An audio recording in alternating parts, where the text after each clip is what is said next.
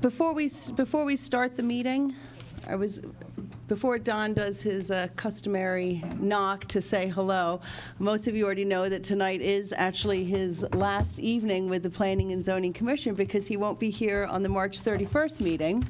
So he's been the chairman since 2007, and he started with the commission as an alternate in 2004 and became a regular member in 2006. And so unfortunately for us, I guess the other pressures that are put on Don and vie for his time on every other Tuesday, he's finally succumbed to them, and that'll be our loss. And as most of you know, we'll be celebrating Don's commitment and his volunteer time to the town at your official send-off meeting, Don, in a few weeks. But I thought I would just say a few words, just for the record. So, as most of you know, to get onto the Planning and Zoning Commission, you have to go through the Selectmen's Advisory Committee, this nominating committee. And they're very keen on making sure that they create a balanced commission, and that usually means engineers and architects and open space advocates and attorneys. And so it was all very interesting when Don showed up with his marketing background. And I thought to myself, well, this is going to be interesting to see how this pans out. And he's shared with us many of his anecdotes over the years from his 20-plus years experience with Cheeseboro Pond, serving in several executive positions. And he does also have a real estate and development background. But it was incredibly interesting, actually, to see how this was going to pan out, since we're so used to a certain type of mix on the commission. And what we've learned from Don, I think, is that combining that skill set with his tremendous love for the town afforded Don the ability to create a bridge of communication between those on all sides of the issue. And I think that's really what marketing is all about, is being able to bring those two sides together. So kudos to the snack committee, because it turns out, Don, that is marketing is a background that is actually, I think, extremely valuable for the Planning and Zoning Commission. And I would just end by saying that your volunteer hours extend well beyond the countless hours spent running these meetings every other Tuesday and attending all the planning meetings for the Plan of Conservation and Development and the neighborhood plans and all those meetings on specialized topics. And your contributions are plentiful, and you have made a very lasting impression. So I for one, and on behalf of the town of Greenwich and the Planning and Zoning Commission, if I may speak on all of those entities' behalfs, thank you very, very much for all of your work, and look forward to celebrating with you in a few weeks. So thank you.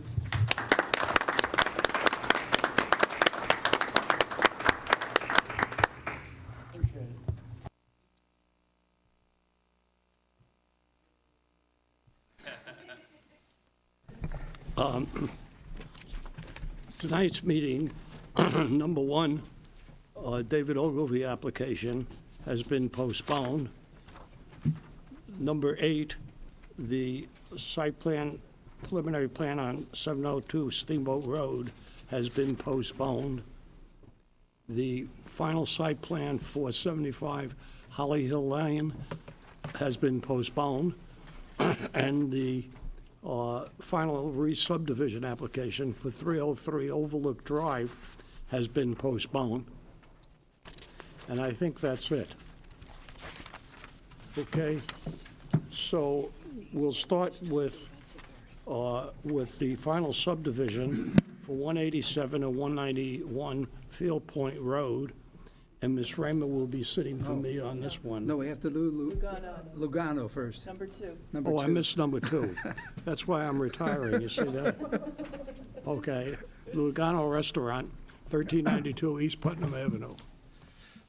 Good evening, Mr. Chairman. Congratulations on your many years of service. I only put in half the time that you did, and I thought it was a very long time.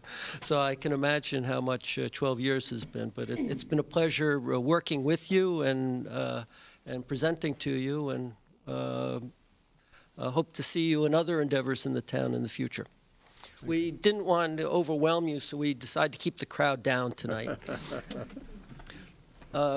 This is a site plan for an outdoor dining that that was submitted back in the winter, and I think there was some confusion about what's actually going on here. What we're proposing to do on the exterior is to remove 80 square feet of walkway that's located here and add 30 square feet onto this existing patio for a net reduction of 50 square feet of impervious surface. There will be no change to the parking lot at all, just the adding of this 30 square feet and the removal of this 80 square feet. And this is just to allow outdoor dining. As you know, this is on the post road. We had originally come in with 7 tables and 24 seats, and we are now at 6 tables and 20 seats to meet the requirement of, or not the requirement, but the guideline of 15 square feet per seat. The questions that have come up regarding the plan itself are, we have been in front of the ARC. ARC has granted approval for the plan, and frankly, this is very basic and straightforward. I know there has been an issue regarding how did it come to be what's there right now.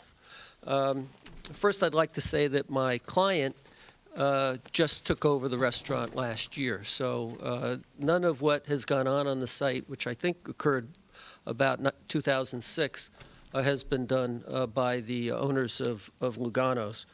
In 1995, there was a site plan approval that created a very large patio area in this part of the property. That was never put in. This area continues to be lawn and trees, and there is just a walkway from the parking lot to the front door of the restaurant that actually was installed. Then again, in 2006, a plan was brought in, which was actually approved and stamped by the zoning enforcement to do a renovation to the restaurant, which included adding the walkway, or I should say, the patio area,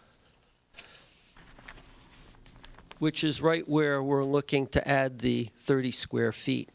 There was a note on the plan. It's a little difficult to read, but I will hand this in as part of the record. No change to seating. No change to seating permitted.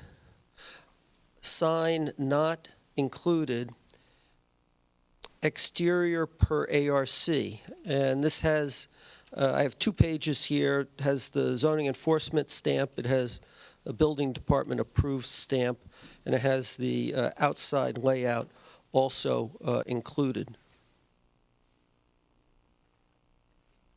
I'll hand this to staff. So the records in the ARC are not all that clear, but from the building department, I have determined that the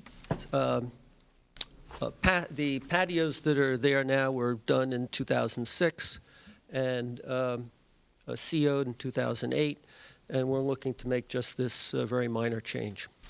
Well, originally, the first submission we got, there was an increase in the paving, driveway paving of 103 square feet. That now has been zeroed out, so. And I have to say, I just got involved with this relatively recently, and I looked at what had been submitted as part of the engineering, and I couldn't figure it out. I didn't know what they were talking about. And they said, well, we're taking away the sidewalk. I said, I understand that. You're adding the patio, and I said, I understand that. They said, but you're also making this outdoor dining area. I said, yeah, but that's already there. No, I understand. And after they made that determination, they have revised it to show just what I'm describing to you this evening. Okay, bear with me a second, because the 103 square feet was not in relationship to patios, it was in relationship to driveways. So I'm assuming that's parking areas. And So that's we been we zeroed were, out now. yes, that there is no change to the parking area at all. At all. Correct. Okay. Now, the sidewalk and paths, you're deducting 50. Originally, we had a drawing from S.E. Minor that didn't have any numbers on it, so this is the first time we're seeing that tonight. But if you look at the architectural drawings, they had removing 113 square feet, if he's accurate, and adding 105. So he was ending up with a net reduction of 8. So I don't know how we now have a net reduction of 50. Because there will be no change in the patio other than the addition of the 30 square feet, and the reduction will be the 80 square feet that's the removal of the walkway. There's two additions to the patio. You're adding on 45 square feet to the west, so you can get the room for the 21 places. And then you're adding on the 30 square feet. In fact, they call it 60 square feet. They call it, the architect calls it 60 square feet behind the tree. And the drawing you just handed in tonight says 30. 30. So, something's wrong. Can you clarify that? I do not think that the architect's plan reflects what actually is Oh, it going to does. go on Well, the how are we, site. we have to use the architect's plan because I think that's the only way you can,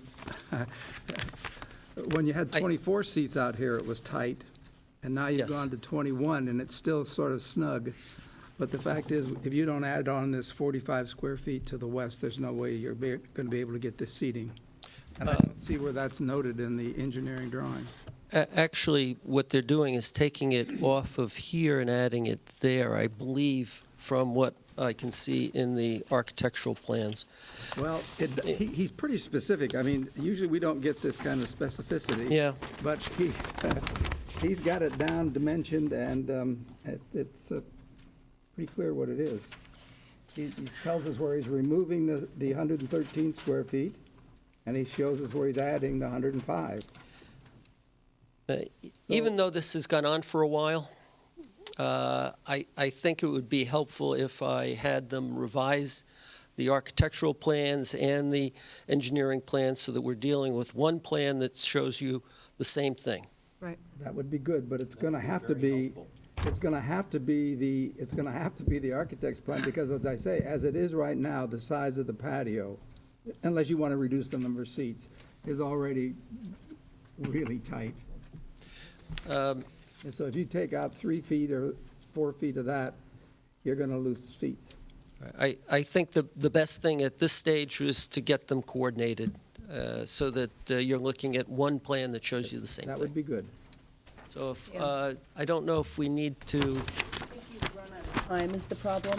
Oh, well, Your time. I think we're out of time on this one. We are out of time. maximum extension No, to you could April extend to 2nd. 4/2.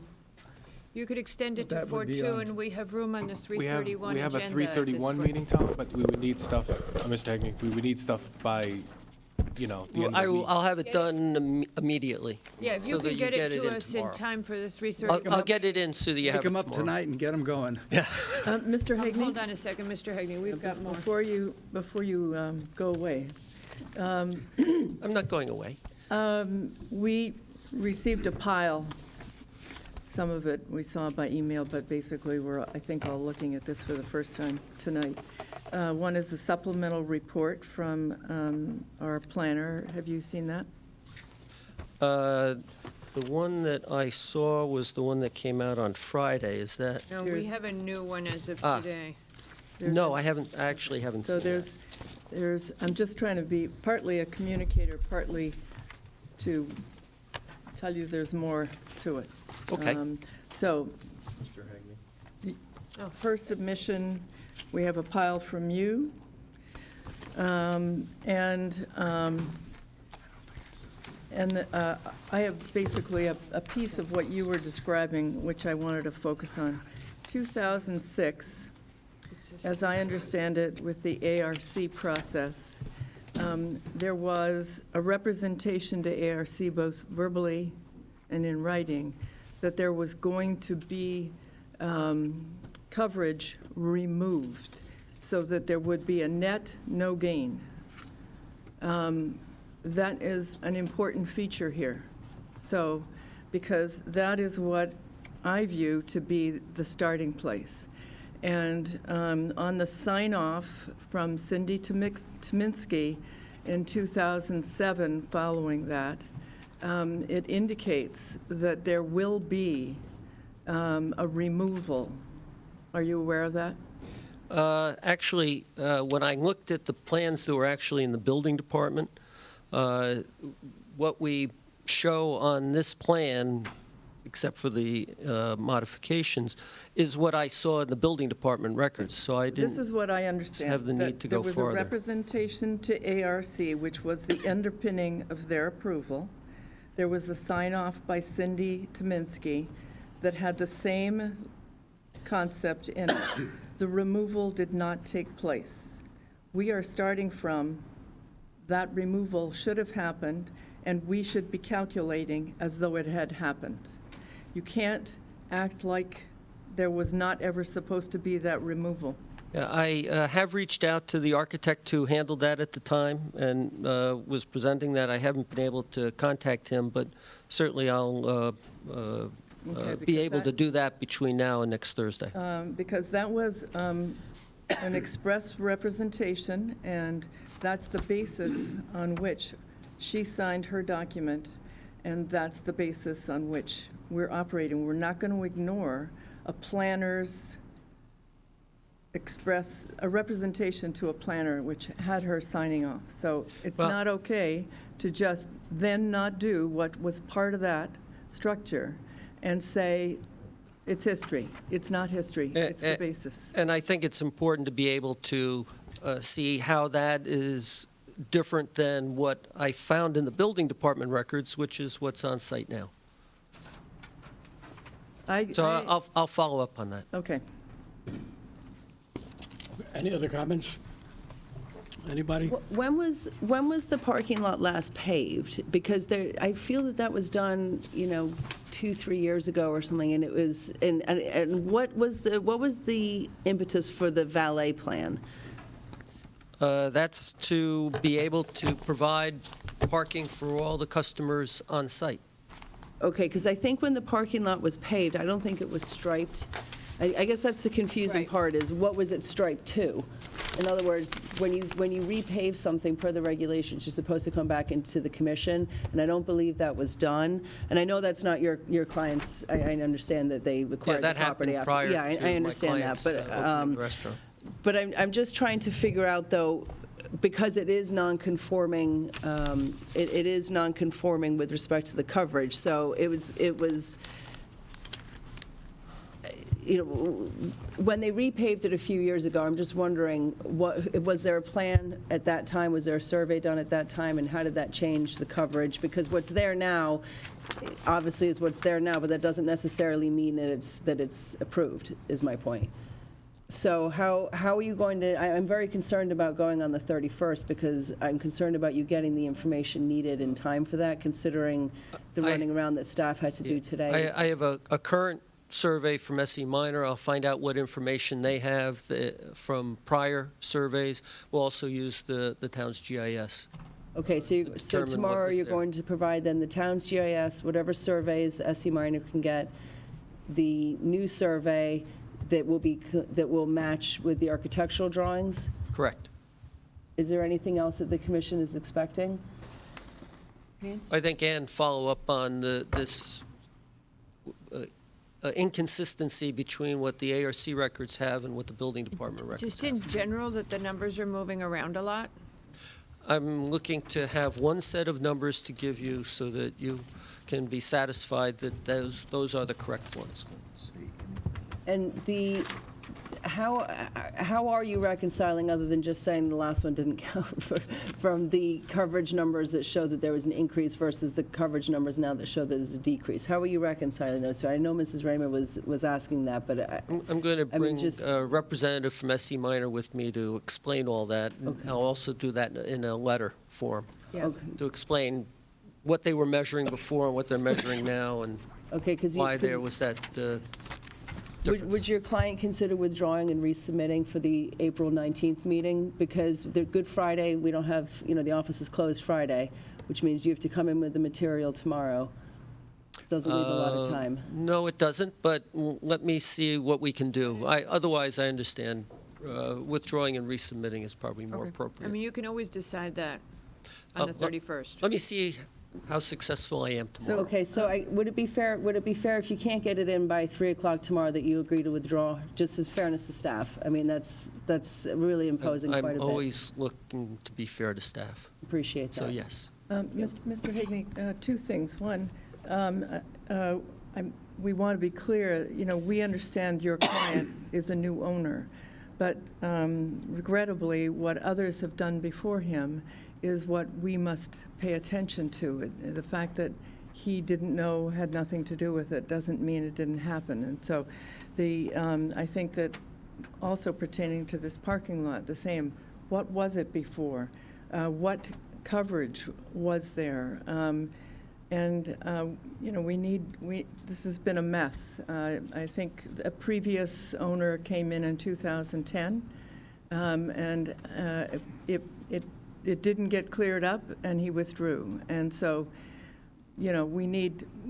we're not going to be sloppy about this, so. No, I want to give you the information that you deserve and that you need in order to make an Okay. informed decision. Thank you. Could you also, on the lot coverages, just so that we have the information, right now, he's got the lot coverage for the LB zone, and then he's got some sort of a combined for the whole site. I think it should be broken down by zones, the coverage in the LB zone and the coverage in the R7 zone. That's what Jody asked for. Very well. Mr. Any Hegney, comments from the public? Mr. Hegney, can I ask about the valet plan just for a second? Yep. Where is the stand going to be for the valeters?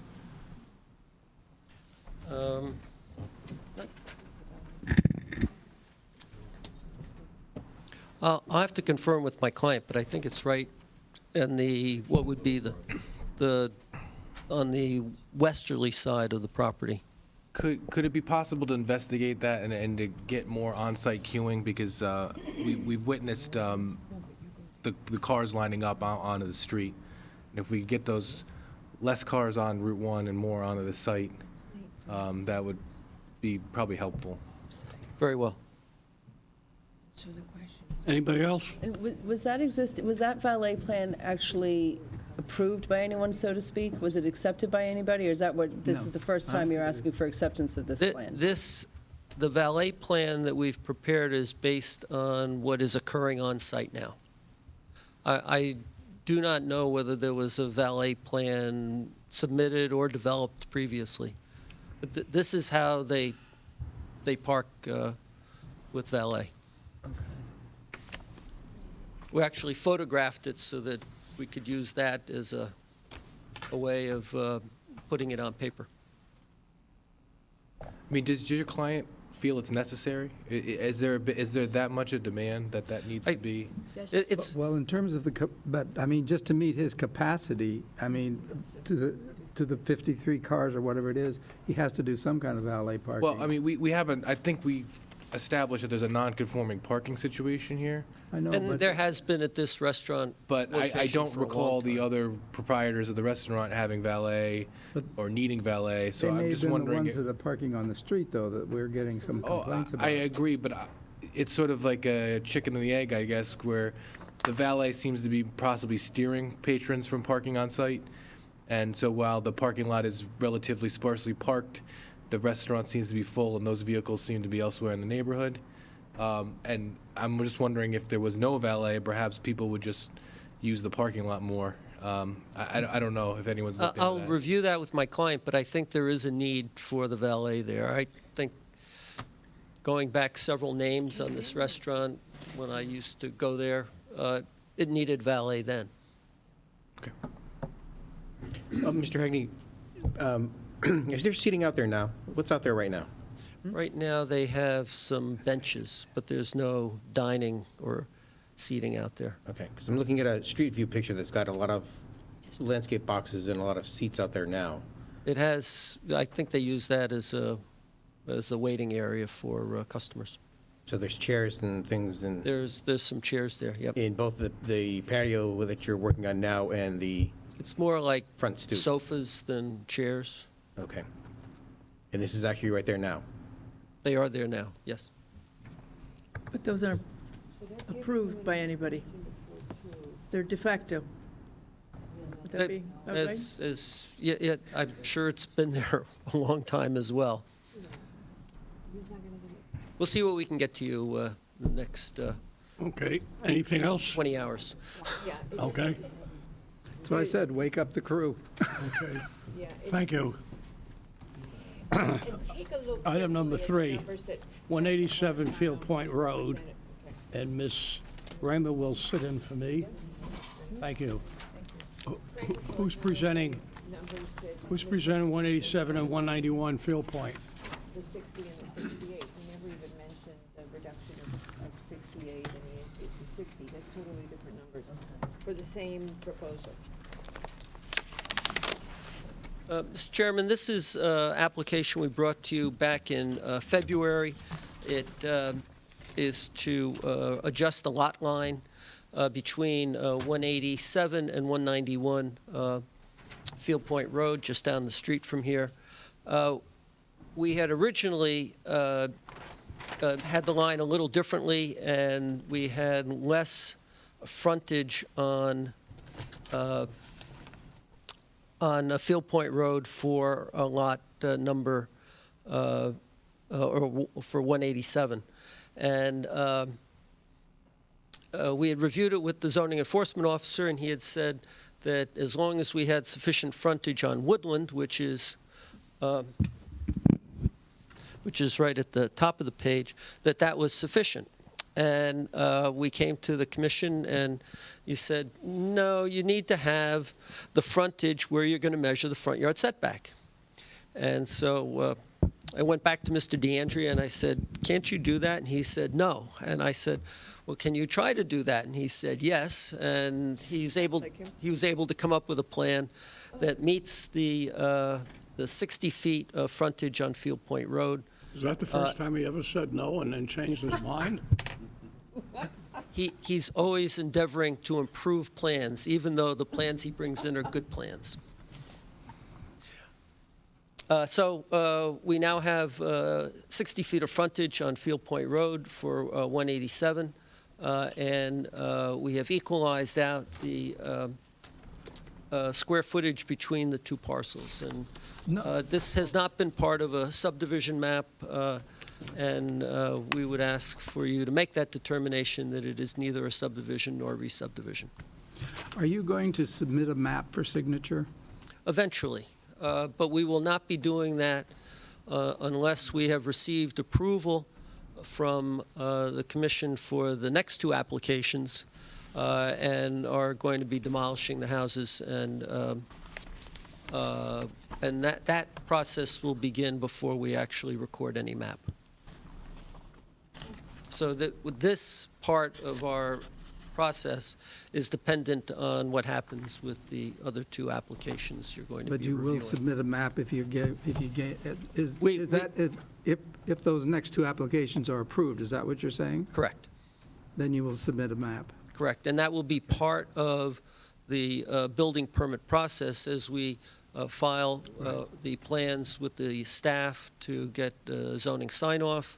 When we're at the stage of getting a building permit, we will record this map so that the buildings that will receive building permits will meet the setbacks. Okay.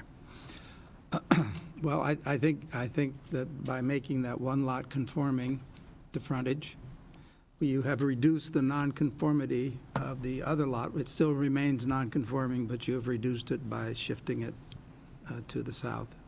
Correct. Okay. Any comment? Anybody else? Comments? Anything from the public? Okay. I would move the approval that this is neither a subdivision nor a re-subdivision. I would also like to just note in the whereas that in fact the non-conforming lot has been made less non-conforming by the movement of the lot line to the south. And the lot, I don't have the numbers in front of me, but the lot to the south will still remain conforming with a 60-foot frontage on Field Point. That's 187. Second? Andy seconded. All in favor, say aye. Aye. Thank you. Okay.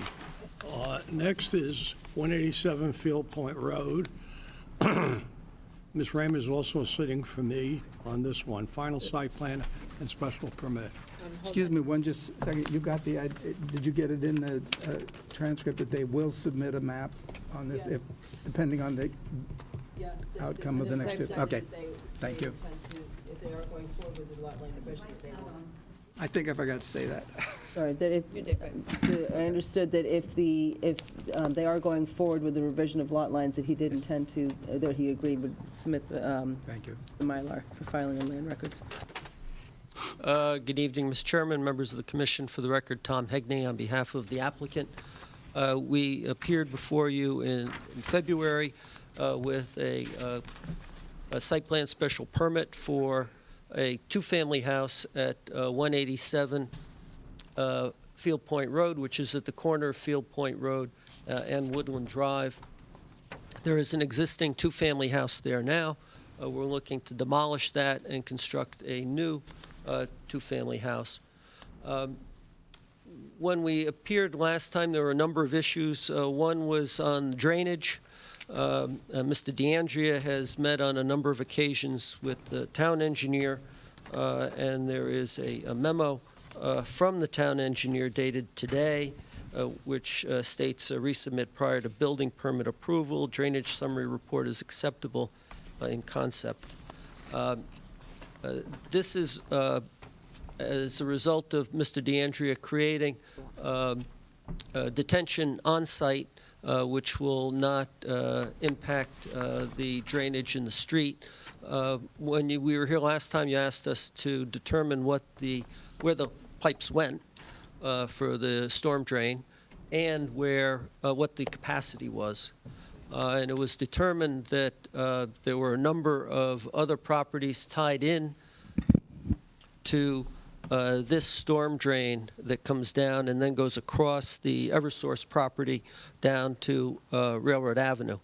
And it was, I think, the collective engineering decision that that pipe did not have capacity for additional peak flows, and therefore we needed to provide detention on site, which is how Mr. DeAndrea has revised his plan to do so.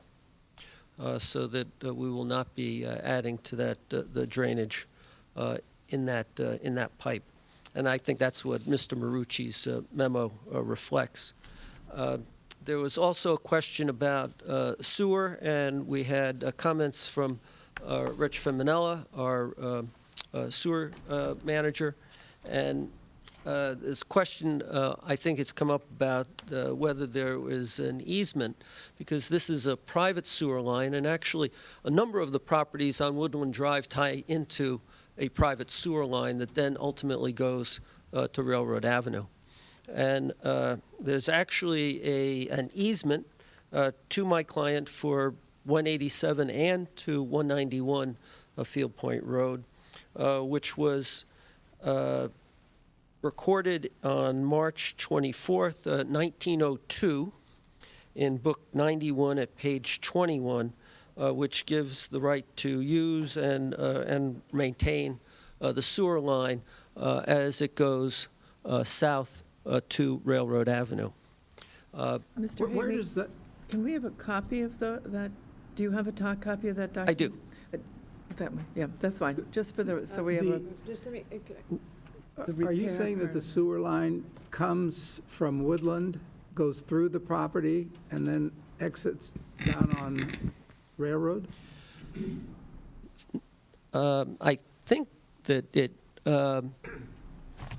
It shows it coming off the goes, property, comes but I down don't see south. it coming on the There property. are a number of other sewer lines. I know from, we did a site plan special permit for a building 3 lots over that also cuts down through and ties into this line here. But They're all that's below private the lines. property.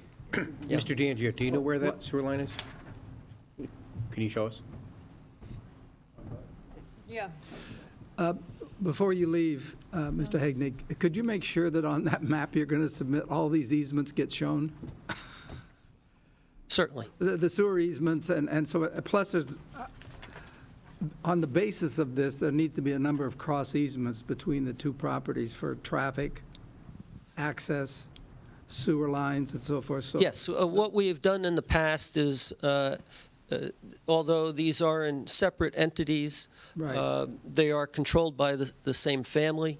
What we would record is an access easement, Right. which would require the common maintenance of this, both snow plowing and resurfacing, and also a sewer easement, And also as drainage. well as a drainage easement. And we Plus, between the two buildings, there needs to be a pedestrian easement there too, because coming up the steps, yep, To come to this walk here, you're coming up that set of stairs. Yes, okay. yes.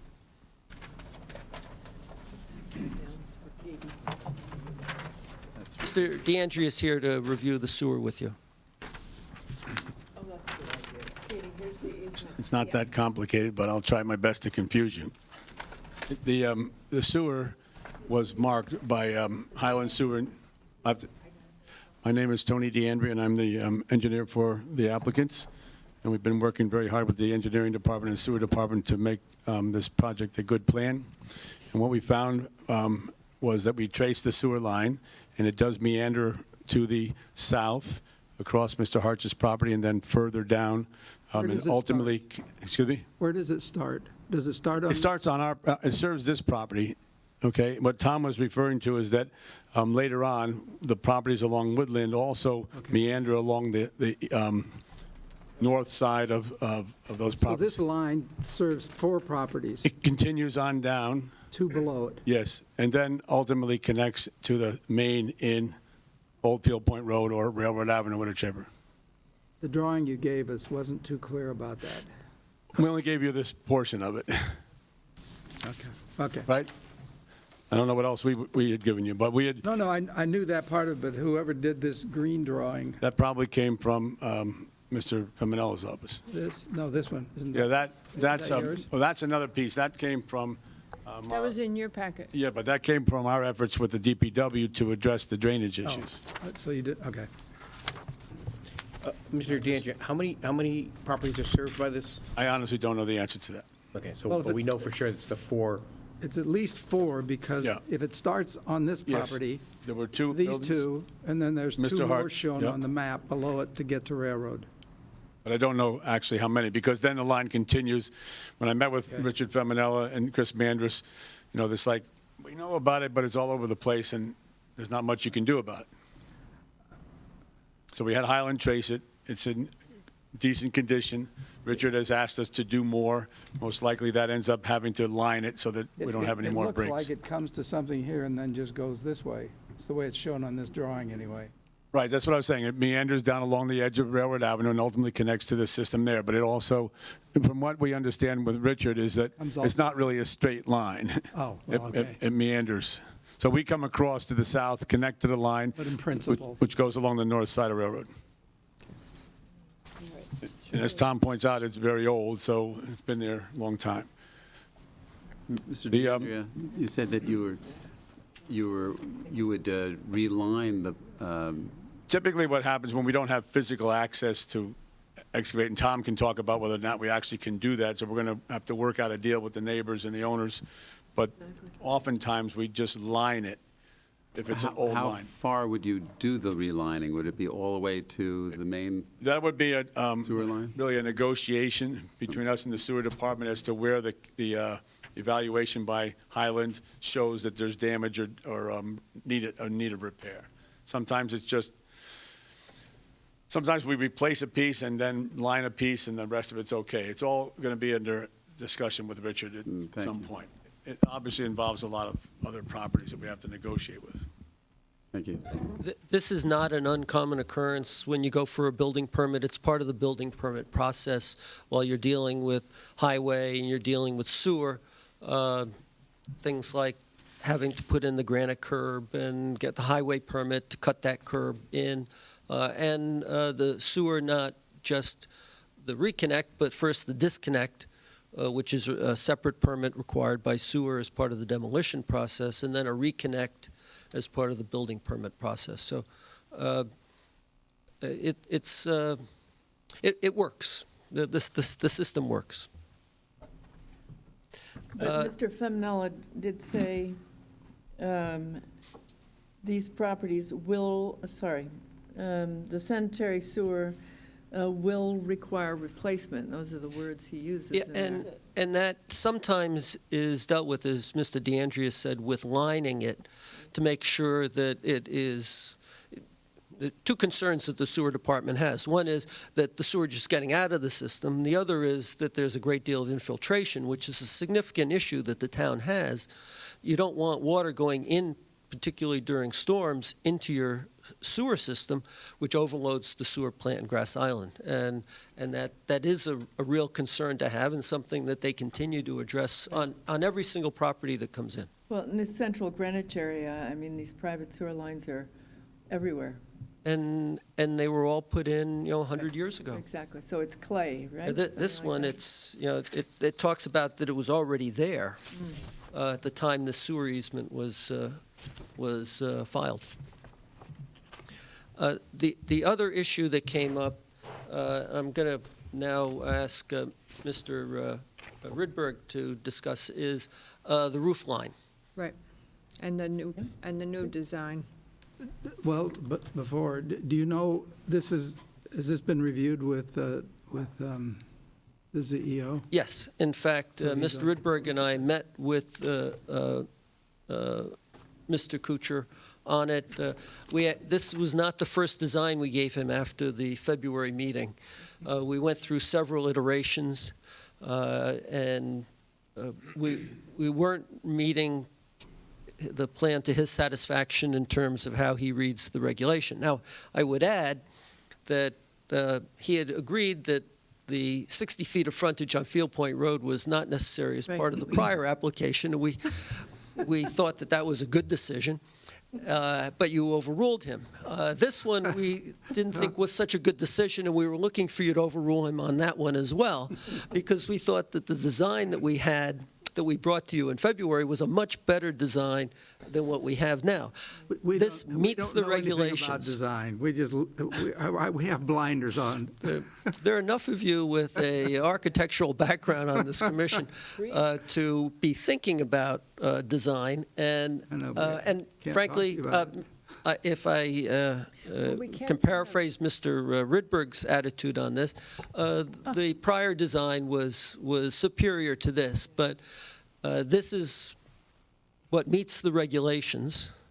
Although we thought that our last one also met the regulations by having a hip roof and no more than 40% of the attic being floor area below, meeting the less than 40% of the floor below. But this is the plan we've come up with.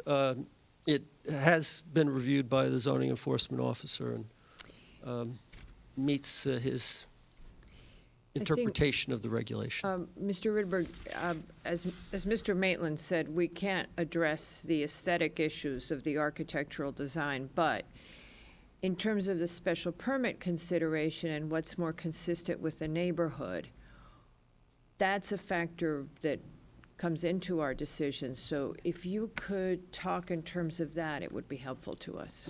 Thank you. For the record, Rudy Rydberg.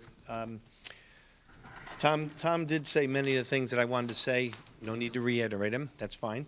But I think, on our original application, I'll just show that up again just to say, This building here will also give us an opportunity to have two distinct buildings on the streetscape. We have two buildings here. I know across the street there was a development that is a multi-building, probably Right. late 80s, that all of the buildings are very similar.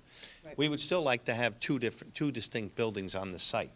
And in this scheme here, we're showing this. You need the mic. Sorry. In this scheme, we're showing this having brackets and parapet overhangs and so on, where in the new scheme, what we've had to do, which is exactly the same footprint and floor area from the previous application, the building is essentially the same. What's happened is that to create the gable roof or the gambrel roof that Mr. Couture is asking us to do, we basically had to bring the roof line out to the end of the building, because if you look in your regulations, you only show a gable building in the regulations off the end of a building. It doesn't show it brought into the building like we did on this building. But the exact same footprint is there. We've added essentially 7-8 feet of trussed mass that will not be usable. And what we've had to do is take away windows into the bathroom, windows into the bedroom, and create a skylight in the bathroom. So we're creating all this mass that is superfluous, and we feel the other one, of course, works better. But we've still been able to maintain roof decks, which are important in this zone, I think, to have a recreational area, since we don't have any patios on grade. We have just lawn. So, yeah, I mean, if you look at the photos that we have submitted, and the streetscape here, again, in my terminology of New England vernacular architecture, we have a very nice display of many different styles. Right. And I think the one that we're being asked to meet the regulations with, I don't have a lot of options other than maybe changing the window style from maybe a 2/2 here to a single pane glass top and bottom, or maybe something else. So I think it's something that hopefully you consider for streetscape if you have this as an option for special permit, because to create all this mass from here over compared to what we had. Tom, did I put it down there? Sorry. Bring your old one back up. I'll put these side by side. So you can see that essentially that's the same piece. We've just brought in the parapet overhangs, and this is exactly the same. There's the door, the two windows. We've basically brought this out on both sides. We're still under our height in both areas. We're still under the 40% regulation, and it just seems odd that we have to create all this extra space to meet the regulation when we're building the exact same building. And architecturally, it feels lighter, it feels smaller. You can see how we've stepped back the attic floor, sorry. So he was saying that it needed to be a shed dormer off well, because it's a gable. It needs a gable end. So if you look at, let's just look at the gable end, because you're not really picking this up. It's a hip shed. It also was, the roof originally, what you had originally was a hip roof. It is a hip roof, albeit very a very low convincing. pitch. Yes, it's a very low pitch. And I did look at gambrels on this, but to create a gambrel that also would come up here on an angle would have been a very sharp I don't think gambrel this and is a flat. gambrel roof that you're creating. It It's is just not a at all. gable. No, it's a gable. So we've created a gable. This backdrop here is the same building that we had before. So we've added all this mass out to try to give it some look, but it meets the rules. It's a gable at the end of the building with a full ridge, and then we come off with a hip shed dormer. And I just feel it's kind of counterproductive to build out this extra 7-8 feet of trusses, which we know that we've been discussing trusses that the fire marshal does not I like. didn't realize our regulations prohibited hip roofs. They don't. They don't. They do permit them. They are permitted. You have It's so hip, flat. gambrel, Probably. and gable is the only way your regulations read. So in this scheme, that is a hip roof up there. You saw the roof plans that we had before. It is a hip roof. But I think the problem with the regulation, the diagram 4, it shows only a gable roof. And that, I think, is the interpretation that the ZEO is making, that in that diagram, it only comes from the exterior of the building. It doesn't come from the interior. But the language of the regulation uses those words hip, gambrel. Yes, It does. And I know there were gambrels done. Yeah. We've done them. Yeah. And now we've brought them in, and they're saying you cannot do them anymore. So there's some mansards. Oh, mansards are Mansards, different. Yeah, exactly. But if you look at it conceptually, it's almost to a gambrel. You know, when you look at it, you have a sharp vertical surface, and then you have a very relatively flat extra surface for to make it a gambrel. So if you look at it from this side, you have a nice facade that steps back. And what you're seeing in 2D here. This is actually 15 feet back from the facade, okay? And we're about 7, 8 feet back from the facade here. Where in the other scheme that they've asked us to build out, as we've built this out. So in my mind, it architecturally reads more like a 3-story building. Is there any way to increase the hip roof? So The hip that on it's here? more of a- Yeah. I could probably pick it up about a foot if I brought this gutter line down about a foot. We could do that, yes. I think if you could make it a more convincing hip roof, I Yeah. think you might be able to, Okay. I think we could do that, Do yeah. you think he was making the fact that your roof doesn't start at an exterior wall? That's exactly what he said. And Because I so- came, yes. And so I'm thinking he's looking at it as a story because it's not a continuation of a line to the exterior Exactly. wall. And so The first scheme I came back to him with after our February meeting was I only brought it out to the, if you notice, we have a notch in the building. There's a second floor space there, and I brought the roof line to there, and he said it's not out far enough. Bring it out to the end of the building, this is the end of the building, albeit it's only on the smaller indented portion. So he wanted it out here, which we did. So from here to here, we've now picked this up, which now makes me have to put my air conditioning condensing units over here. Again, this is a better spot for it. They're out of the way from a noise standpoint for enjoyment of the roof deck. So we would like you to reconsider, hopefully as a special exception, that we could go with this design. Special- the- From a special permit point of view, my sense is that the first design is more contextual with the neighborhood, if that's the right way of saying it, because the neighborhood, I walked it this afternoon, and it has a really big mix of single-family and multifamily, multiple buildings combined. It's a mix, so if you can, to be able to bring in the element of something that looks single-family but marries into the multifamily, I think it's more unifying to the neighborhood, and I think the first design, from my non-architectural point of view, accomplishes that more. Mr. McRae, you? Do you have those designs that you had gone through with you tonight? The only one I brought with me tonight is the one that we did 2 designs, and they essentially were similar to the one that he ultimately approved. We just didn't have this gable here, okay? And we had this gable at the exterior wall here. See, there's a recess in here, indentation on the second floor where our stair comes up. We added this back in because I just felt the scale of this gable was huge, and it just, from an architectural standpoint, to try to get the siding to marry through, it looked very big. I agree. So that's why we added the smaller sub-gable to that. Can you flip to your proposed attic plan, the current one? No, that's the new old one, the new one. Oh, the proposed, sorry. Yes. It is a Did you new want the one. plan or the elevator? New one. The That plan. is the new That's one. this one here. You want the plan? Plan, Of please, which yes. is the attic floor? Yes.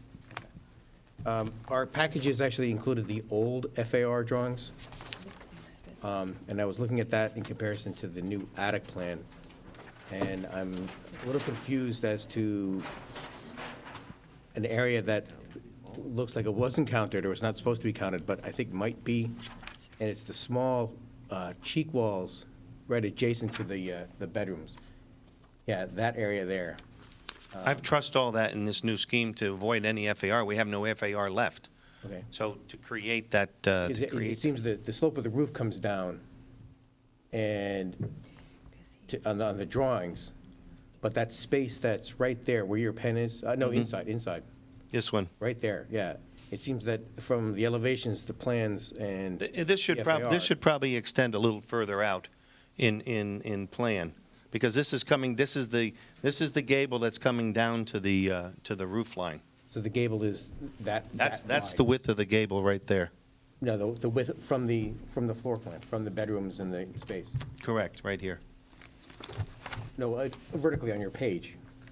From here to here? I'm sorry, Nick, I'm missing what you're That's saying. it, that's the width of the gable. Oh, that's the width of the new gable. I apologize, yes.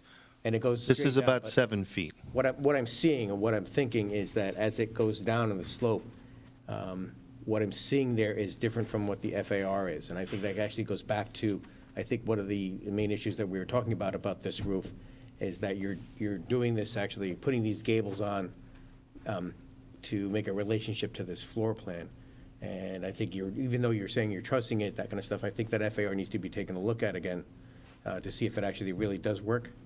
To add this FAR? No, to verify it, because from what I'm looking on the plans and what I'm looking on the new elevations, This here is set back because we have a parapet wall here, so that it can sit on the parapet walls that's elevated, which is why this one goes down to the roof. This one sits on the parapet wall, so when it right, comes and down. that's my Okay? thought, is that So- what you just pointed as going down to the roof, from the elevations, it doesn't show that it goes down to the roof. And I was concerned about that in terms of your FAR calculations. And it gets back to what we're talking about, is this gable end being attached now to, in a sense, hide the third floor of the building. We were of some consensus that actually that third floor was there, and you're attaching this, and maybe that wasn't such a great idea in the first place. That's bringing me back to those thoughts about what were your original designs and thoughts to change that. Well, as we feel, this is still the only FAR that's Okay. allowed to be counted, because this area here, we've trusted. So, and I think I have the current worksheets. Hold 1 second. Well, your current ones are going to be like the old ones if you say they don't count. Well, I think we just want to show that, sorry. I have it here. This was actually but what I had was the previous ones, or in the new package. That was one of the issues I had, is that I was looking at the FAR from the old version. And then when I was looking at the new version, I'm thinking something doesn't jive here. Because the old version didn't have the roof on it, and I didn't have new version with roof on it. Okay. Well, our contention is that the FAR is the same exactly for either building. Okay. We just have more mass with superfluous truss gable ends. And No, that'd be kept. and the reason that he's doing this is what again? Because he feels that the other roof needs to be a gable or a gambrel or a hip. He And didn't he's- buy your argument that what is there is a hip roof? I guess I wasn't persuasive enough. And I even brought Tom with me, and the two of us couldn't get it done. Well, but But- it's to get away from the three-story problem. No, I- His mind, this is the gable, Right. and then we have a shed hip dormer set back in. Where before, we were using that, was no longer a shed dormer, it was our exterior of the building, and we had a hip roof on top of it. And as I say, I think it still goes back to diagram 4 in the regulations that references the roof coming from the exterior wall.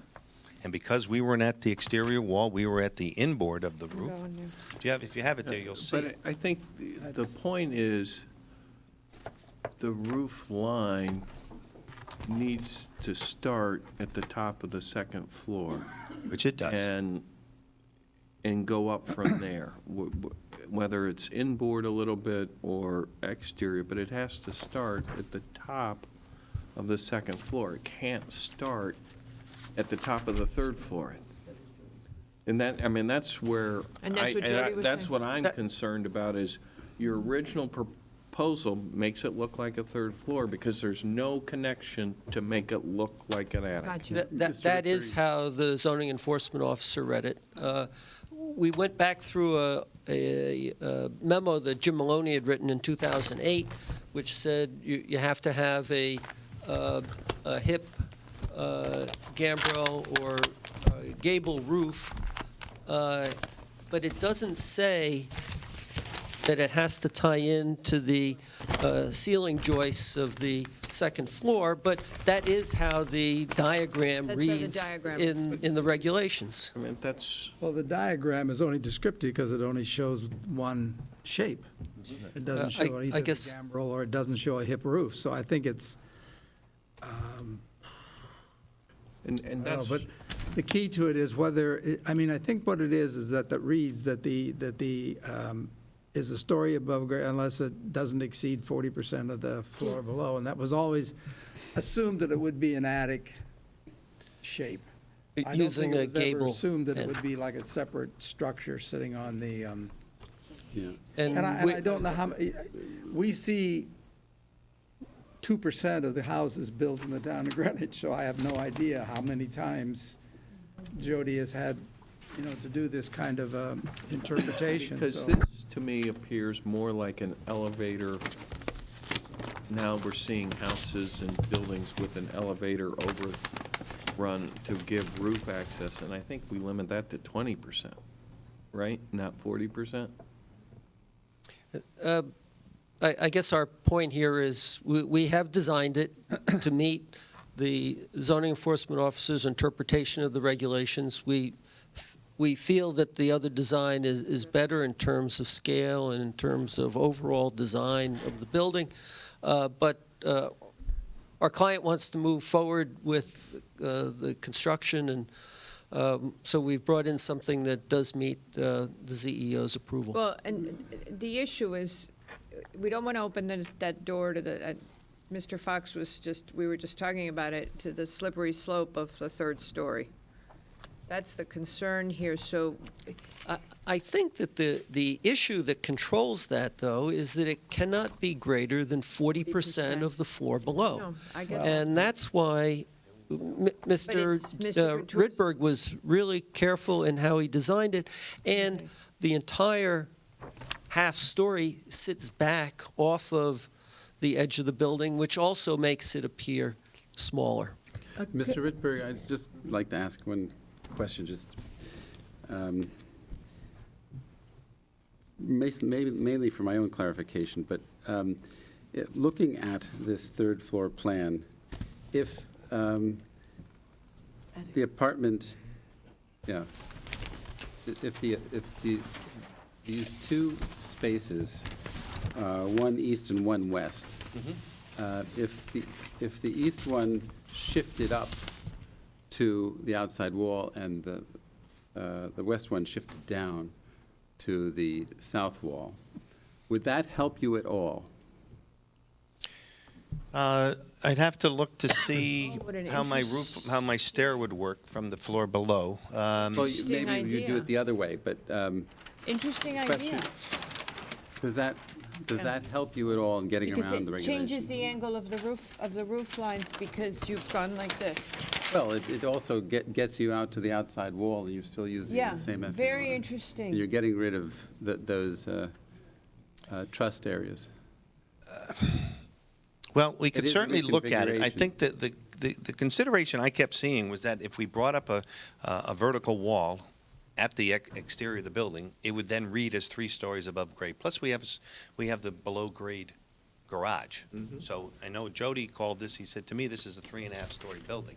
Well, I can see you doing something a little more creative than that. I think there's plenty of architectural devices Oh, yeah, that you no, could. that you we could take a look at it. I can't see it scale off the it top so of my that head it right looks now, more but like I would some love other to be able element. to get more windows No, in here, which I think also have less clapboard siding or less siding, shingle siding, whatever we Right, end up right. being. If you Have more could do- fenestration. Windows in your bathroom, for sure, you Sure. just change Yes. the plan and get the Yes. tub on the inside walls. Yeah, we could do, exactly. Yes, we could do that, yes. But if you could do Mr. Levy's idea, you could make outdoor space. I mean, that's another. Well, you create an L-shaped Yes. area on the 'Cause you create a outside little as a L-shaped result of area. that. Yeah. But they were, I mean, they went through a pre-process in which they were encouraged not to have patios. So if you're thinking about outdoor space like that, they were kind of guided not to, Terracing. right? Am I right about that? No. No, we're talking on the roof. Oh, you're talking about the Roof, roof. roof. Oh. But can we go back to, Mr. Maitland was encouraging you to make the roof steeper on the old plan. Is that essentially what? Yes, and we can do that. I know we And- can pick up, we Well, can at least pick up a foot, maybe we can pick up a foot and a half. It's basically, The way this reads, the way I read it anyway, Yeah, let's go for that. is that if it is under a gable, hip, or gambrel roof, so if that section is under enough of a hip roof, or that Just part of it, steeper. I'm not sure why it wouldn't be compliant. that's our feeling as well, because if you looked at our roof plan, we do show it. It is a hip, yes, albeit it's very low-pitched roof. But But But that's as- why I was saying, is there a way? Mr. To make it more apparent that it's a hip. But in all fairness, we told them to go back to, when Mr. Couture commented that this was 3 stories, we sent them back to rework it.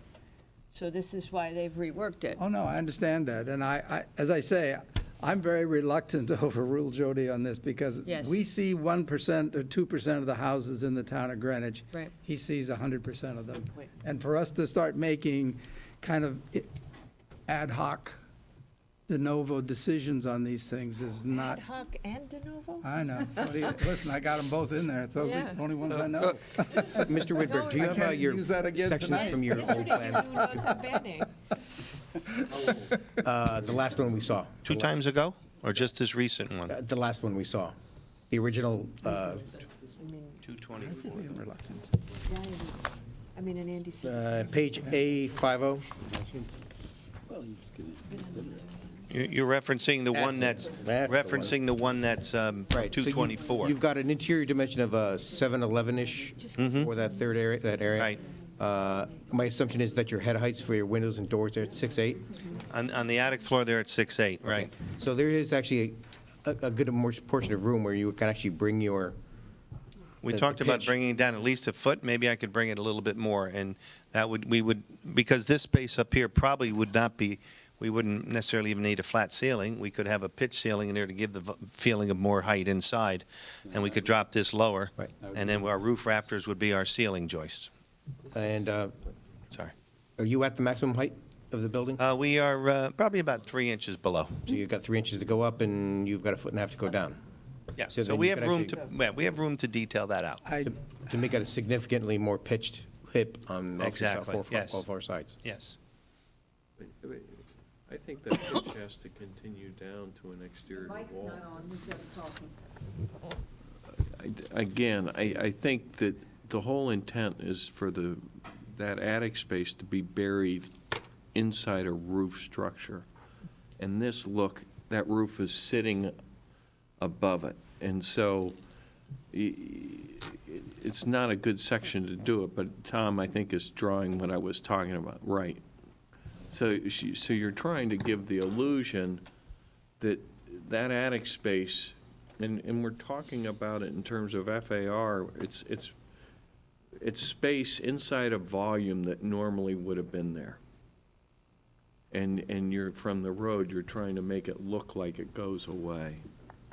And I think from the road, it does, because what I'm also indicating is what the sight line is from the ground. And you're not going to see this as a third story because it is set back as far as it is from the outer edge of the second floor. So when you're looking at it, it's not going to appear like a full third story because it's stepped back all around. Whereas when we go with the gable end, that end comes all the way out and creates more bulk, even though it meets the letter of the regulation. Hey, guys, what direction would you like to give these gentlemen? I think at this stage of the game, I'd like to have them go back and take another look at it and see if you can't come up with something that you feel comfortable with and that Jody will. I have to say, we have gone through that on a number of occasions with Mr. Kuchar, Okay. testing his patience as to how many times he has to say, no, that is a third story, and I will not approve it. All right. So, given that, I think what we'll do is then we'll take the drawings you've given us tonight and make a decision, I guess. Unless, Thank you for your I efforts. mean, Mr. Rydberg was willing to give it one more shot, I thought. Now, Mr. Rydberg was not at all the meetings with Mr. Kuchar, and Mr. Rydberg's I an hesitate architect. He doesn't want to test his patience going back. It was several times where I took pen and paper and said, what about this and what about that? And Rudy did the same thing when he came in with me. Katie, We were not having success in convincing him. Well, I thought Mr. Levy was onto something there. I did too. You what? Mr. Levy's comment, I thought was, I like I thought he was Peter's onto idea. something there. But I think that in order to satisfy, where's the gable end? But see, In order to satisfy the zoning enforcement officer, the gable has to come out to the outside wall, and it has to come down to the second floor ceiling joist. Now, could we move this way and get a window here? No, gable it. And then truss this? Gable it and in- move this over here and get a window here and truss that? Yeah, Gable I it in think the we could do middle. that. Gable it in the middle, make a little porch on the end, so it's open space, shove down one side, shove up the other. I think That's that what you were that's, saying, right? I don't That's what think he's that's saying. going to address, He's an architect as well. I know, but it's the I'm- rule, it's the Rudy? 30 rule. where's that gable end? Rudy? Can't Where's the you- gable? Here it is. Can't you just what- This has to be a Behind. plane, Yeah. No, we know that. based on the determination of the zoning enforcement officer. So that doesn't mean that we couldn't put a window on one side here for one Unit. half-story and do it on the other side, but we still have to show all of that mass in order to be able to satisfy the fact that it's a gable that's brought out to the wall and, Your as call, Mr. you Fox guys. was saying, tied in with the second floor. What do you want to do? Go forward with this ceiling drawing? I joist. don't agree with you exactly. I understand what you're saying, but I think that it seems like you could massage this so that you wouldn't have to do any of that extra trussing. Having talked with Mr. Kuchar on a number of occasions on this, Because I know technically- he's very clear that that has to be brought out That's to what the it is. exterior walls, and it has to be tied in with the ceiling joists on the but second The floor floor. plan does not have to be a perfect square. I mean, No, that's true, but our exterior roof line must meet his requirement of a gable end brought out to the exterior wall of the second floor. That's what it is. It's that yes, specific. I understand, but We got that, we get that. Well finished, go ahead. by bifurcating the floor plan and shifting one up and shifting one down, I think still technically can give you what you need to do. So if we bring, well, we still need to maintain the shed dormers, but if we bring this down and put the bathroom in here, and we have a window here, this area will still have to be trussed, Let me ask you a just as question. if we bring this over Open it. and put the window Open it. there. Open it. No, Let me ask because you- then I don't have my gable end You can gable it. meeting the have it- ex, It's on, sorry. You can gable it and still have it open air. Porch, that's, It's a porch. You can gable it and have it be Could be a a- porch. A little shed. It can still I be a think- gable with a porch on one half, so it's a shaded porch, if you will. Doesn't count for FAR. I think we're actually probably getting away from, I think, the intent on this, and I think actually Mr. Hegney just said this. This building with this gable end, no matter how you look at it, is going to be creating a lot more mass on Agreed. these two buildings. And something that we've Like discussed Rudy's comment, but- a lot, and I think we have to keep in mind that the discussions that we're having right now actually have significant implications, because once this building's built, it's built forever. Yes. And if we do get it wrong, we do get it wrong forever. Yep. I, for one, understand your frustrations, but I would prefer if you dig one more try to Mr. Couture, trying to make a heavier slope on the hipped roof. I think getting back to that and understanding Is how it- that works. We can Because I ask think, him as not to Mr. get Mr. mad at Hegney you. already said, it's set back on all sides. The third floor will disappear. We'll get better buildings here. Well, Is it possible to have the commission approve this and then have us architecturally get a scheme that Mr. Couture, maybe come back with an alternate scheme. I mean, I'd like to take another look at it with some of the thoughts like Mr. Levy said and Mr. Maitland, and can we then have at least approval based upon working out the architectural feature of the building with the zoning enforcement officer. We know that the height works, we know that the FAR will stay the same, and we know that the 36% will stay. We're going to do the site plan and we can leave the. I think we have two alternatives that are being discussed here, Mr. Chairman. One is that we increase the pitch on the roof that we initially showed you, and take that to Mr. Kuchar. I think that will be unsuccessful because he has been What's the very second one? clear. The second one is to revise the layout of the half-story, either with a porch, as Ms. Albin suggests, or just having the gable end as a trussed. But I don't think it's going to be, oops, I was looking for the other one. I don't think it's going to be a lot different than than what we have here. I think this is what the zoning enforcement officer wants. This is what we've discussed with him. He said, yes, this is fine. And I think that's the direction we have to go. Okay. I don't think the town of Greenwich is going to fall apart. If we, I mean, I do believe you've given it a good faith effort. Oh, we really, I think it might be Made a better the number of other way, tries. but the fact is, you're reluctant to go back, and I think No, that if we can we have to tell, trust Jody. we can tell Mr. Couture that it's on us, that we've done this, and to be, That's really well, what it boils yeah, down I to. have experienced relatively recently that you have not taken the advice of the zoning enforcement officer and interpreted the regulations differently. And But in if you were to something- do that here, we something would like appreciate this, I that. think you've heard from several of us, we have a very Well- different, It's very different what we did on the frontage. I understand. And you know that, given Maloney's memo, why that the decision we made here is consistent with that memo. Yeah, I thought there were a couple of other Just remember that instances he that was we quite thought we could interested. have I mean, he did addressed it for that. an R7 zone, Yes. which is where you had the nonconformity. And he was saying that the nonconformity still would be the lot frontage, and you would measure the front yard from it on that basis. And his memo does indicate that He's got I a little reviewed drawing, this so you with have no Mr. problem. Maitland before I wrote my memo. Well, luckily, it was Mr. Maloney who wrote it. Well, how does the commission feel about it? We could- Well, what we have, I mean, I it's think. whatever the applicant An- wants. Andy articulated what the issue is for the zoning enforcement officer.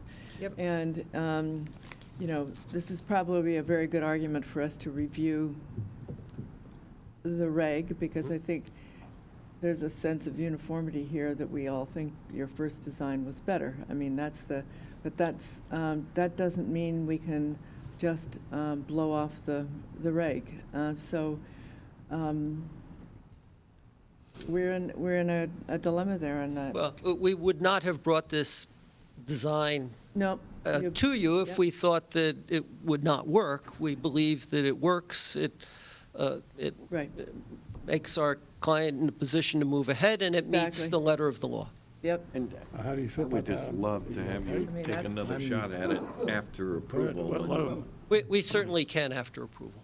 Well, I'm fine with what you did. I just, I'm not, think I that think you- it's more menacing, but. there are probably different ways of massaging this, but if you don't want to go any further, then Need to wrap. this looks good. Yeah. Okay, And is everybody okay with think- that? Say the Yeah, town of absolutely. Greenwich is not Okay, gonna- Any comments from the public on this? We got to link both. Yeah, but there was some, Okay. yeah, But we've opened this up. Shall we close, guys? Yes. Yep. I Okay? think we should. Okay, we'll close on this. Now, let's go to the, Can we, to the 191, number 5. Ms. Ramos sitting for me again. Good evening, Mr. Chairman, members of the commission. For the record, Tom Hegney on behalf of the applicant. I'd like to just start at the beginning and go through this whole argument again. But Well, why don't you I don't just think separate the anyone record? in the room is going to appreciate that. It's So, his last hearing. I- We might as well get all of it. I don't know, Don, if you want to be here that long. So I would request that we incorporate the record from the prior hearing into this hearing and request that you approve the plan as submitted. And the prior hearing you're referring to is, Comments? Why don't we just say 187? Immediately just for the purpose of preceding the this record, hearing. it's 187 Yeah. Field Point Road, PLPZ 2016, number 33 Comments? and 34. Comments from the public? Okay, we'll close. Thank you, Mr. Chairman. Mr. We're Chairman, now on, I'm recused on are you recused? this. On Fairview? Okay. Oh, Now, let's see what we do here. It's This is Mr. okay. McRae. Maitland, Albin, Levy, and Fox. McRae. You have to sit for Mr. Fox, Mr. Macri. Okay? And Okay, Fairfield Country Club. And Mr. Heller, the agenda says I'm sitting for you, is that? Yes. So, okay, so we're both sitting. Did say that. Sorry. Okay. Evening, Mr. Chair, members of the commission. Bruce Cohen representing the applicant. This is a matter that you heard at the February hearing. The Fairview Country Club has filed an application for final site plan special permit approval to add an elevated terrace to the rear or east side of its clubhouse building on King Street. The club is located on a large parcel, 198 acres on King Street, across the street from Brunswick. To the north is an office building and property of the town of Greenwich. To the east is property owned by Nature Conservancy, and to the south and southeast is the campus of the Convent of the Sacred Heart. The application is for purposes of adding a terrace to the rear of the building so that the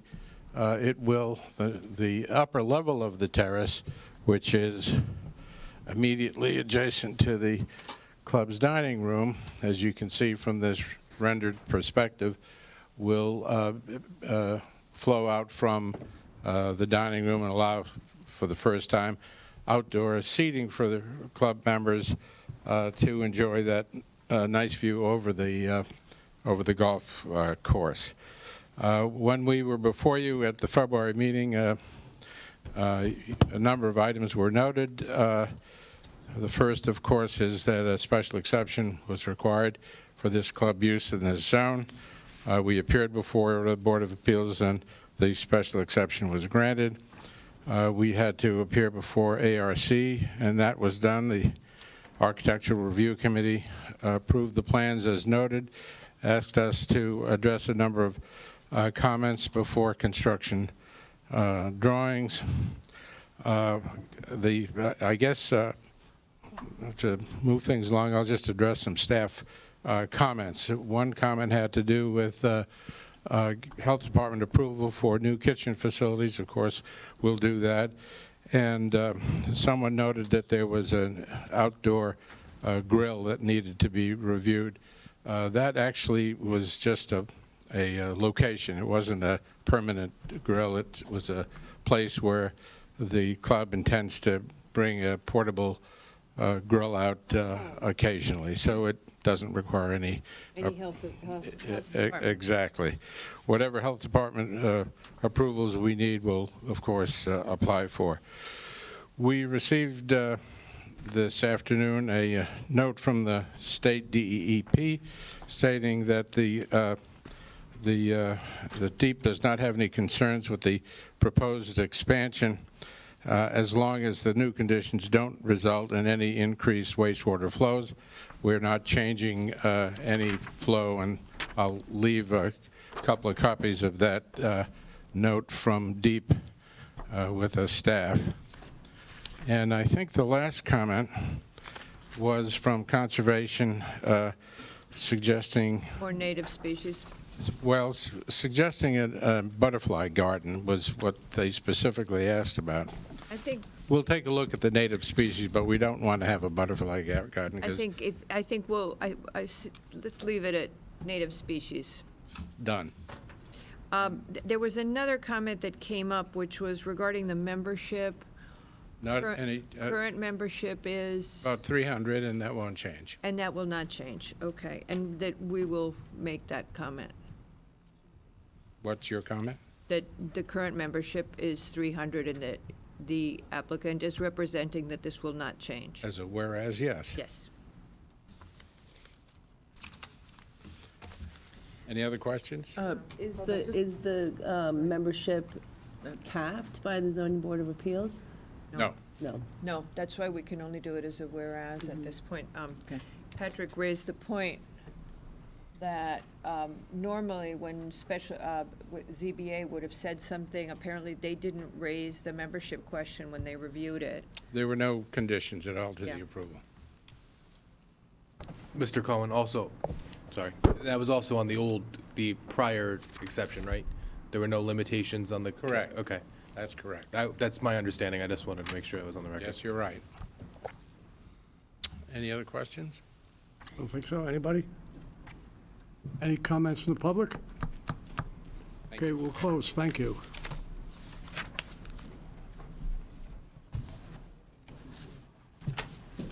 Next item is final site plan and special permit, 11 Erlingham Drive. Can we get Mr. Mr. Fox? Fox, please? Thank you. Hold 1 second.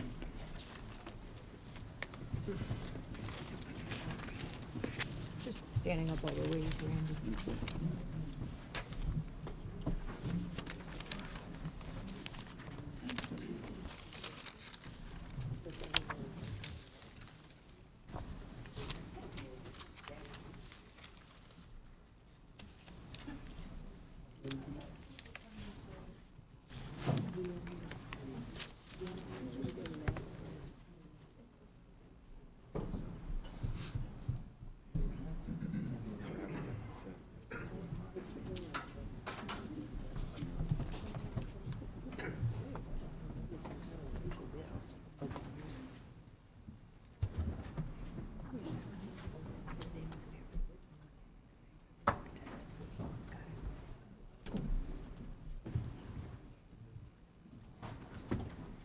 Okay.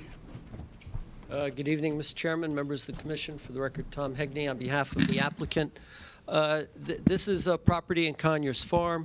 The house and outbuildings were constructed prior to the court decision and the commission's adoption of houses over 150,000 cubic feet being reviewed by the commission. This was built in the 80s. It is well over 150,000 cubic feet, and in fact, almost double that. But it sits on 13 acres, similar size to other homes in the neighborhood. And the existing condition shows the existing house, the pool cabana, and the stables. What we are proposing is to make some minor modifications to the center portion of the house, adding some 617 square feet, so that rather than being 14,964 square feet, it will be 15,581 square feet total. The house is approximately 12,000 square feet now, and it'll be about 12,600 square feet after. There's a slight decrease in the coverage of 44 square feet. The health department has reviewed the plans and has signed off on a memo dated February 3rd. And we've received sign off on the drainage as well. I know there were some comments from the Conservation Commission staff on some some cleanup that has been going on the property. I spoke with both the architect and the landscaper about it. This property had been in foreclosure and had been neglected for a number of years. The cleanup that's occurring is really trees that had fallen from Hurricane Sandy and trees that had been killed by invasive vines that had strangled them over the years. The property had been neglected for quite a few years. How many trees fall into this category? At least 24. And the area of the cleanup, which is north being, this is New York State here. North Street is on the upper side of the plan. There are two wetland pockets. There's a very small wetland pocket here and one here. We did have a soil scientist, Bill Kenny, out to flag those wetlands in December of last year, and the landscaper made sure to stay outside the 50-foot buffer area that's required as part of the wetland approval. Ms. Mock is saying that the tree removal was in the buffer. May have been. I did speak with the landscaper, and he said they did measure it out so that they were a minimum of 55 feet and 65 to 65 feet set aside as a buffer area. I had this sketch prepared to address that, and I want to provide that to staff. Okay. So you're saying they took no trees out of the wetland buffer area at all? That's what the landscaper has told me, yes. And what has wetlands said to you? Because they have received the information from Ms. Mock now. Yes, they have, and I spoke with the wetland staff today. They did not see this as a significant issue. The landscaper had gone and talked to the wetland director prior to any work on the site and was aware of the limitations and what work, how he needed to meet the buffer requirement as part of doing any work. And what time was that today? I only asked because Merrick has indicated that Patricia Sesto, the director of wetlands, is investigating, will be going out to the property. That came in late today.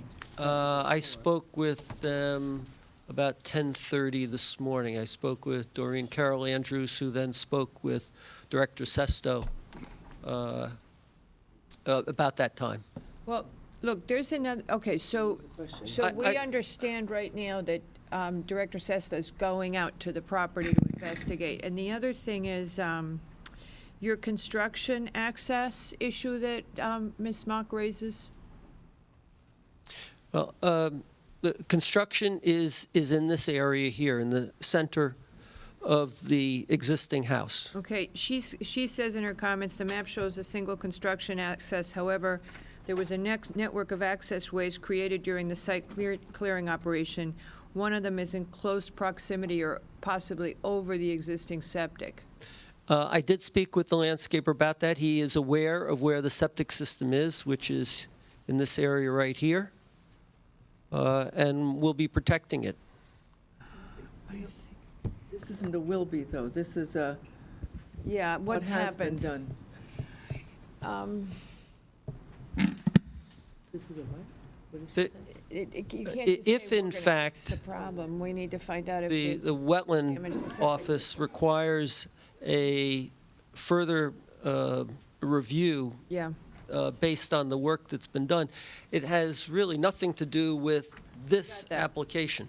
We got that, and And in fact, they have signed off with a green sheet on the work that we're proposing here. we had an interesting conversation yesterday about these kind of de minimis applications being before us on something like this, and yet how an environmental issue could come up as a consequence of the review. What do you think? But that I think the question is, I think what Mr. Hegney is saying is, let us work it out with wetlands, because it's not Come going to back. affect our plan or anything, and No, I'm saying that it doesn't affect this plan at all and the work that we're looking to do on this house. The wetland sign-off. But we can't. And wetland has signed off on this particular work. If in Wetlands fact, signed off, excuse me, Mr. Hegney, 1 minute. Wetlands signed off. Right. With the condition that only one tree be removed. That condition has been violated since the We don't wetlands, know or that. we believe it's been violated since the wetlands sign-off, and we don't know that.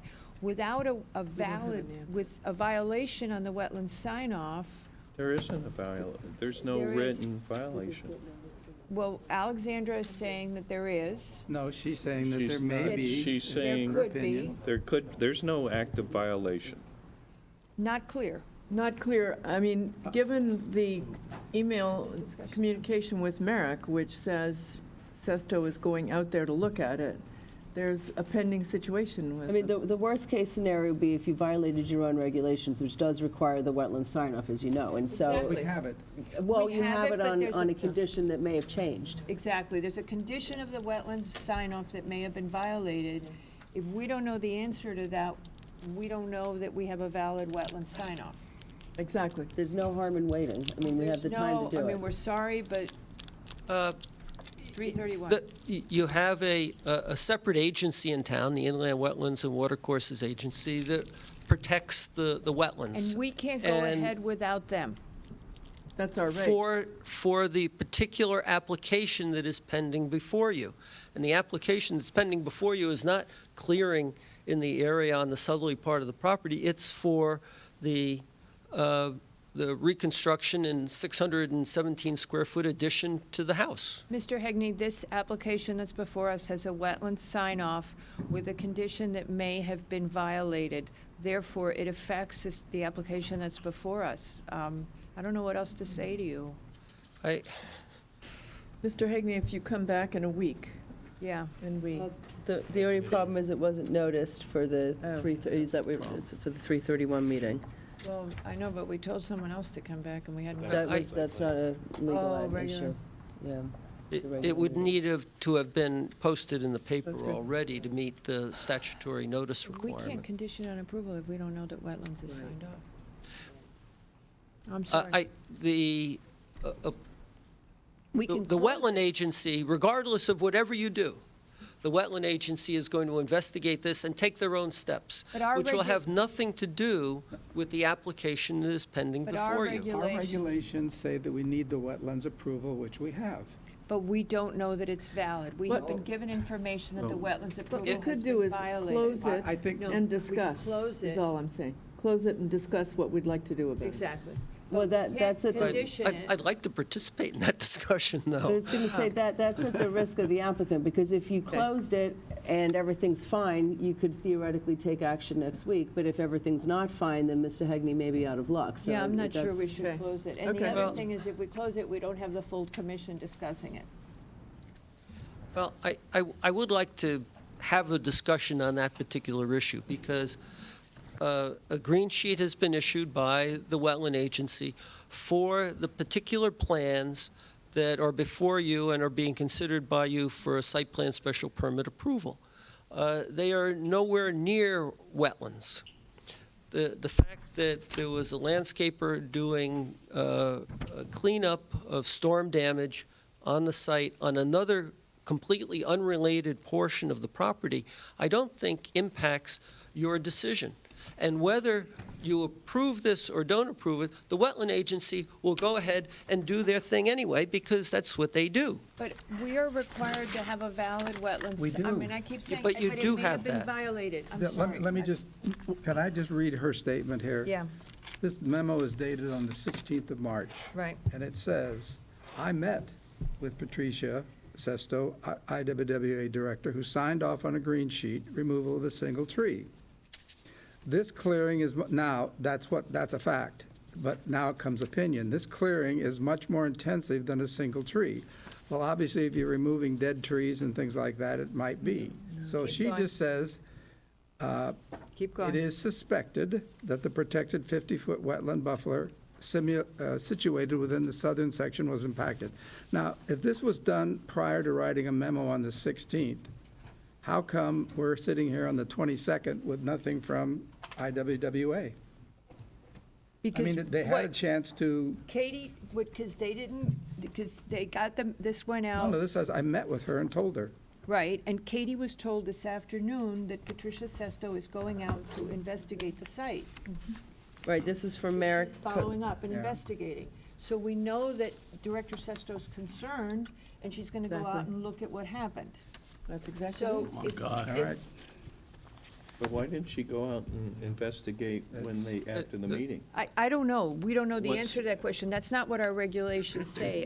We have a signed green sheet. No, but We do have a signed green sheet. No, We but do. the We- green sheet has a condition in it that they can So only let's- remove where's the one green tree. sheet? Oh, you can't barely read it, it's in here. So And we it's- now know that Ms. Sesto is going out to ascertain whether what she signed has been complied with. That green sheet pertains to this application. For the addition, nothing else on the property. They didn't submit plans or engineering where the clearing, that's not on the Here's the application. way it goes. Mr. There's a Hagan. green sheet Yeah, that has to come to us on every application. correct. And We have a green sheet that is now in question, and we know that the director of IWWA is going out to investigate the circumstances pertaining to this green sheet. This matter doesn't even have to be open until April 28th. Yeah, I mean, that's what we have. this is only a must So- open tonight, not even a must open. That's, I mean, it only makes sense. we're mandated to have a green sheet before we approve an application. And We have it. Richard, She don't has tell not- me she we has have a not green taken sheet. it back. We have a. She did not, We don't know that She she's could not. have, she didn't issue a memo to us taking it back. You're She taking, has not investigated the facts yet. What is the? What's the rush? What is the rush? Actually, I have a building permit application sign-off form that has also been signed off on by Wetlands to go get a building permit. What date was that? 3-3, or 2-3, I can't read it. 2-3. 2-3. That's before the report of this potential violation. I mean, that's all we're saying. There's a potential violation. This is a must If there is a open for the potential, if there is a If there's a potential violation. violation, which I don't think you can assume as part of reviewing any application, that would be handled separately and apart by the wetland agency. It would not be something that this commission would get involved with. And believe me, if wetlands thinks they need to do something, they will do it. But it doesn't depend on what this commission does at all. Okay, look, from a legal point of view, we know there's a question. We are required to have a valid sign-off from them, and we know there's a question on what's happened following the sign-off. not from that The word regulatory violation, agency. my God. we don't know that there's a violation. It's a suspected. Okay, it's a suspected violation. What's the distance from the What is- house to the suspected violation? Oh, my God. 2 feet, or at least, This is a 40 scale map, That's not the issue, Katie. so over 400 feet away. it's a, It's over 400 feet away. The wetland I mean, it is an review area issue. is only 100 feet. Right, that's why I'm bringing it up, because it is an issue in the sense that, you know, if there was a violation that happened way on the other side of the property, I mean, It would just be right in here. That would be the only place, because 50 feet is here. in other words, if there was a pending wetland violation, let's say, that doesn't impact the location of this, that doesn't impact the improvement for this house, that's not necessarily a grounds to deny an application. or I'm to not move denying it. it. No, We're I not saying understand that. deny it. This is a You're- must open April 28th. We're Right. saying we could leave it open, we could close it next week. Once we have the information, we could approve Mm-hmm. it next week. We're done. We can move it next week. So that's what I'm saying, if Mr. Hegney feels comfortable with it, you could close it tonight, and then action And could be taken in the We next could just meeting. move it next week. We just take action next week. All Yeah, we're saying is you know- give her time to look at it. Not trying to slow you down. I mean, we could close it. And just give her not time, vote 'cause until she next can- week after you've received Once we comments know the from stuff, wetlands. we can just move on it next week and you're done. It's a week. And it's still a month before you even had to open it. That's fine. Let's approach it in that fashion. Okay. Don't worry about the extra legal fees either. Mr. Hegney doesn't have to come next week, so don't worry about it. He doesn't even have to show up. Not at I, all. I will have to talk to the wetlands office Of course. the next day or two. Okay. No, that's Okay, okay. so We can this do is, that for this is you. open if you No, it's accepted closed. it. Well, We closed we it. closed it, yeah, that's right. I did, Thank you, Mr. I don't know if there was anybody in the public that wanted to comment. Anybody in public want to comment? Okay. Now, we'll move to number 11. Final site plan, special permit, 7 Dwight Lane.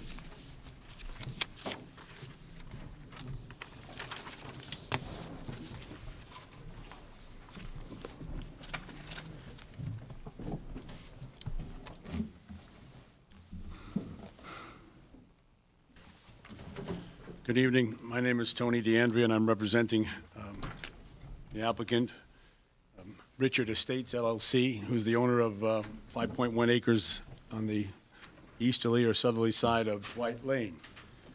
This application was originally presented, and the commission approved it as a special permit of more than 150,000 cubic feet back in March of 2015. Since that time, the owners have been advised by their architect that they should change the roof line on 2 small portions of the dwelling to increase the volume of the house by approximately 8,700 cubic feet. Where does the increase in square footage come from? We counted, I actually don't know where that would be. We added footprint to, To that? Window to the- well. To the window well, I see that, but That that's was it. not FAR. no, and if you read the plans the way I have, I believe that they're just open, clear That's what it stories says up. to So me. there may have been a statement as to what they were doing. I don't see it as volume, just clear You story. see it as volume. I mean, excuse me, I don't see it as floor area, Not just as floor volume. area, because the plans read open to Right, above. open to below, and Or they're below. from the sitting room and from Yeah. the office study. And then when you look at the elevation views, they show They clear show story it, and yeah. glass. Right. So to that end, we got approval from the Wetlands Agency, have no objection to it. It did not expand the footprint. The Health Department have no objection. The zoning enforcement officer signed off. He likes the roof. I think it's a hip. I'm not sure anymore. Very Could you show us the elevations, please? Just so you I was listening. So with that, I really have nothing more to add. I think it's Mr. DeAndrea, technicality. customarily, we have some notion about what the work is that's being done, What the work is that's being done or being proposed to be done. proposed to be done. You just told us. He just wants to lift the roof on the 2 small portions of an existing dwelling Yes. that is, I guess, an afterthought, if anything else. He wants to lift the roof Yes. and make that window well bigger. And the lifting in terms of the interior where the roof is going to be Right, and what the plans show is that from the first floor to the second floor is a clear Story story. space. open. Yes, space. and then on the other wing, the small wing to the western southwest corner was an office that would be cleared to the ceiling again. Okay. I think it's primarily aesthetics. It doesn't raise the roof any higher than the existing roof from the center of the dwelling. No, I was troubled with the fact that the project summary that we have prepared by staff shows an increase of 686 square feet. Yeah, I don't know where that came from either. All right? The form. I couldn't see it on the drawings, so I guess it, Do we ignore it? well, Excuse me? they don't go over FAR even if it Either does, way. so it's Okay. irrelevant, but I was just driving me nuts. I couldn't find it. I think what was confusing is that what we saw were the original plans, and this is an amendment to those original plans. And the information was a little hidden inside of it. It seemed that actually the small additions that I saw were off where your window well was, or is, and a good portion of actually, I think it's a seating area or something, or a bar area at the Right. far side. Yeah, I don't know where that would have come from, but The- primarily an increase in volume to raise the roof in the 2 sections of the dwelling, glass and clear story. Okay. Just for the record, the staff looked at the prior application and took the gross floor area provided there, subtracted it from the proposed that was submitted with this application, and came up with a 68 square feet. So where's why is there a discrepancy then? I don't know. Okay. I don't think that's a very clear answer. I know it. I No, don't but know the even if answer. he is I don't know. increasing it, But it since we doesn't didn't go offer it and very staff hard. came up with it, it's, We do not, are we not customarily a little more precise than that? Customarily, we are, but it's. I can only blame it on the architect. So, how about, can we at least make a condition that you're going to account for the discrepancy to us? I mean, really? Yes. Yes, we will, I will investigate with the architect as to where that number changed and why. I think actually that, kind of the simplest solution is actually, for the permit sign-off is actually provide staff with the clear plan to show if there is an addition, where that addition is. Right, there's no addition. But But we will, I will have that clarification for sure. Great. Just for the Any record, other comments? staff, we can look at the prior approval and notice where that change is. I mean, Any comments from the public? The only other thing is that we did look into the window well with the pool equipment in it and everything, and as you know, there's a reg in the building code, the clear area and clearance of that pool equipment that's going in there and so forth. I hope that that's the reason that the architect did it. And also make sure that the mechanical setbacks are met in there. Okay. Anything else? Internally. Yeah, I mean, it's going to be considered confined space. And there are separate mechanical codes that you don't want to be caught. I will remind the architect. Okay. We'll close. Thank you. Okay. A final re-subdivision, 60 Lockwood Road.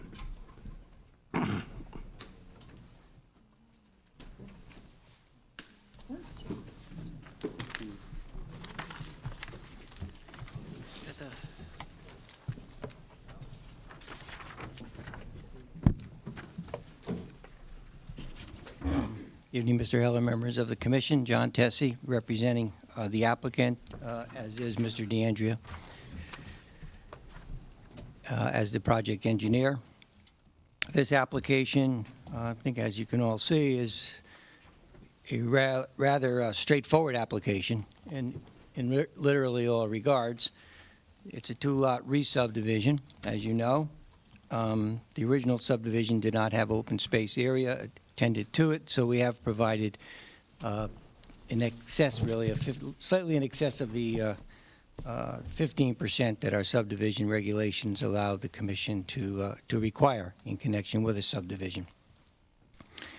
The two lots, as you know, literally are located on the north side of Lockwood Lane on Lockwood Road. There are existing now two curb cuts to the property which is improved with a single-family dwelling. One curb cut is on each street. The proposal before you this evening, in terms of the curb cuts on both streets, is very similar. So we're, again, coming in with an application essentially replicating existing conditions in that regard. The two lots are conforming in all respects with the underlying zone in terms of their land area, in their configuration, frontage, et cetera. We have conceptual plans as required by our subdivision application regulations for the development of both lots.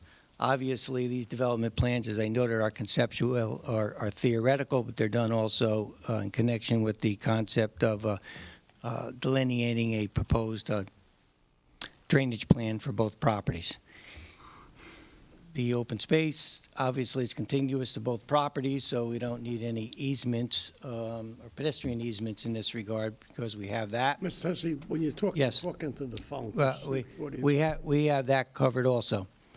There was a comment made, which is right, insofar as the drainage plan is concerned and how it's handled for lot number 2, that no easement was provided across the eastern portion of lot number 1 to access the town stormwater main in Lockwood Lane. Mr. DeAndrea now shows that on his development plan, and it will be included in a final plan. with an appropriate easement document between the two parties. Well, it would at the also time be of included conveyance. on a subdivision map, I'm assuming. I meant the subdivision map. Okay. Thank you very much. Right. With a note. There were Okay, thank you, Tony. There were a few questions I know regarding some aspects of the application. One particularly was in relation to the asphalt area located on the northeast corner of the property. So it's all clear. Actually, it's in your, it's on page 4. There's a map from an old subdivision. Let me find which one. 4.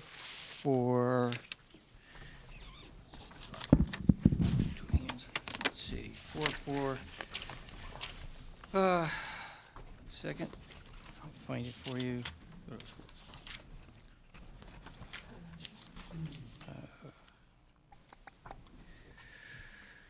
Jesse, there's a subdivision map on page. Yeah, it was a single map, and I had it marked, and then I Okay, lost it. there's one on page 569. There's one a It little said develop- earlier. Yeah. So many pages here. 449? 449. Several copies. It delineates the entire property and shows the This thing. garage that was on this property. Yes, You have that page? 569, Oh, there's one copy of it. There's one earlier somewhere too that I remember reading. All right, I knew it was close. It was in the forest. 4898? It was in the forest somewhere. 48, are you looking for map number 4898? Map 1898, Yeah. 4898, 4898 is on page 463. yeah, 463, okay. several times. Mhm. Thank you. It was 44.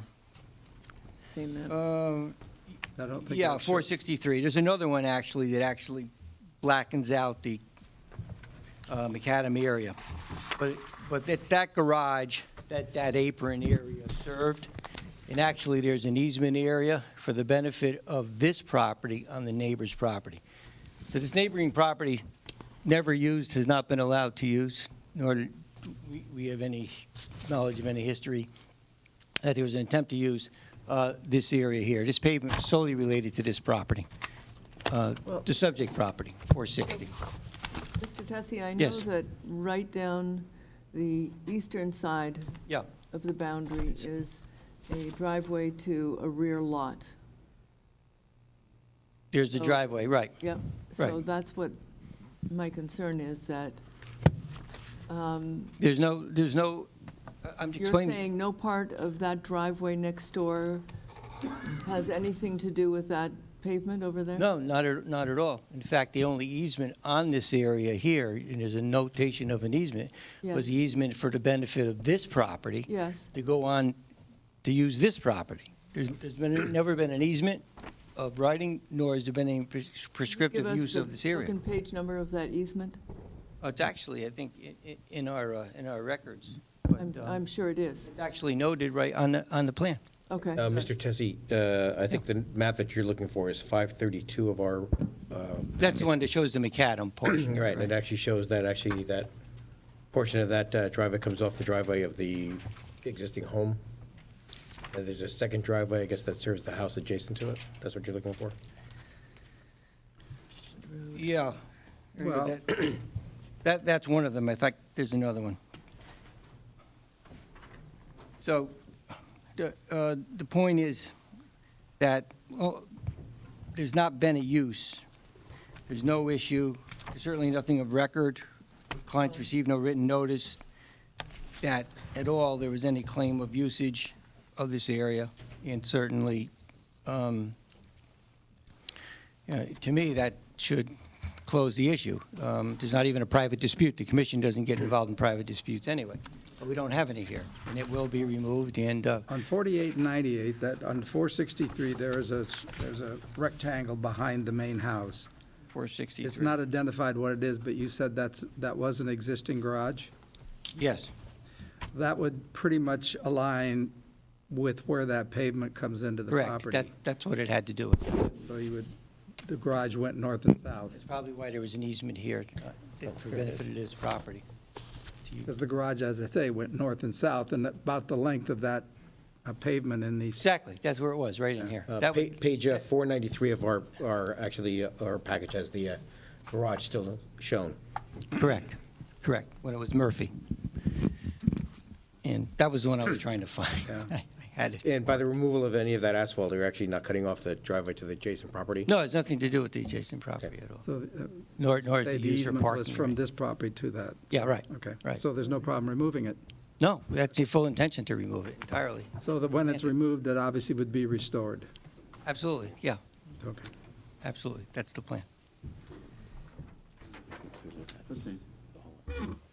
There was some question, I assume it's cleared up, regarding the land area of lot number Books are back there. one, Other on the side. development plan. Well, you But have plans before us that have two different areas on the map. Correct, but the correct one is Is the what? one that you noticed.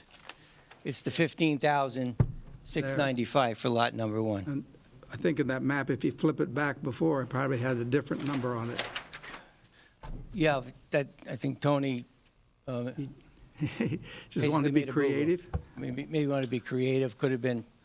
But I the don't correct know, one is leftover. the subdivision. Correct one is the map. actual subdivision map. If you do the math and add it all up, as some of you may have done, you get, okay, I don't mean to, nobody's impugning you.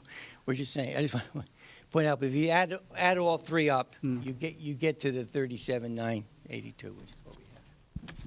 Just to explain how it happens sometimes, just that in the AutoCAD, when we're designing, we just use the information. It gets past me once in a while. When we did the computation for the subdivision, it's all, We used to blame staff, you know, the guy. It's me. The draftsman blew it, right? Yeah. Now it's the computer. The bottom line was the actual public notice cites the correct. But can I just belabor that point for 1 second? So the lot area for lot one is what, for the record? Is 15,695 square feet. And for lot two? 16,432. And the open space parcel? 5,855. Please Thank tell me they don't, I know that, I did it twice. It drives with the legal ad, so I just want to Yeah, confirm it that for the does, and record. it adds up to what we certify as the total land area. I think one of the other things that again, on this project, if you go back to the, can you go to the development plan or something? Yeah. We have another project where grading is going across property lines, Yes. apropos of a previous subdivision that we had here. And of course, absent these two properties being developed simultaneously, there has to be some way to account for the grading. Grades, changing grades. We've internally talked about it, yeah. And what would happen is, since we don't know what the scheduling is going to be on both developments, we would need a retaining wall, a small retaining wall. Tony can speak to it, if one is developed before the other. It doesn't affect stormwater management, but in the final it could- grades may or may not look like that, but I mean, it could, be. I mean, unless you get the easement to go across that one property, how would that work? In other words, let's say you decided to develop the interior lot first. I'll hand it off to Yeah. the expert. yes, Tony DeAndrea again for the applicant. And what we've discussed with Mr. Decker was that in the event that he decides to build one or the other, that would be the simple solution because he could control the grading. And if he were to build lot number one first, then to affect the grade plane of the house, which hasn't been designed yet fully, we've just shown the feasibility of it. So at the final analysis, if we were to sell them separately, perhaps number one would start, number two would not be done for a couple of years, in which case we could either arrange, since he would still retain lot two, he could agree to have grading rights over on there temporarily, which would eliminate the need for the wall, which none of us really wants to see. And the other option, as Mr. Tessie points out, is if number one wants to build first, he may or may not need a retaining wall along the boundary to affect the design of the home that hasn't been designed yet. But especially as it goes to the rear where those lines cut What we propose here is to just have a soft grading down toward the detention basin to prove that the drainage from each lot will be directed to each one of the rain gardens in accordance with our drainage analysis. That's not to say that the house design can't change. Right. If so, we would have to, again, as required by the notes on the plan, every development plan has to go back through DPW for review. So at the end of the day, those things will be accounted for. We have designed the grading and the rain gardens to accommodate these houses. If they were to increase in footprint or coverage, they would have to be adjusted in the final design. Let me ask you a question. It seems like the site is basically being clear-cut, is that correct? Not entirely true. I couldn't find any, except the trees in the open space are remaining. Right, yes, sir. And then there's one tree over here on the southwest side that I called for removal because I thought it would be appropriate to let it be discussed. On the other hand, the trees that are marked for removal along the north side, if you were to go there and see, at least 2 of them are actually dead. So those are things that we marked as, apparent to us after speaking with the owner. So the rest of it is pretty much open because the house is so large right now. Let me ask a question. We many times ask for a as we look for a conceptual layout, we ask for a conceptual landscape plan. Yes, sir. We had done one previously for the prior subdivision, which we withdrew, so Mr. Matt Pop, I'm sure, could be commissioned again to update it for this. The main thing that we're going to have to address is the removal of the bituminous backout area for the former garage. And then we're maintaining the front streetscape by retaining the wall and the trees that are there because we want that for buffer and quiet on Lockwood Road. I couldn't find many trees being shown on that part of the property on your thing, except the one you're moving.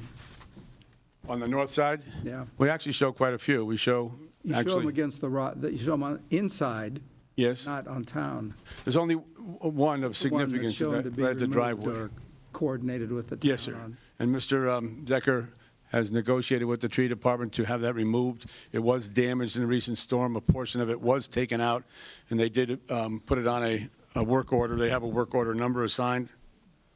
Have you had any discussions with the town regarding the sight lines coming out? The issue about sightline is that nothing of a problem on the Lockwood Lane driveway. That's not an issue. At where we were talking about? The issue on our driveway for lot number 2 is that the tree does prohibit clear sightline. You can see between the tree and the wall. I see. If the tree were to be removed, But I you're thought you clear. said town has approved the removal of that tree. Yes, sir. There's a work order assigned to remove it. They've already taken a portion of it out that was damaged. So once And that's that would help not only this future owner, Right. because the existing driveway is there, but also positively, for a positive impact for the adjacent driveway, Right. looking to the west also. Okay. Could I? How would we do this, how would we do the landscape plan? I guess we probably will, I think we'd like to see it. Well, the problem with the landscape plan always is I know, but that at the end of the day,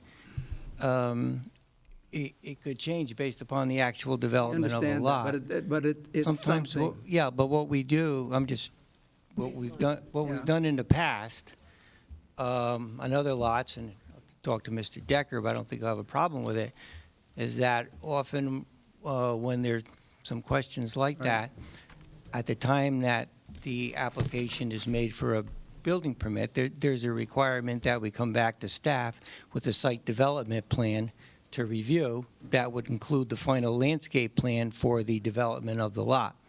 No, I know, but Question, because yeah. anything conceptual is just conceptual at this time, and it's not going to be binding upon you nor really the applicant. So the time you really want to see it is when your lot is being developed, when you're coming up with your final drainage plan for a lot. Then you're getting the full package. That's historically what I've been used to seeing on certain subdivisions where there's the type of concern that you're articulating. In an area like this where it's been clear cut, would a standard of 2-for-1? Well, I think what you find out, I don't think you should. 3-for-1? First of all, I don't. 4-for-1? No, what I'm saying to you is that I don't know what 2-for-1 really means, because my experience. Cut one, you plant two. No, I understand. You could plant two. I mean, the end of the day, you could find out that there are going to be 5 more planted for 1. I don't think that's the issue, because in this particular case, as Tony noted, by the way, they're probably, Okay. this site is substantially developed already with a large house. There aren't that many trees. My point is, at the end of the day, my experience is virtually every one of the homes being developed in this town, whether it's the R12 zone or the R20 zone or above R7, that there are a fair number of trees, that ornamental trees and shrubs and landscape that come in as part and parcel of your development. I just think you're more easily served having staff review the final plan and have DPW look at the final drainage plan. But, Mr. Tessie, I want to, excuse me, No, you go ahead. we've got quite a number of letters here from neighbors, Yeah. which we will, of course, go into. But one of them makes the comment that they have not been contacted. Good point. You mean not contacted as in not given notice? Well, They were all given notice, discussed. immediate neighbors. Yeah, was there any communication with the neighbors? Any communication by our client with the neighbors to discuss the plans? Yes. I don't believe there was, but I'm not sure the exact relevance of it. This application, as I stated at the beginning, comports with the subdivision regulations. I just think We're- that's relevant when you talk. It's not a question it's relevant. I think this is a very benign application. I'm not sure everybody, let me make the point. I think it's a very benign application. Did you get copies of the comments from the neighbors? I've read 2 letters, and I'm aware of, I read 2 letters, and I've discussed other comments. I understand, you can use the word neighbors, people in the area. People are generally concerned about drainage. Drainage is the thing that Okay, that's comes out the Mr. most. DeAndrea's purview. Right. He'll discuss that with you. Yes. There's some people that feel that we shouldn't be allowed to utilize a public road, which I don't think is. Their concern is just And- construction, traffic, and this is Well- tough for us. Their concern is about Lockwood Lane and it being narrow, having a lot of cars on it already, having children, how the construction phasing is going to occur on it. That's the concern. I don't think. Well, that's one lot. Let's understand this. That's one of the 2 lots. Obviously, the other lot is on the street. You're not talking about a massive development here. You're talking about a cul-de-sac that. Why don't we let the neighbors talk? That's fine. I was just responding to Ms. Albin's comments that, let's remember, only one of the lots is accessing that street. I was just pointing that out. The street is a conforming public street. It seems to me this property should have as much right to utilize that street as anyone else. I think you're talking about construction phasing more than anything else. And just with respect to the landscaping plan, section 6-277, subsection 7, does state that the location of street trees does need to be shown on the construction sheet. Tony So- did, I believe Tony showed, it's on, But you're taking down all the trees that are along Lockwood Road. I just thought I heard you say, and then you weren't, and you were planning to replace those along that area there? I think that the key, it's the street trees. What I'd like to, The subdivision regulations say that we shall plant 2 trees per lot of 2-inch caliper. We have no objection to doing that. I've just discussed it with my client. We're going to take down 1 street tree. It doesn't make sense to place another street tree that might impede sight lines. Right, but it does make sense to follow the regulation and show the location of the street trees. That's all I'm saying. I is know, that- Katie, but that's yeah. relative to a subdivision where you're building a road. okay, It you says, have. no, it says construction sheet. Here's what I'd like to suggest. What we ought to do is hold on now and see if any neighbors would like Yes, to sir. talk. One thing I've just discussed with my client is he's more than happy to have as a condition of the approval, which we hope to obtain tonight, for this, as Mr. Tessie says, very standard benign subdivision. He would produce a landscape plan for each lot at the time we submit the development plan, and we'd accept that as a condition of approval. Okay. Thank you. Who would like to speak?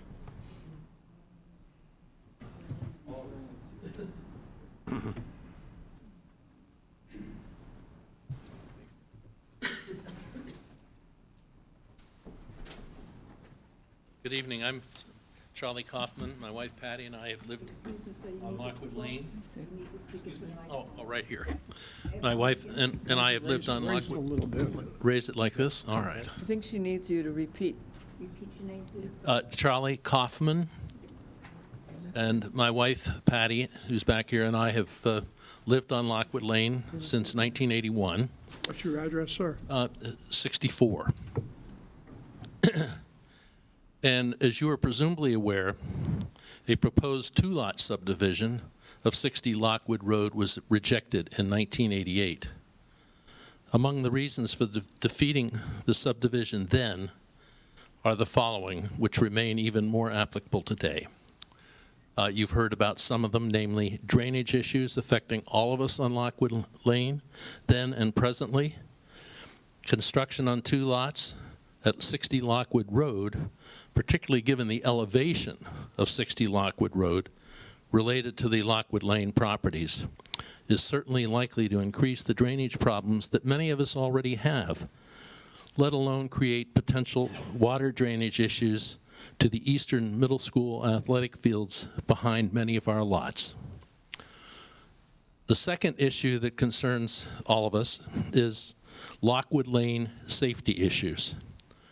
There are at least 12 children who ride their bikes in our cul-de-sac, and parking in the cul-de-sac is limited because of the narrow size of the street.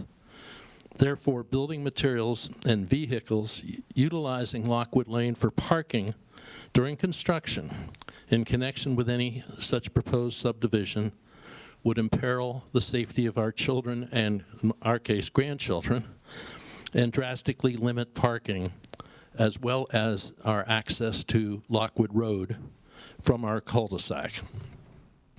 And the third issue, which will be addressed by my neighbors back here too, is foliage. The trees that set forth our property division lines need to be retained, particularly at the back of the property located at 60 Lockwood Road, for any such subdivision to occur. Removing trees of the beautiful nature and height that presently exist is strongly opposed by all of us. And then, as I think you probably are aware, Historic District Commission issues. The 60 Lockwood Road home is a historic structure. Now, I wanted to point out one other thing, then I'll pass it on. Our former neighbor, George Kane, who was director of the Board of Realtors, back in 1988, wrote in connection with the proposed subdivision then, issues, drainage, surface water has been an ongoing problem since the homes on Lockwood Lane cul-de-sac were first built. During heavy rains, water in some basements presents a significant problem. That's still true. There is no indication that new home construction will alleviate this problem. Rather, there is the possibility that a new home could worsen an already bad situation. And then also, he mentions safety. The Lockwood Lane extension is only 230 feet in length. Currently, it serves 9 families, which include, back in 1988, 14 children. So, another driveway and more vehicular traffic would only aggravate an already difficult situation. So that's, I have a number of neighbors and friends who would like to address you on these issues as well. So I will give up and not take up any more of your time. Thank you very much. And which one? Okay. Robert Bordier.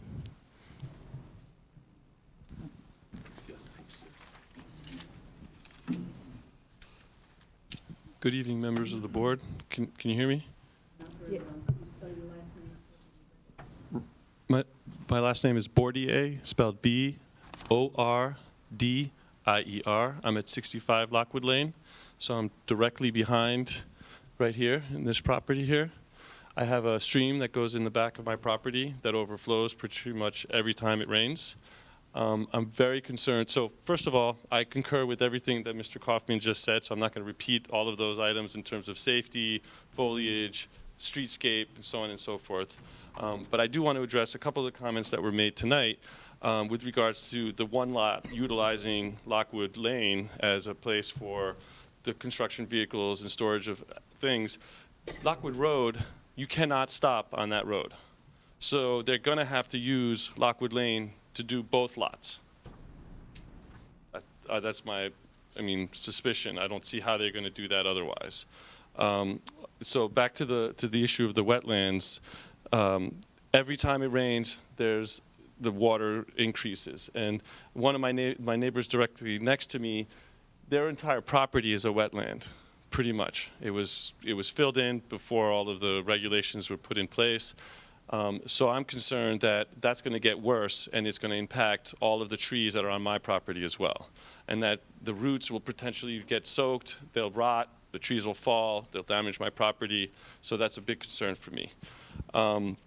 The other issue for me also, and what my understanding is from a drainage perspective, the sewer that they're proposing to use, I don't believe there's clear understanding as who owns that sewer. There's an assumption made that it's public, but I did a little bit of research, not quite enough, but there's a potential that that is actually not owned by the city, but owned by either one of our neighbors. So I think that that's something that should be reviewed.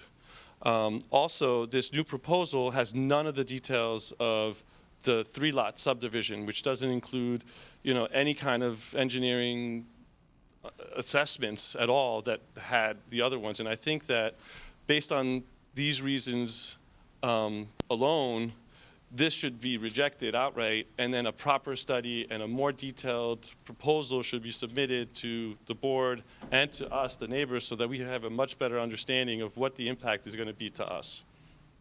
I think that's pretty much it for me. Anyone else want to?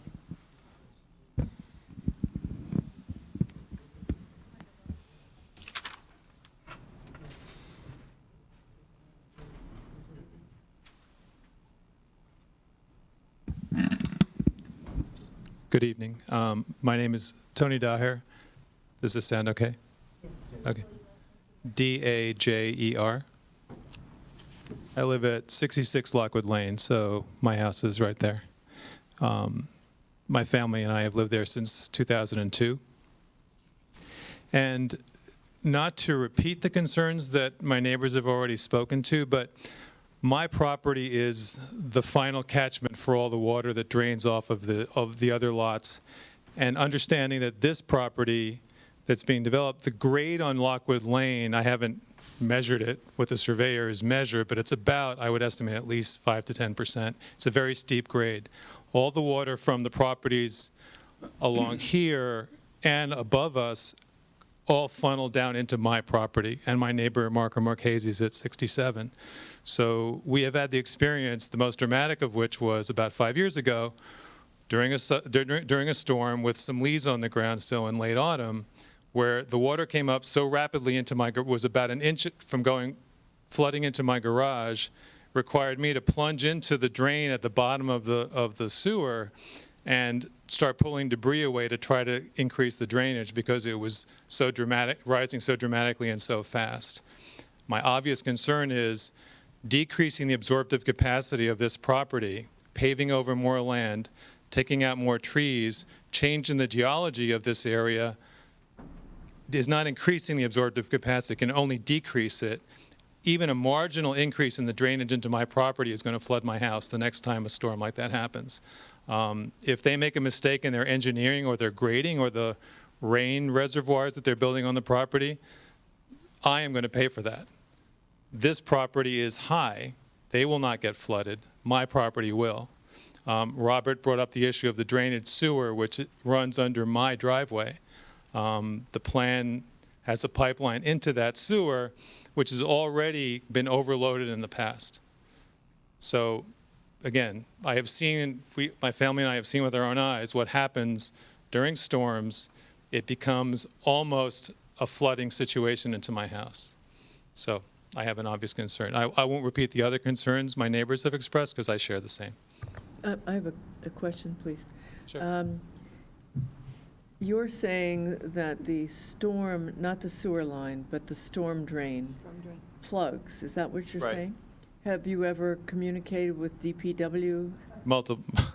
Well, Many times. It's a fair question, but I think what happens is, even if it's cleared, especially in autumn or when there's any debris on the ground that can't be completely cleared, the water surges, picks up all that debris and funnels it right into that drain. So even if you kept the lawns very clear, the leaves from any other house, any of the 10 houses in the area all funnel into that one point. It's almost like, it's hard to describe geometrically. It just all comes down into my backyard. So debris and water all accumulate and reach critical proportions in that one spot. And DPW, we've communicated multiple times during storm surges in the past. We've certainly told the town multiple times, tried to anticipate it, tried to keep it clear. But dialogues, I mean, if it just sounds like it, has anybody ever tried, has the town done any examination of the situation to see if it, I mean, there are areas, I know, because I live in the same area of town. I know that in Old Greenwich, the DPW has done design work and is in the process of remediating some areas. I mean, have you ever sat down with DPW? Not in that kind of planning capacity. Because, I mean, what you've got, is a scenario that exists today, and it's from water coming down roads. I mean, you're talking about a town water situation. I mean, I certainly would suggest that you try to have more of a conversation with them. We asked today, Yes, Patrick I was did. looking I into asked that. Patrick, would you like to comment on what you learned? Well, in hearing or seeing the letters from the neighbors and discussing it with the commission at the briefing yesterday, I did speak to Amy Siebert, the Commissioner of the Public Works, and asked her about work at Eastern Middle School and Lockwood Lane and Lockwood Road. She was not able to find any evidence of work done in the recent past. Oh, I see. She Okay. has obviously been with the town for a while, but not in the commissioner capacity, Right, so right. she did reach out to the Board of Ed and their maintenance Oh, staff. right, right. And we did not get any response back from the Board of Oh, Ed yeah. people, but it wasn't apparent from her records or her Right. recollection. Well, I actually raised the question. I seem to remember the fields at Eastern getting very soggy and some things like that, too. So I think there's a general, But let me be very clear, though. The geometry is very stark. Yeah. There's only one drainage point from all these houses and all this elevated land. It's not the eastern fields. They don't drain it into us. I They're understand. right. You're uphill. But that area for that drain is a limited space, and we've already shown that it reaches capacity. Even with the leaves being pulled away, it cannot drain fast enough during surges. Again, that is we can't expand, unless they expand that area to increase the flow. That's our limitation. It's a choke point. Right. I certainly take your point, and I think it's a very valid one, but we're still limited by that fixed space that Yeah, can drain. right. Go ahead, Robert. So I want to add that the three neighbors that are impacted by this, my name's Robert Bordier again, from 65 Lockwood. We actually were told that it was the Parks Department that we needed to talk to, and also that with regards to the clearing of the foliage and all that, that was the Highway Departments, I believe, that's supposed to take care of that, right? Right, and Highway is under the umbrella of the Public Works Department. Okay, great. Because I've called them many, many times when things were getting elevated. They don't show up. I've seen them maybe once or twice, and I've lived here 3-4 years. The other issue is it's not just the surrounding areas that we're talking around the cul-de-sac, but everything that's coming down from Breezemont as well, all through that area. And my understanding is that there needs to be some sort of study about engineering about whether or not, because I understood from, I had a wetlands report done, that this was a man-made construction, that there was talk in the past of something that was supposed to be done underground to feed everything and not impact the properties along there. So that's a separate issue, but I think that the idea here is that making this surface more impervious to rain is going to be a big issue no matter what happens with the other drainage going forward. Thank you. Good evening. My name is Marco Marchesi. I live at 67 Lockwood Lane. I'm not gonna talk again about the issues already raised, but I think that it's important to mention that there was little effort from the proponents from the applicants to communicate with us and discuss the issues that we raised since the first application was submitted. I think it's very important to mention the drainage problems again. My house is the one right behind right where the two drainage points that go underneath the school go, and I experience a lot of flooding every time it rains. It's not a matter of like cleaning it. I think there is a under capacity of those drainage to really collect all the water that comes from that neighborhood. So I think that it's important to make a study or to have a study before before anything can be approved on the application. I think it's necessary I recommend that this commission postpone the decision and convert this in a preliminary plan to allow time for the studies. I think that many of the questions we raised were not answered, and we know that there are a few questions from the agencies that are also getting questioned that were not answered yet. I think that safety issues are a concern. The space there is really tight, and I think that once construction starts, it's going to be very important to have an evaluation about how those trucks and how this heavy machinery are going to come and go. I think that the applicant should come up with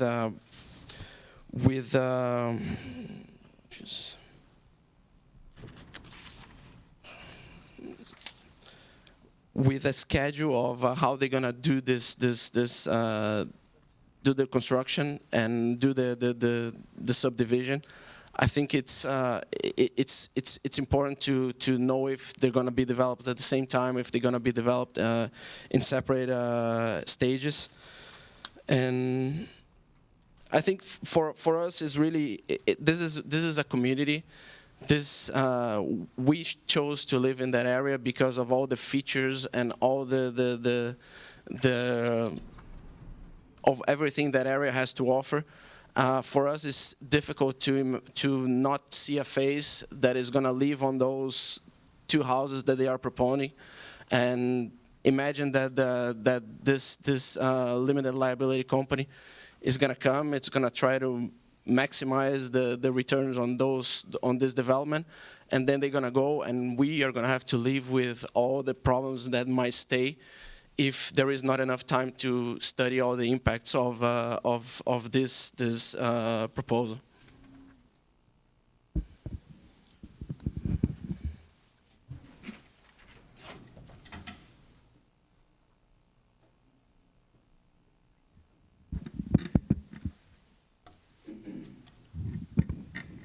Good evening. My name is Sebastian Canale, C-A-N-A-L-E. I live on 68 Lockwood Road, which is the adjacent house. Should be over here, in this part. And I have, in the interest of time, I have a couple of additional comments to what has been said. I think, in terms of the drainage, we've taken pictures of the situation, which is already very stressed, which I'm more than happy to leave for the record. But, we've sort of taken a progression of what happens in our front yard when it rains. And there is a lot of water accumulation which takes place in our front yard. And this is 60 Lockwood Road. And you can see how the front yard starts to accumulate water. And why don't you give us pictures of yes. Pass that around. Sure. So that water continues to flow through our front yard. and it eventually merges into the stream of water that Robert Bourdieu described that we have. So we get two streams of water in our front yard already. And one stream of water, which is the sort of permanent stream that divides our property and the tennis courts and the eastern middle field. And a new stream of water that basically develops when it rains. And our concern is that basically the front yard will, has the potential to be completely covered if new construction takes place at a high altitude, which is the plan. So it's already a very stressed situation, and we think that adding more construction in a high level right next to our property will make things potentially worse, and we have no room to get any worse because it's already pretty bad. And that's the first concern. And the second concern is with regards to the proposed open space. And there was a comment made that there is a paved area which is going to be included in the proposals as open space. And that is basically adjacent to the driveway. And this driveway is the only way we have to obviously get in and out of Lockwood Road into our house. This paved area, when we moved in April 2014 to the house, we asked the former owner, Jim Murphy, if we could use that to get in and out of the house, because our garage, when we go out and we try to go out, we touch that paved area, and he said there was no problem. And we have 3 kids, 10, 7, and 3, and they play extensively. They bike and they play in our driveway and in that paved area. So converting that into open space will worsen accessibility into our property. And for the record, we want to mention that our kids play there, and we, as per the discussion with the prior owner, when we get in and out, we touch upon that paved area already. And again, construction in this lot, which we, in our driveway, we take it as a sort of a playground for our kids, we think will pose a significant security risk for the 3 kids who bike and play in that driveway. And that's pretty much all I have to say. Thank you. Excuse me, do you know the present address of your predecessor?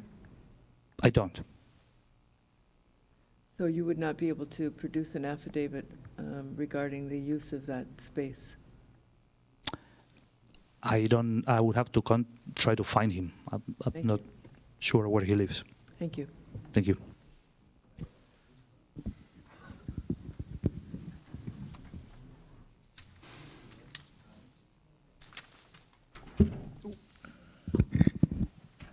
Good evening.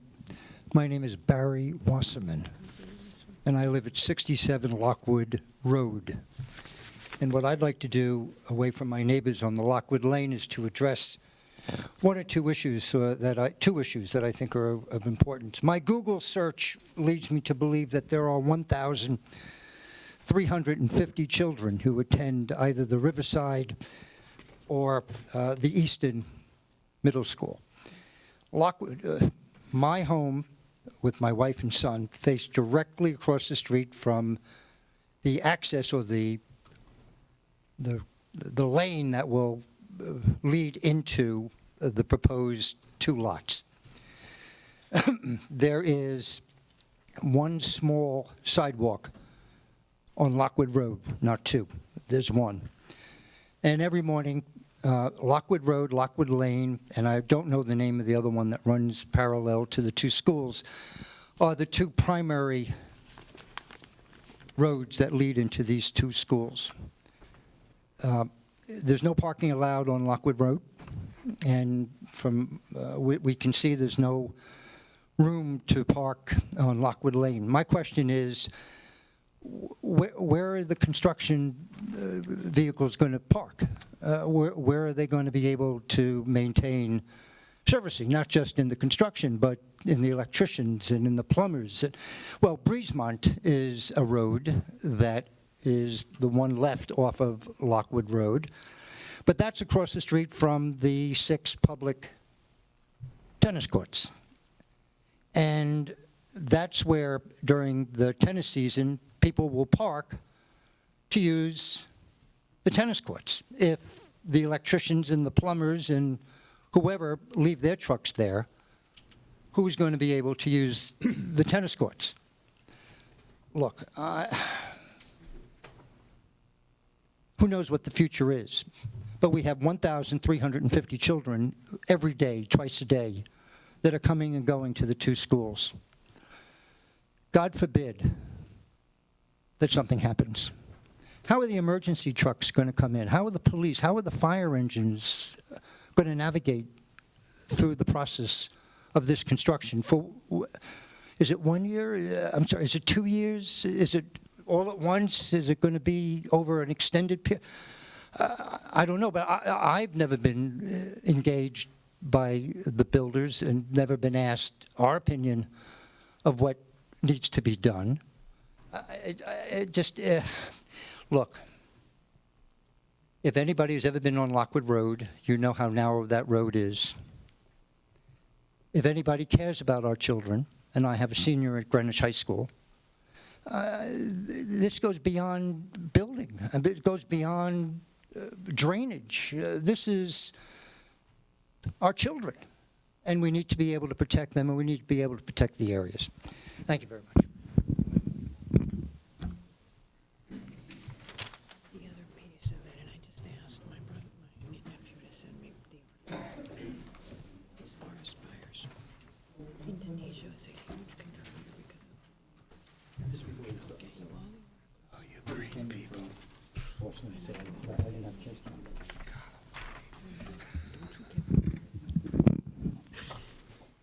Hello, I'm Denis Stetsenko, Stetsenko. I live at 62 Lockwood Lane, which is approximately here. I have have 2 children. One of them is having she's having allergies. She could die if she eats something wrong. We already had we already had a case when ER had to come to our house. So this proposed 2-lot subdivision gonna likely, as you heard, increase traffic on our Lockwood Lane road. If you park one of the construction vehicles, you will not be able to get through. So literally, none of the emergency vehicles going to be able to get through. This lane is relatively narrow. So all of our children play on a cul-de-sac. Again, this subdivision likely gonna last for, I'm gonna guess, 4 years, maybe 2 years if both lots gonna be developed at the same time, and it's gonna affect at least for 2 years the play of my children, and it's gonna be a safety hazard. Somewhere on the plan, it said blasting. They possibly allocating for some rocks under the surface, and they're thinking about doing the blasting. So I personally am not sure how exactly that's going to happen, and how the noise level going to change in the vicinity. Specifically, as you know, there is a Lockwood, there is a Riverside Middle School right here. It could be affected as well. We right in front of, well, we share a driveway with 2 other houses down this area, and as you can see, the grading, the way the grading works is that, as my neighbors just described, everything flows this way. My driveway that we share with a couple of other houses, it sort of broke down, it's porous, and when it rains, water comes down directly from underneath it. It's pretty scary view. So we know for sure that there is some sort of water bed underneath us, and it's definitely going to be affected by extra square footage of the paved area proposed here. So One more thing. This LLC proposes to install those water gardens, rain gardens, and those gardens we know needs to be properly maintained to retain water. This is LLC, so they're going to develop the property, sell, and go on. What are the guarantees that next owner who's going to live there going to actually maintain that? I'm sure you know that likely the next owner going to look at this and say, yeah, whatever, I'm going to just put sand over it and plant something over there. So there is no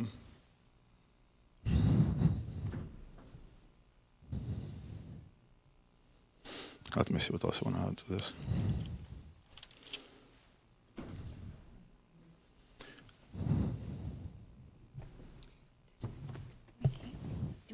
I guess that's it. Thank you.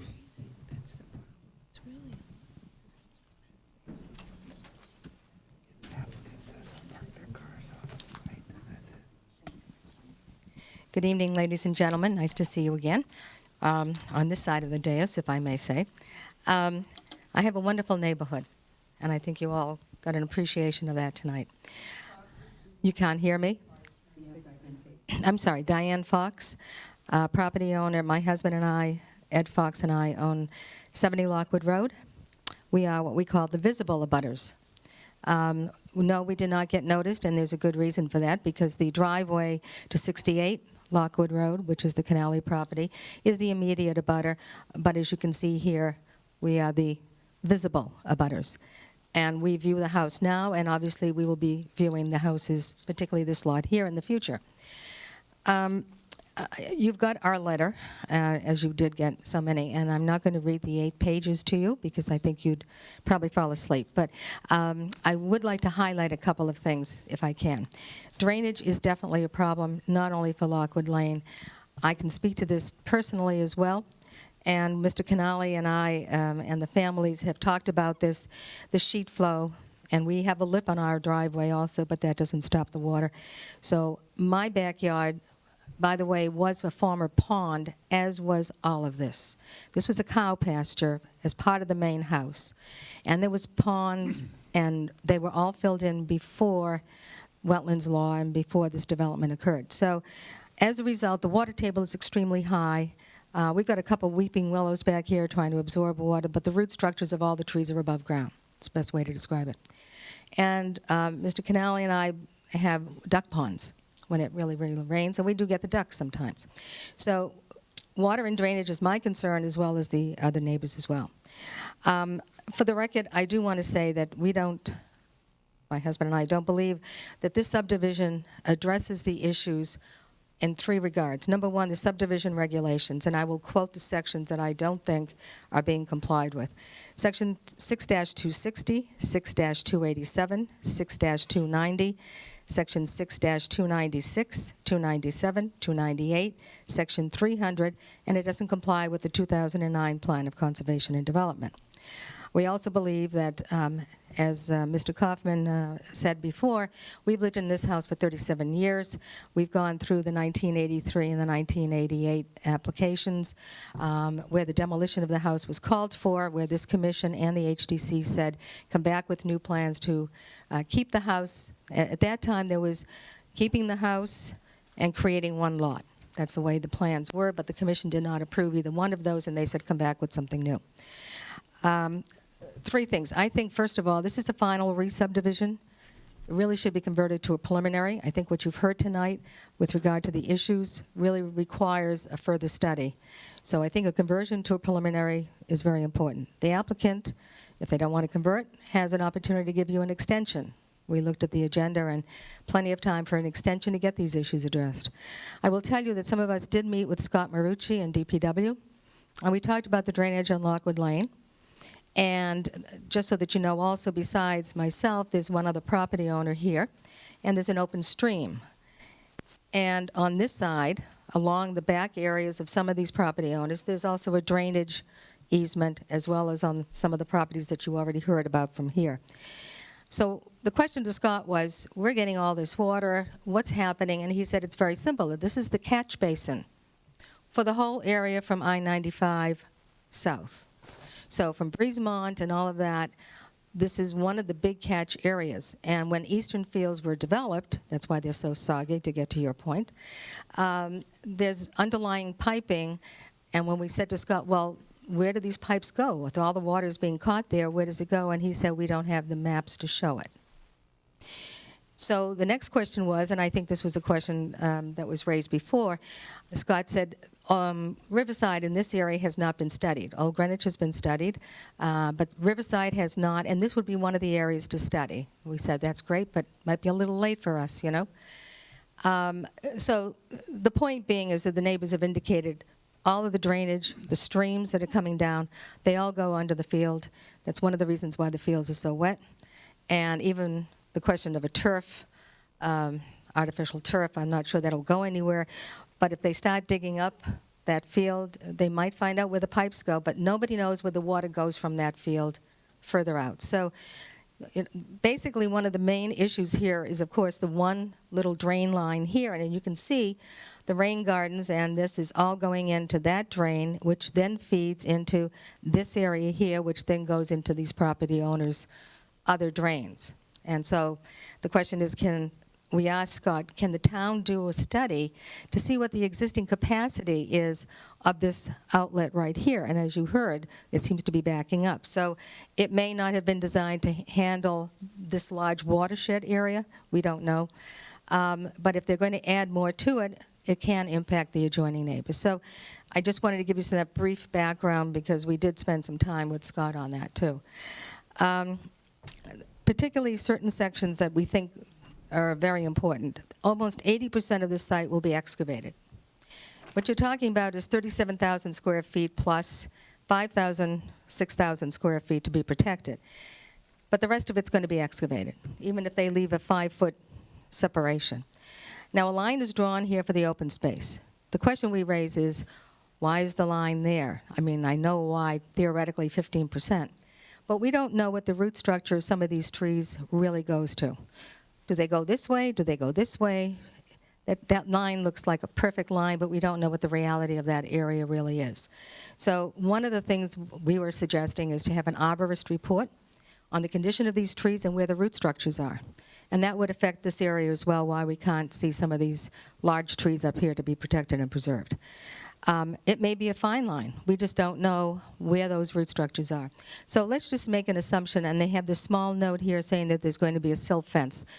Orange silt fences do not handle soil and water coming off that site, which will be, as you can see, regrading down this way. So those trees and their roots could be affected by during the construction period as well. We just don't know.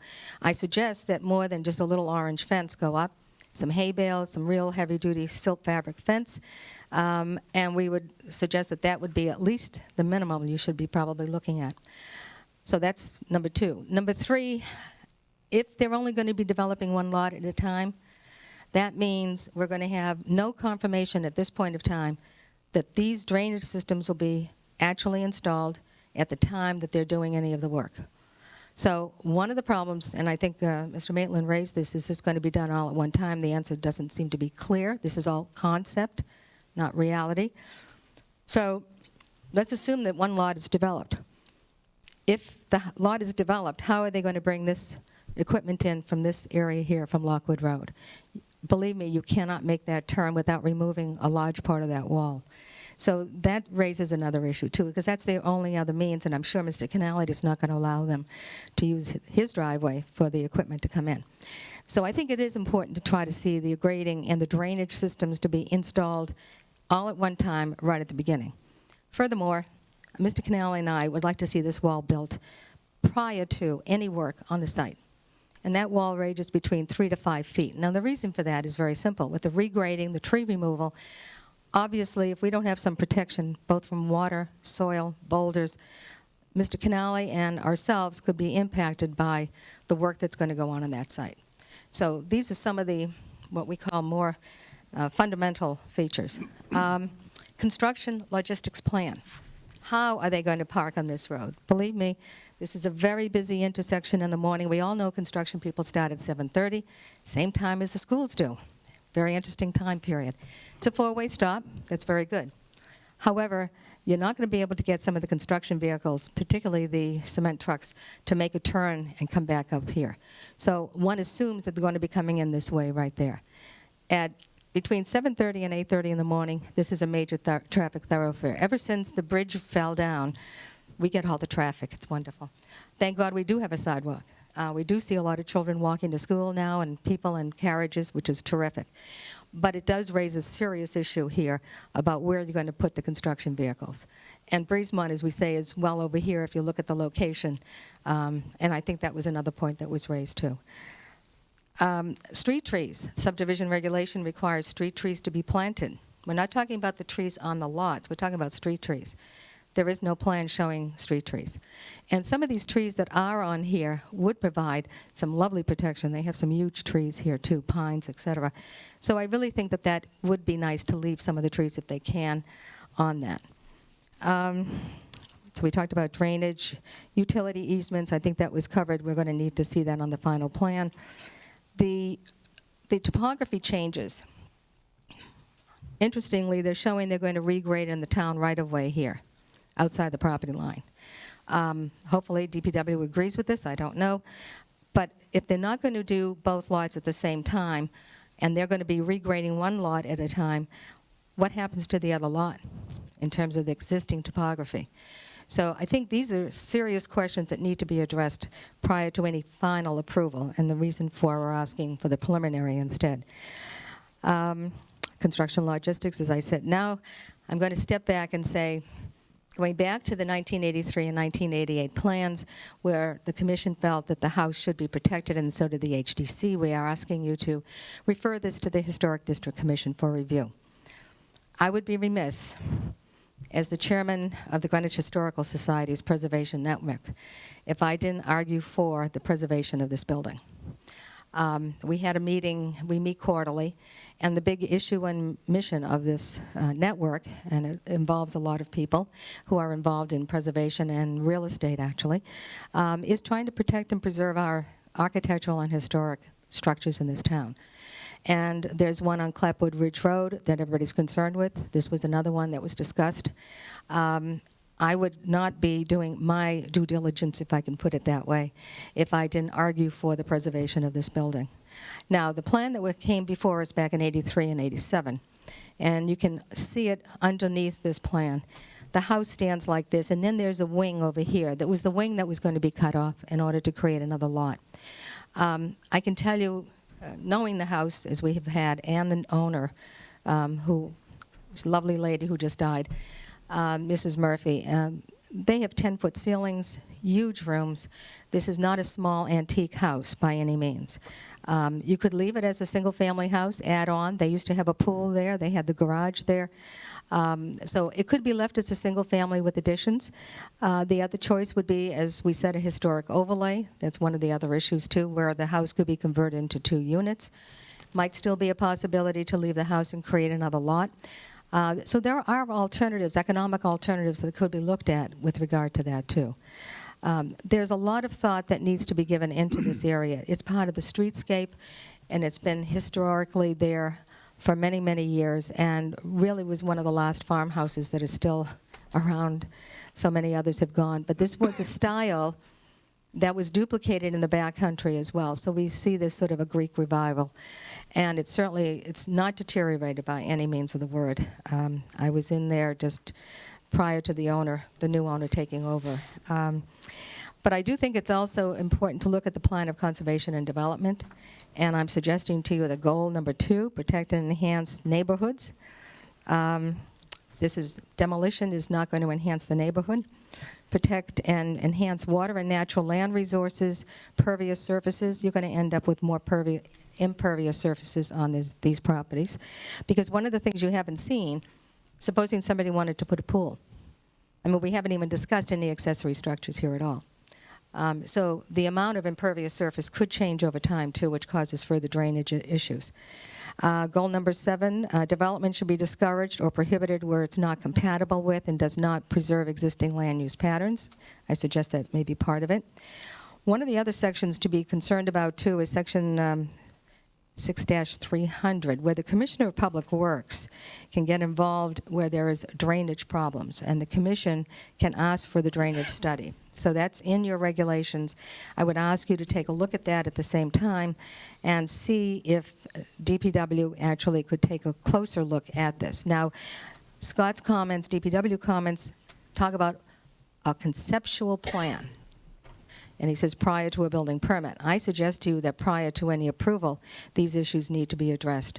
And I don't know how much DPW has in the way of any data in this area at all, because of the time period when DPW constructed the eastern fields and also worked on the stream bed here.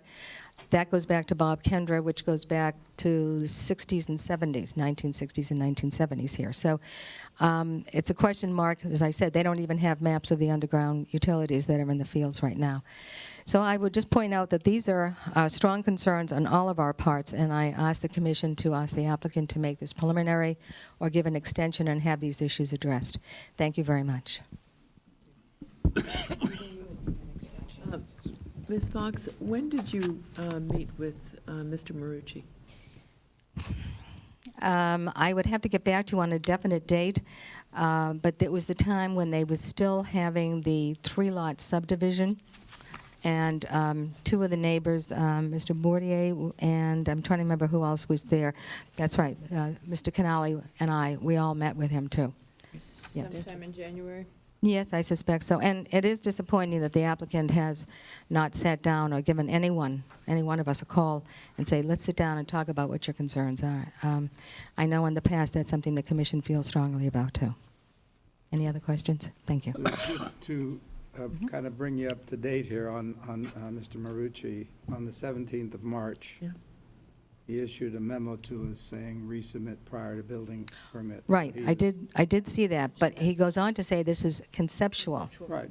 So the point being, and the applicant has admitted this is all conceptual too. So the point is the neighbors don't know what's going to be a final on any of this. Things can change, as the applicant has stated.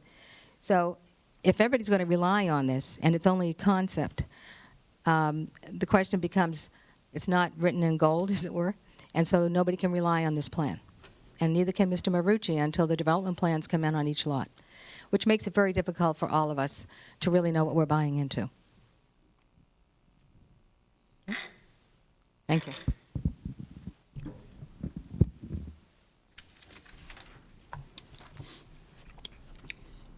Does that do it?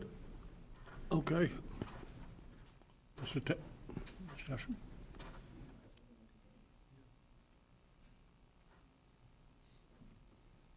Mr. Tessier, before you start, I just have a question for any one of the neighbors.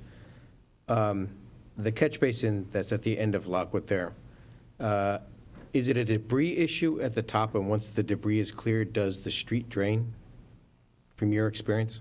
No. Once you clear the debris, the water still remains at the catch basin? With the debris, certainly the water don't go at all. But without debris and we call the responsibles before every storm forecast we have. Sometimes they come and throw the leaves to the side and they come back. Sometimes they clean it, but even when it is clean, the water tends to clog the pipes.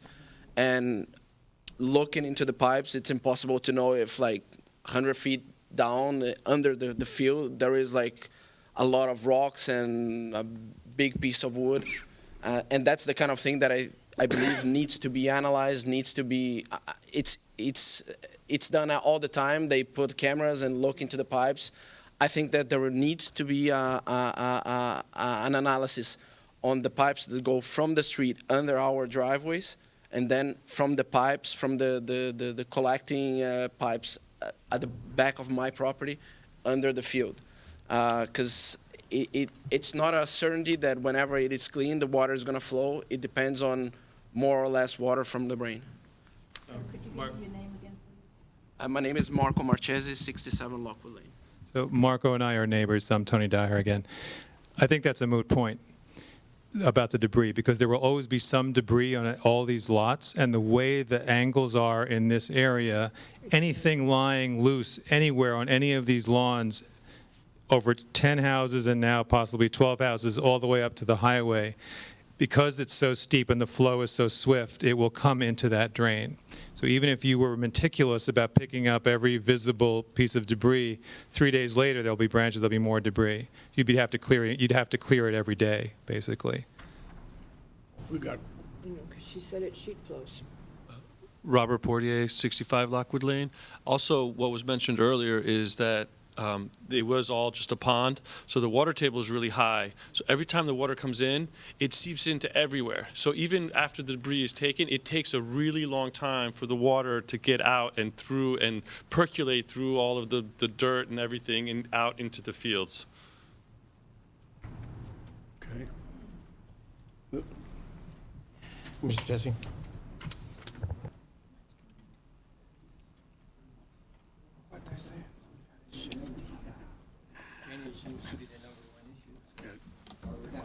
I would agree with Mr. Tony DeAndrea. I would agree with the observations by the neighbors that it's a low-lying area. There's no doubt about it. Mrs. Fox pointed out that that was known as Lamb's Pond. There was a pond there. It was filled in. The houses were built. Mr. Murphy didn't have any foresight in how to build the homes. He built them very, very low, garages under. And if you drive out and look at the area, and I'm sure some of you have, you notice that there is just no way that water can all move quickly into the stream, which is adjacent. It does come down along the tennis courts from Breezemont. It turns a corner, follows along the field, and then ultimately drains out probably through Hendry Lane down to the railroad, and that's a long distance. The field itself at Eastern Middle School was also filled in, so we know that that's an issue.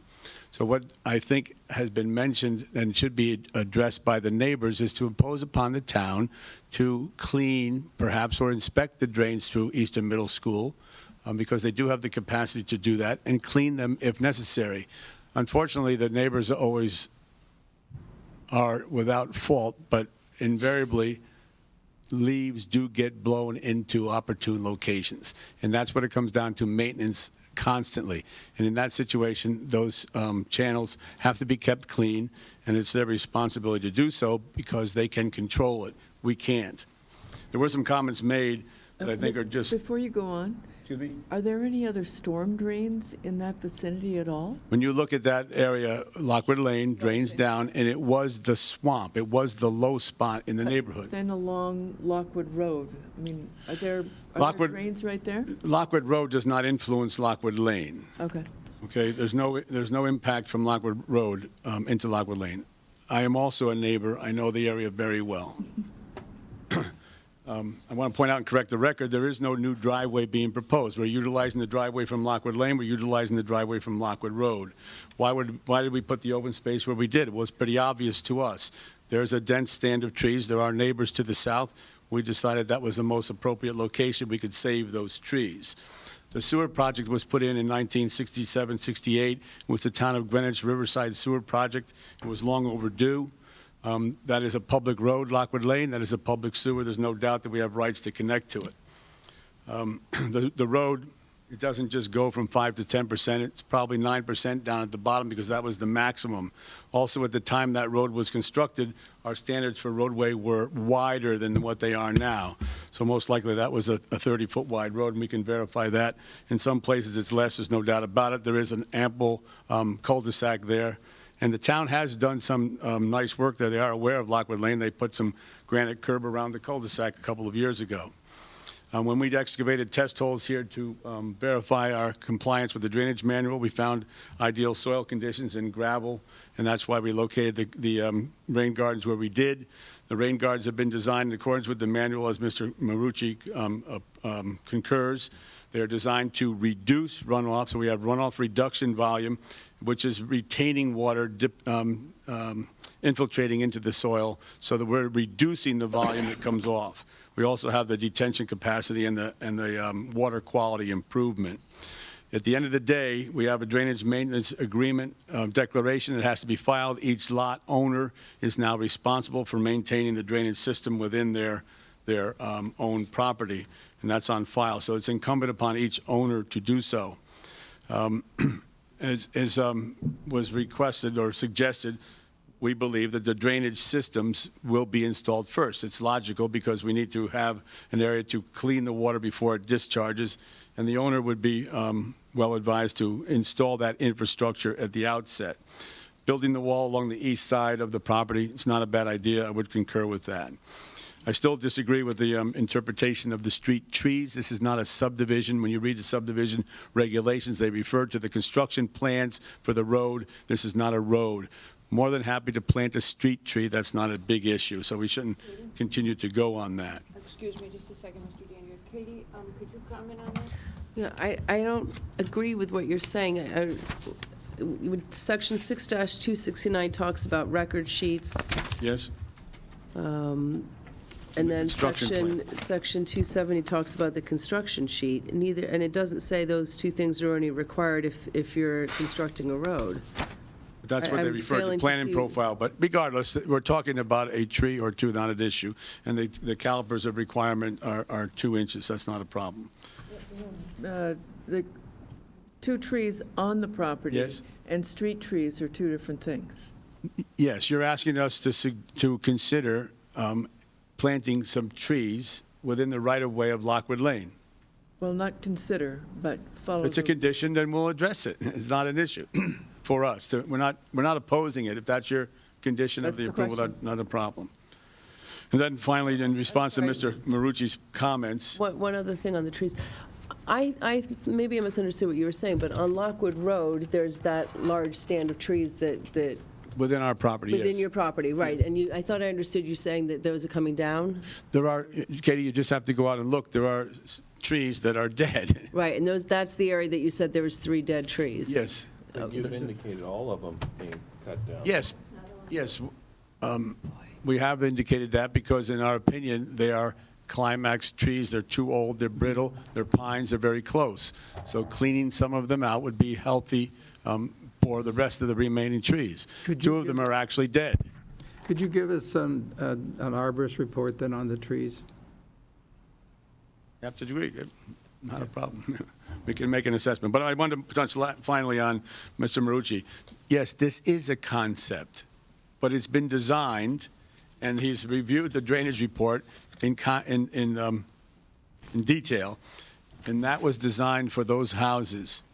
And in the end, when the final house is designed, then we will do a final drainage report to confirm that our initial assessment is appropriate. And that's why it's concept. But he did recommend proceeding to final design. And that's where we are.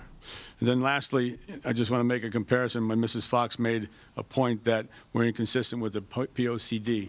This is a 2-lot division of an oversized piece of property, totally consistent with the design of the subdivision regulations, the area, lot shape, frontage, drainage.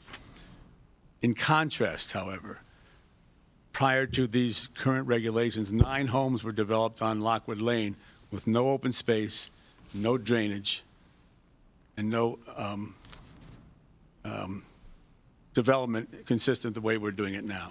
We have open space, we have drainage, we're protecting the environment, and we're consistent with the plan of development. But those were redevelopment of single lots. They weren't subdivision. And on Lockwood Lane? Absolutely subdivision. Oh, I'm sorry. Yeah. You said on Lockwood Lane. I thought you were talking about on Lockwood Road. No. I can't find it, but I thought I read in your drainage report that the system you're proposing will reduce Yes, volume. runoff from this property over the existing because partially the use of the Coltex. We're not using Coltex here, we're using rain gardens. We have some Coltex under the driveway because we Right. have to separate our BMPs to satisfy the drainage manual. But did I read it correctly? Yes. That the amount of water, because some of the water is going that way. Yes. But anyway, that the overall runoff from the Reduced. property will Yes. be reduced from what exists today. Because we have to have our runoff reduction volume satisfied in the drainage manual. Yes, sir. So you'll make the situation better. Yes, sir. We are. Okay. And keep in mind also, look at the size of the small driveways that we have. They are less than the driveway that is there now. So we've reduced pavement in the front on the north side of the properties. We have open space throughout the backside, and we protected all the existing trees. It's a fantastic development plan. How about the principle of doing How about the principle of doing two pieces of property at the same time? And how does that affect what you just said? Yeah, Mr. Heller, we talked about that early on, and that right at this moment, he doesn't know whether he'll be able to develop them both himself or sell to individuals. When he sells to individuals, if that's the way it goes, he will coordinate how they could be developed so there would be cross easement for grading. I'm not talking in terms of, personal strategy. I mean, in terms of the principle and the problems in connection with putting buildings at separate times on that site, as it may affect drainage or anything else. Well, as I said, we're going to develop, I would suggest that he develop the properties with the drainage systems first in place. For both pieces? Both lots, the drainage systems should be installed together, yes, sir. They're both rain gardens, and what we do, as we discussed on the other one that Mr. Maitland mentioned, this was, we would do the infrastructure first, because by doing that, we're able to control the erosion because it's moving south. This is a very parallel contoured property. So are you committing to do that? I can't commit for my owner, the client can, but I think that I would strongly suggest that that's the way it be done. Tony, I think, just to be clear, what you seem to be... Is the applicant... Wait, what you seem to be suggesting, I think that's why Salvin's picking Talk to up the on phone, it. Mr. Tessie. Picking up on it, is that you're suggesting that both systems both drainage systems be put in simultaneously? Yes, sir. Even though the development of one lot may not occur Correct. until some That's my period question. of time That's correct. afterwards. Yes, sir. That's And- your suggestion Yes, to the and client. when you do they're the- asking us to find out if that's acceptable to, that's what But you said. wouldn't you also do understand, the Doug? grading, Tony, at the same time? Well, The question for Mr. Fox was, would we do all the grading at the same time? The answer is probably not, because what we're proposing here is to have the grading basically parallel from the back of the house down to the basins, and this might be the opportune location for staging areas and the stockpiles. So I wouldn't suggest or believe that it would be appropriate to do anything overall on the whole site. You have to work yourself out of the construction envelope. Well, and that's... No, I was more elevations lot to lot Right. versus elevation front to back. Right. What we're So proposing to do, you could actually, build a big flat piece so they could be developed in independently without creating walls and everything else. right, because of the way that the property is configured right now on the existing conditions, topography, which you can see, there are significant drops. If you looked at the site or saw some photographs, that the existing dwelling is built up out of the ground, so the back is fairly low. So what we're trying to do is maintain that in majority of the site, yet on the southwest corner, where there's an abrupt drop because there's an existing patio, we have to remove that and then grade down. So we can't suggest and would not suggest to try to manipulate the whole site at once. But, Mr. DeAndrea, just taking this concept that Mr. Heller raised, if you put in the drainage infrastructure up front for both lots, and there was agreement to that, the second thing would be to develop the lots separately, because if you develop the lots separately, you would be able to bring construction vehicles on site during the construction and keep them off Lockwood Lane. They could be, if you weren't developing both lots at the same time, you would have the space to. Let me interrupt And you. I'm just trying to address the neighbor. I understand that. Well, 2 points. Number one is, I think if they're going to be developed separately, they may not be in the same ownership. You're suggesting that one lot would be clear and allow for vehicles to park there. We can't I agree know to that. that. I'm just throwing that out as. No, I understand. Mr. Decker does agree that he would install the rain gardens the drainage simultaneously infrastructure. before there's any construction on either of the lots. But he, like all property owners, You needs can't get- flexibility in developing the lots. I You know, get the that. truth of the matter is, and it's just life itself, and certainly we've seen it, there was a time, there is a time, and there will in the future be a time when every lot is redeveloped in this whole town. It's just the way it is. The homes aren't built to last forever, and in this town, it's even worse. So that's just the nature of, property development, property ownership.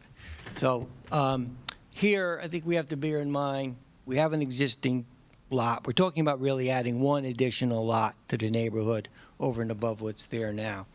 I think it's So logistically, how? a project that is so conforming to our regulations. The development plans meet all the subjective and objective standards here. We're talking about tweaking it somewhat, and we're trying to work with you within reason, but to have a fair balance for, our client to be able to Totally understand. really develop his property. Find a way to make this, go ahead. So practically, how are you suggesting that works? And I appreciate Mr. Decker agreeing to construct Yes, the thank drainage. you, But Mr. so Decker. what would that be? Prior to the sale of the lot, or prior to the zoning permit, or prior to either one of those things, that either the rain gardens will be constructed or maintenance access easements will be granted so that they can be. Or how is this legally going to be ensured that happens? My view would be, Tony proposed it, is that it would be subject to the, it would be basically a condition of the approval for the issuance of a building permit on the first of the two lots. That what? That before construction could begin on either one of them, the grain gardens on both lots have to be completed, inspected, and approved by DPW. And you'd have to throw in prior to the sale also, because otherwise, if one gets sold off, you can't, Well, it doesn't matter who owns the property, because it's going to be a condition of the subdivision approval, and it'll be on the, done it before, you'll put a note on the subdivision record sheet. No, what I'm saying, though, is if, Either building permit cannot be issued Right. until both rain gardens are. Right, so that, no, you can't, you've got to tie it into That's why you- to the sale and the zoning You have permit. to, you issue a permit, and conditioned upon the issuance of the first building permit of the two, he will be able to commence work on the property, and at that time, he would clear the house and begin construction on the rain gardens. You have to tie it to a building permit.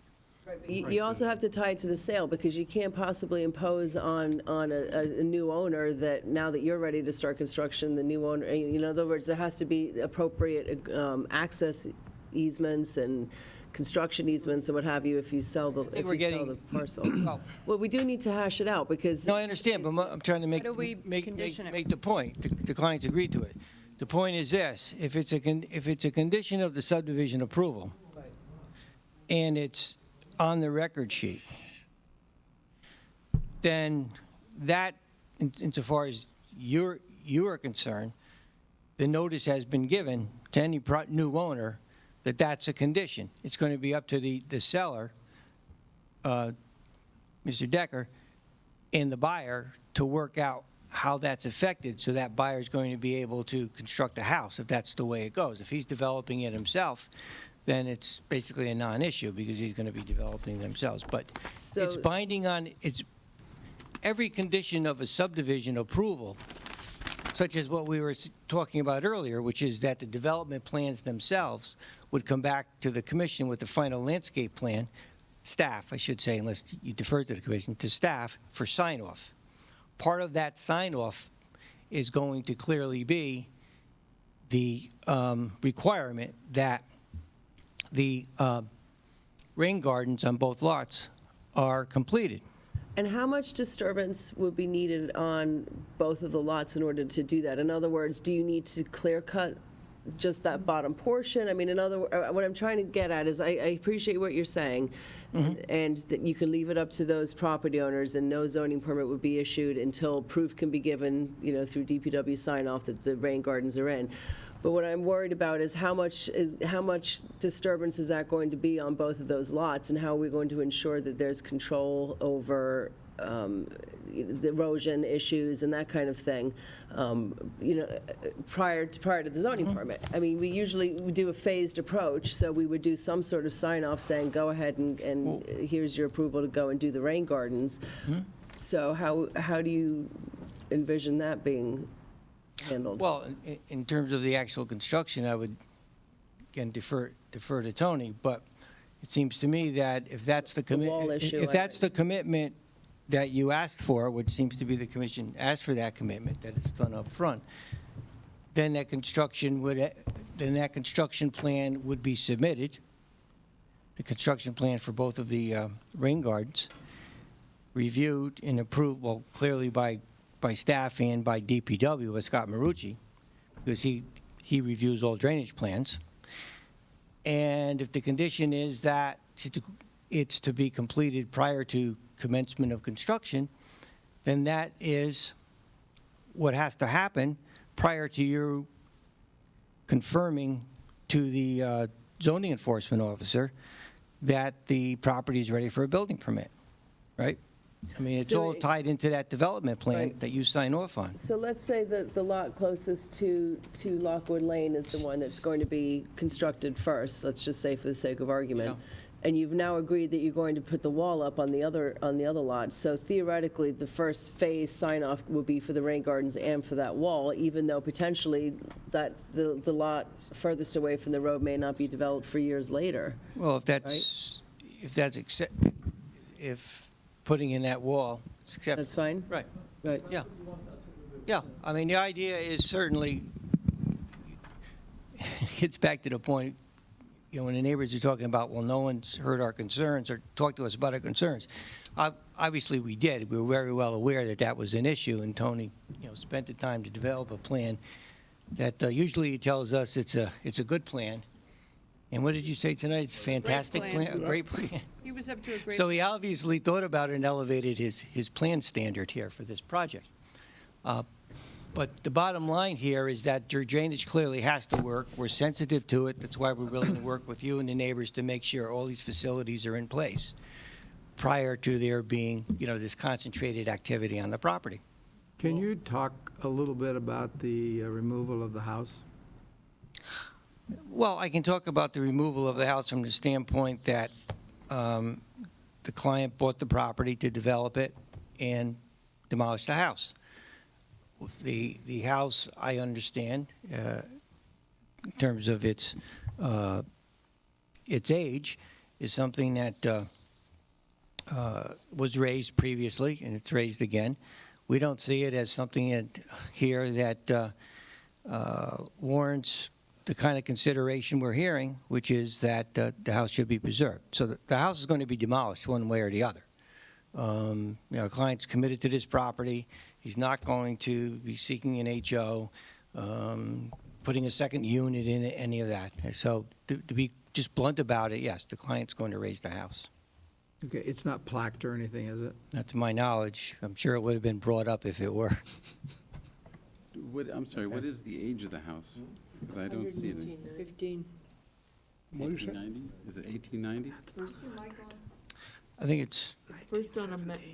It first appeared on a map, 1890-something is what I seem to remember. And again, in early, you know, The first one is. first decade.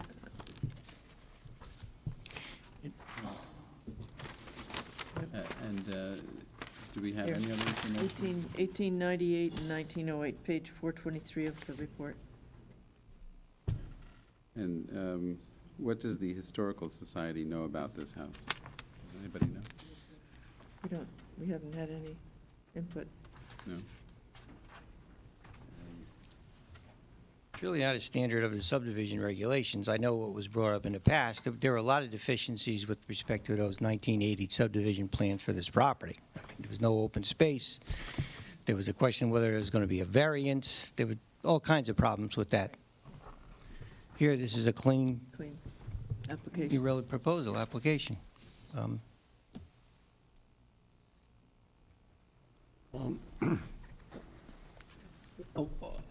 I think, I hear you on that.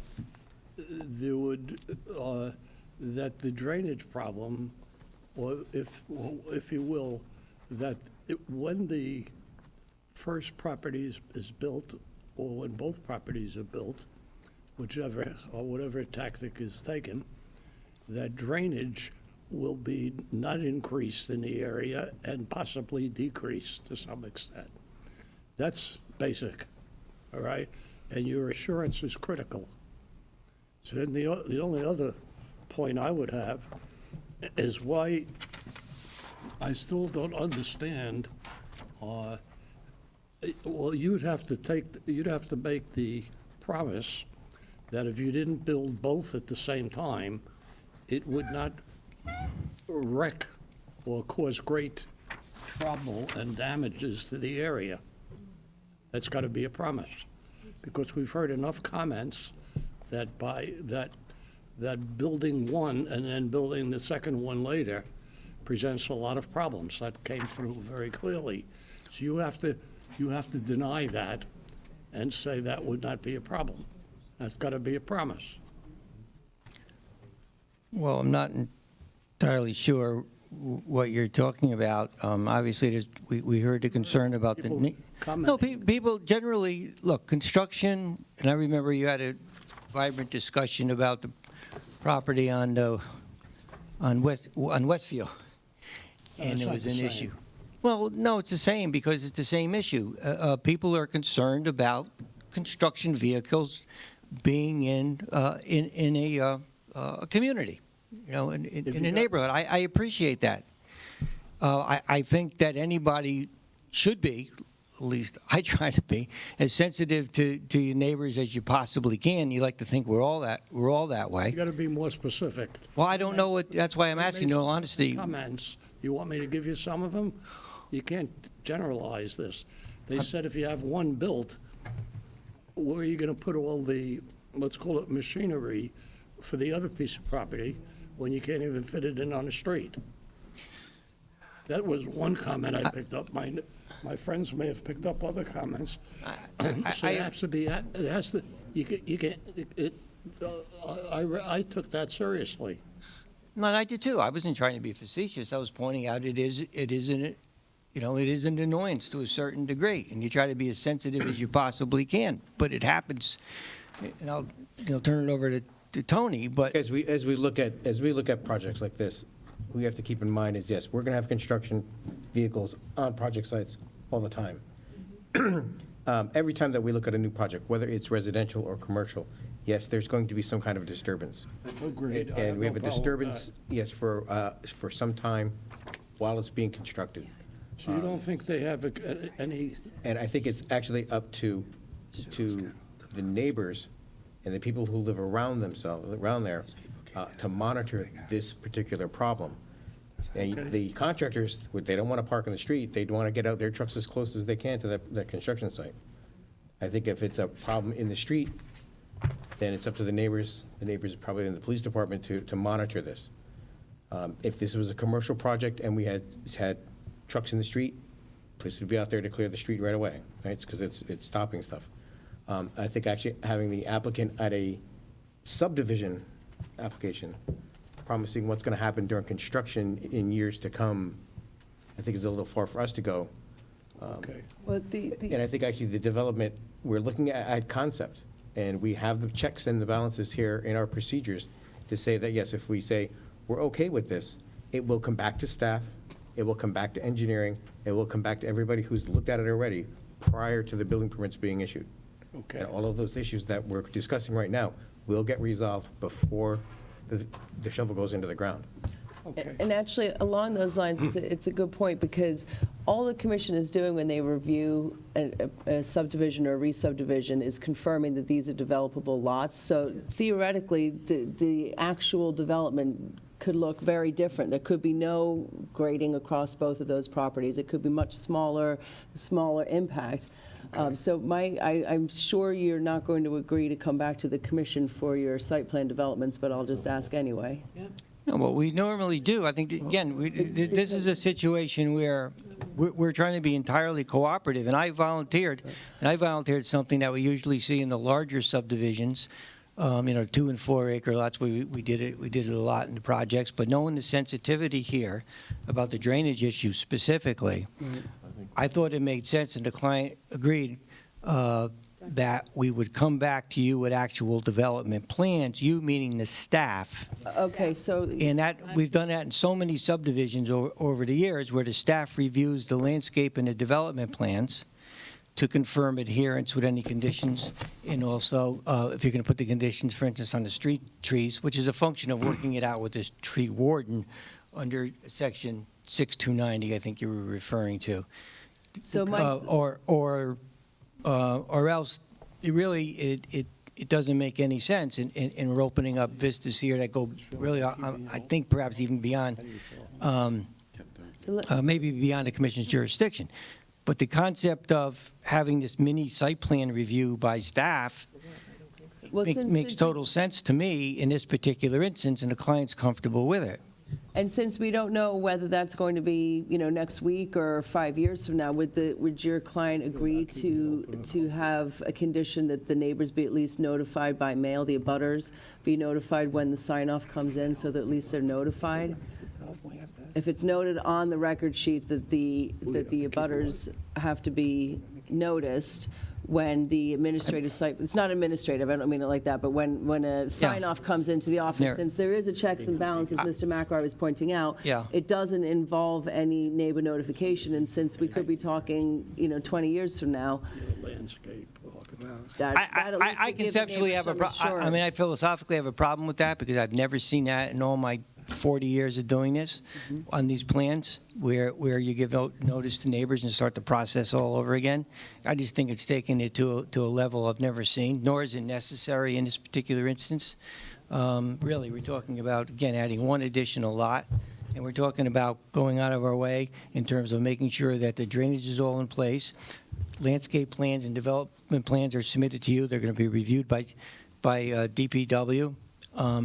And so I do think that's carrying it a bit far, personally. Right, I mean, we're agreeing virtually to everything else. It's a difficult situation, because on the one hand, your client's been very, very giving and willing to effectively state that the two lots will be developed together and impose self-imposed the drainage plans would go in together, because that was recommended by the engineer. Right, and have self-imposed conditions along those lines, but theoretically, it could be designed very differently than that. Once the lots get sold, I mean, your client could sell both lots off tomorrow to new developers who decide to do something very different. We don't know we already admitted that the end of the day, Margarita, this is all conceptual, and that's why we're coming back to you with the development plans. But what is clear, I think we can all assume that the drainage requirements, that the stormwater management requirements are certainly not going to be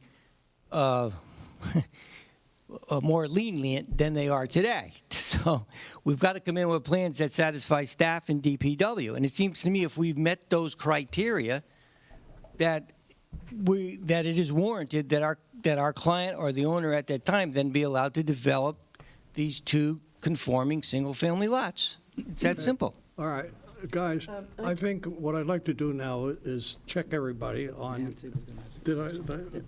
I think realistically, and this is really more for the public than, when there's a construction site, there are going to be 4 or 5 vehicles out there. That's, I got 5 of those going on my own street right now. That's my reality of a very unattractive thing to look at for long periods of time. I don't know whether it's possible to do construction on those lots and put all those vehicles on the lot during construction. Maybe you could talk to us about that, because this is a cul-de-sac, and okay. I mean, really. I live on Lockwood Road. Across the street from me, 2 homes were built on 12,000 square foot lots. These are 16,000 square foot lots. They're oversized. When the 2 houses were built across the street from me, there was a cooperation in the neighborhood, because they parked a little bit on Tyler Lane. They parked a little bit on Bradbury Place. They probably parked a couple over at the train station. But the fact of the matter is, cooperation makes the job go faster. And there's going to be some parking on side streets. There may be some parking on Breezemont. There may be some parking on Bradbury Place. There may be some parking on Lockwood Lane. And that's the way the job gets done. I drive by a house on Lockwood Lane right now. It's being ready to be demolished. There are going to be cars there, too. And it's a tight R7 lot. And where are those cars going to park? They're going to park on the property. They're going to mess it up, and they're going to fix it. In this case, we have a lot of room behind the house. We have the access from 2 streets. We have room in front of the homes to park on. So we've got quite a bit of room. And in all truth, we have a right to park on Lockwood Lane. We have a right to park on Bradbury Place. We have a right to park on Breezemont. They park there for tennis. They park there for construction. They park there for deliveries. They park there to paint. And I think that's the way we have to look at it. And I think Mr. McRae said it correctly, that there are these checks and balances It requires the owner and the developer to keep the streets clean Well, I and must say, safe. I don't think that happens. I think that's unrealistic. I haven't seen any of that in my neighborhood. So I don't think there's any enforcement that goes on. But it can be The done. question is, to what degree can you limit what you do on the lane side? On the lane side? Yeah. I think that if you wanted to agree to something, you just say that they'll try to be good neighbors and park along their own street frontage, which they have every right to do. But this is probably a good time to talk about balance, right? If you want to save the trees on the property, you're limiting the applicant's ability to park cars on the lot. And so there's got to be a trade-off. If you want to save trees, then that's going to push people off into the streets. So it is a balancing act. I do agree that there's a bunch of major trees in the open space and as well along Lockwood Lane. And looking at the aerial, it's not all pines. There are some other trees, and the concern I have is if you're not going to develop the lots immediately, why cut down all the trees? And so I could go on and play tapes from the last 3 months, and the developer's gone and torn down the house before you knew it was down because your survey still showed a house, and then we see pictures and there's no house.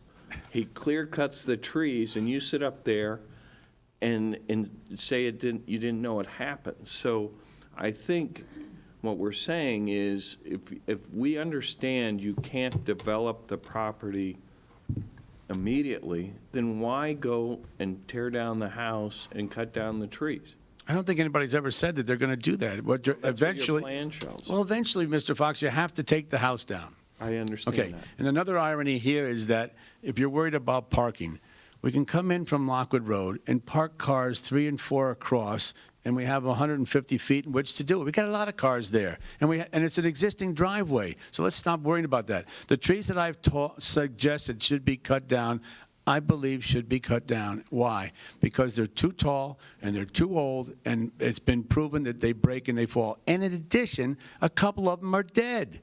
So I told Mr. Decker that I marked down more trees that are most likely going to be removed so that we don't have to have this discussion. His intent, of course, everybody's is to keep as many as possible if they fit into the development plan. And that will come out in the final design. We have a lot of room to park in front of, which is to the north and to the south of the homes, and we can have access to it from the existing driveways. I'm not worried about it. Okay.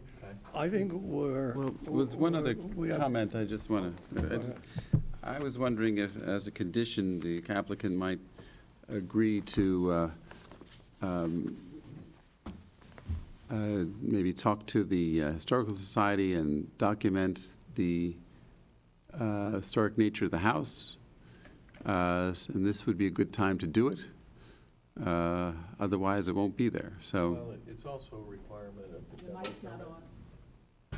That is a requirement to get a demo permit. There's a mandatory 90-day period for the Historic Society to document the house. Okay, so. Yes, I will be going through that process. Okay. The Historic Society is specifically required to be given notice for them to Okay, what I'd like to do now express their opinion. is check the commission on, we have two alternatives now. We can close and then discuss what we want, or we can keep it open. Those are the two possibilities. Mr. Fox, which would you like to do? I'm okay closing. Mike's not on. You're okay? I'm okay closing. Closing?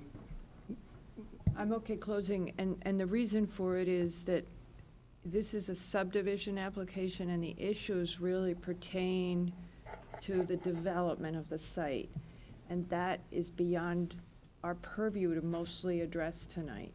Okay. I'm okay with closing it. I'm okay with closing it. I'm okay with closing it. I'm okay with closing. Close it. Okay. We're closed.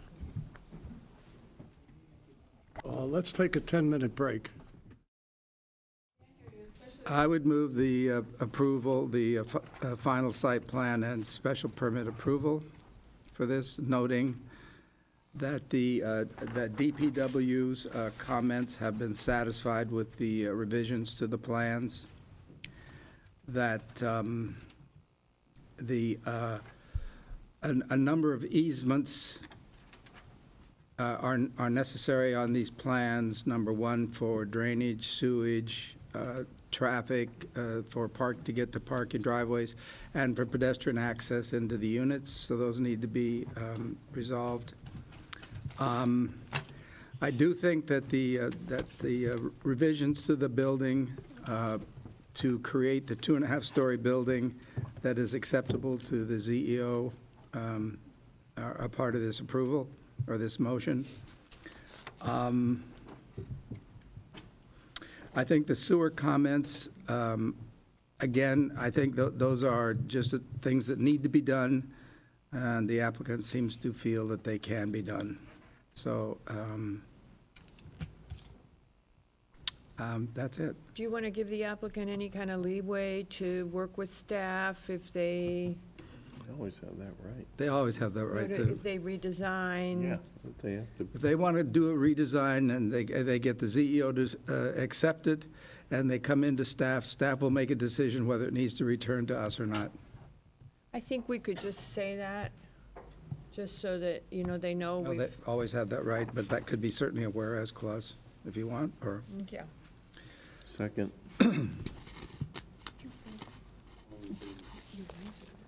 All right, second. I had it. Andy. Andy. What? Andy did it. He's channeling All in Fred. favor, say aye. Aye. Okay. Next Same. is 191. Same as one. Same comments as 187. Okay, second. Aye. All in favor, say aye. Aye. Okay. Next is Fairview, and this is Nancy. I think as long as you're sort of out of view. All right, Rich.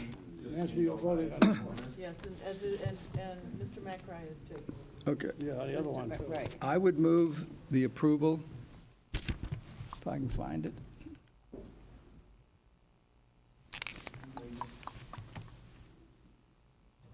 Who's leaving?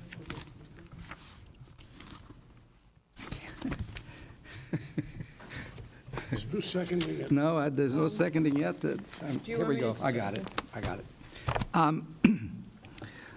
I would move the approval of the final site plan and special permit incorporating the comments number 1 through number 6 in the staff memo, but just to indicate it, that they agreed to not increase, they don't anticipate an increase in current membership, and that totals approximately 300. They did get the special exception from ZBA. They did get an advisory approval from ARC. They will obviously go to the health department for any changes in the kitchen and snack bar. They received I didn't see the letter they got back from DEEP, so is that just an approval letter, or Yes, how would you it class? was, it was an acceptance of Okay. of the proposal. Okay, acceptance of the proposal, and that's it. And just a couple more things. I think we should just do a whereas on that grill. That That they was- have, Yeah. that they have stated that the grill is a temporary, Portable. portable, and not a fixed structure. I'm sorry, I don't think it was deep, it was the state public health. No, it was deep. It was the. It was deep, because of their water treatment Yeah, facility. I think it's the. It was it's deep. The, Just saying. It's because it's deep on the water treatment. I know, 'cause Okay. No, Well, hold on just a second, we just I've got a checking what we note that got. they made, I made a note when Bruce was talking, that Deep had sent a letter saying it was okay. okay, yep. Okay. It's Okay. the municipal facilities section. That's what I Yep, said. and then the last thing is that, just note that conservation has requested more native species. And with that, I'll second. In favor? Aye. Aye. Aye. Okay, next is 11 Erlangen. Who seconded that? I did. We got to get Andy. Which one is next? Oh, shoot. I think I just threw it away. Not on that. Wait a second, one we left open. Hold on. No, one, Pat, is Andy coming in? I'm right behind you. No, Hurlingham, is closed, but we're not going to decide it tonight. seven is closed, but we're going to wait till next week when we hopefully Yeah. will have an answer from wetlands on those trees. Okay. So Now then, we're on 11. White Lane. I wonder why I didn't have it. Okay. No. Yes, 11. we closed 11, 11. okay, 11 was the, that's the one where where they're adding the square foot, okay, got it. Got it. You get so many, it's hard to keep track. No kidding. One Tony did. Okay. Number one, I would move the approval of the site plan special permit for this Bless you. with the statement that the existing and proposed square footages on the drawings be reconciled because the applicant says they are only increasing volume and they're not increasing FAR, even though it shows an increase of approximately 600 square feet. So the applicant is only raising creating a clear story into those spaces. So while there's a volume increase, there's no FAR increase. I think they do want to expand one of the window wells and place in it some pool equipment. I think they need to comply with the building code R 310.2 regarding window wells, which require certain clearances in the window wells. All right. That's it. Katie, you got that, or you're not doing that? I didn't, I'm sorry, what was the last bit? The window wells are building code R 310.2. Okay, that's it. Second. All in favor, say aye. Aye. Okay, Lockwood. Okay, can we talk a little bit? Sure. Okay, we've got a commitment from the applicant that they will do the drainage before any development. I'm not sure that we got total commitment that we were looking for on the trees. No, they said they'd have an arborist before that had to be reviewed by the staff. And so we're gonna do the arborist, the next, on the street trees too. Then the next thing is, even though this is a subdivision, and I'm asking the question, right, how much can we do in terms of instructing at the time of development what dialogue they should have with staff? Well, So the that we can do as dialogue, much as we can for the neighbors. Go ahead. well, each of the individual lots has to be submitted to staff for approval. And at that time, they will approve, the applicant will submit at that point their landscaping plans for the site. Staff will review them, Detailed construction phasing. yes. The And- drainage has to be, And they acknowledge that, well, yes, I mean, it has to go through to make sure it complies. right. Right. I do think that the preliminary report did show, and the applicant confirmed it tonight, that the proposal, if done as shown exactly on the drawings, would decrease the runoff from this particular property. So I think that's an important thing to have in consideration and to make sure that that follows through as these get developed and through DPW. Okay, now. Is that this final shall reduce Right, the shall runoff from reduce the the site runoff from today. this site. And- Claire? And I was also, besides putting in the drainage and the rain gardens, that Right. the silt fence must be designed to ensure that those rain gardens Yeah. don't get messed up. They're gonna be a lot, and- yeah. There's gotta be silt fence on both sides. There gotta be a silt fence on the south side to go to the open Well, space. Mr. DeAndrea And then agreed to... Just a second. Sorry. And silt fence around the north side. Correct. Because So all the, You don't want the rain garden. to fill up with the dirt. But Mr. DeAndrea also agreed to add a wall? Wait, hold on, before we let's- get on Sorry, onto sorry. that, I'm sorry. So if the impervious does not decrease, then presumably the site, No, it's the construction way plans he's would have to go back construct, to the commission, would Yes. not be handled by staff.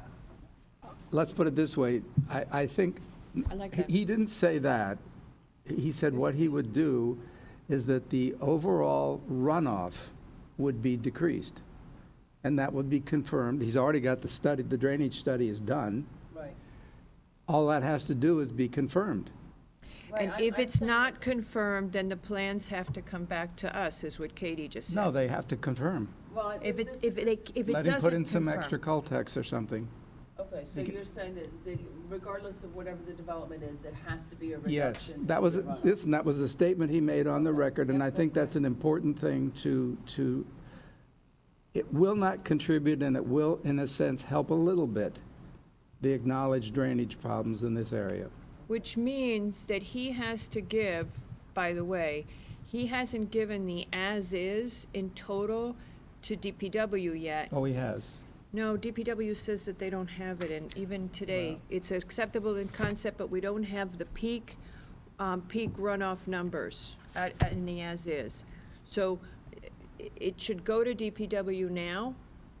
I mean, somebody should have it, we should have the as-is. Because well, here's the question. What happens if they develop one lot and everything's fine, and then they develop the second lot and there's more runoff? Because you can't develop it and get more runoff. You've got to design it first and submit it for an approval, and if the design, you won't, Well, then you're going after the engineer. I mean, Yeah. we're relying on the engineers to do it was their his job. statement. Figure out how to say it to protect these people is all I. Well, the way to do it is what I said. It just cannot, and if, it just can't. And it has to be done when the plans come in, because that will then have a real plan. And we'll have real numbers that they can work with. Okay. It's up to the developer to make sure that both of them, I mean, if he does, unless he sells off both lots and walks away from the deal, then at least we've still got within the approval for the subdivision that that thing shall not increase. And if one guy goes ahead and the second guy, you know, let's just assume that, Okay. the only thing we can go with is that the total runoff cannot increase from what the existing is, period. Okay. Peter's issue about the documentation of the historic structure, I'll come back to the wall.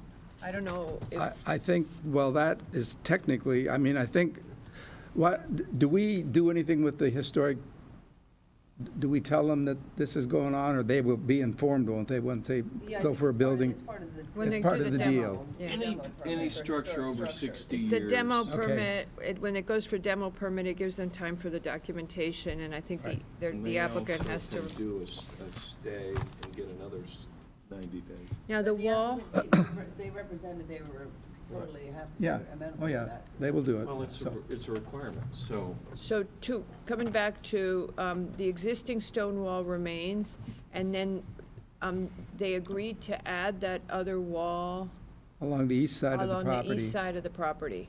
And I think we need to be very clear on both of those. That needs to be Before- done first. Before any permits. Yes, Of that Well- particular property. yes. Well, I think. Well, no, I think they agreed to put that wall in immediately. Yes. I mean, they may need a separate Yes, they permit did. for it or something, but. They agreed to do that.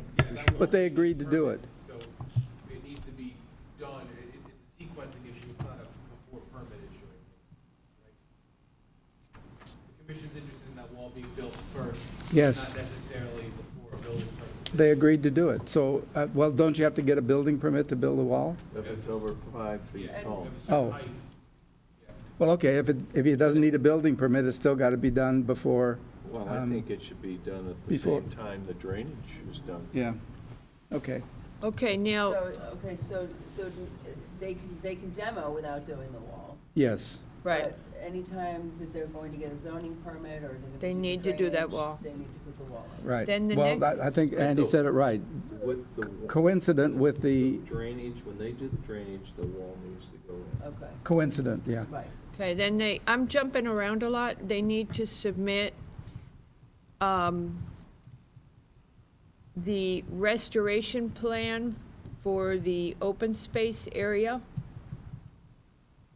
And I don't know when they do that for conservation, what makes sense. I would ask the commission consider that before the Mylar is signed, Okay, done, because once the lots are created, that lot won't be Done. part of the ownership. done. And we need to get Well, that driveway out of there. Well, that's what the rest But that's what the Right. Well, the restoration. one neighbor Right, I know that, I'm wants just being very access to it. specific. Yeah. What? The one neighbor uses it for his, Yeah, got it. turn. Well, I think if they have a private easement over it, that will have to be their problem. They'll have to Negotiate deal that. with it in court, I guess, I don't know. It could be an adverse possession, somebody mentioned that at some point in our staff report, but But okay. we don't, But we don't do that. I mean, once that Mylar is filed and that open space is created, the declaration is filed with it, I mean, so Okay. that area has to be removed, yes. prior to the Mylar things. Okay, and we, The other thing is, we need to make sure that it's not called open space. We need to have the name of the owners of that, so that Right. it'll be a homeowners association, I assume, on the drawing. Their drawing they submitted to us, I believe, was titled subdivision. It's in fact a re-subdivision, so the title for the map needs to be corrected. And all the monuments would need to be. Yes. we We hit, did ask for go ahead, a construction, logistics, and planning. to be submitted to Plan. staff. That's when they file for their building permit. Right. Yes. And that goes to our staff. Yeah. That's what we just said, that goes to our staff for review.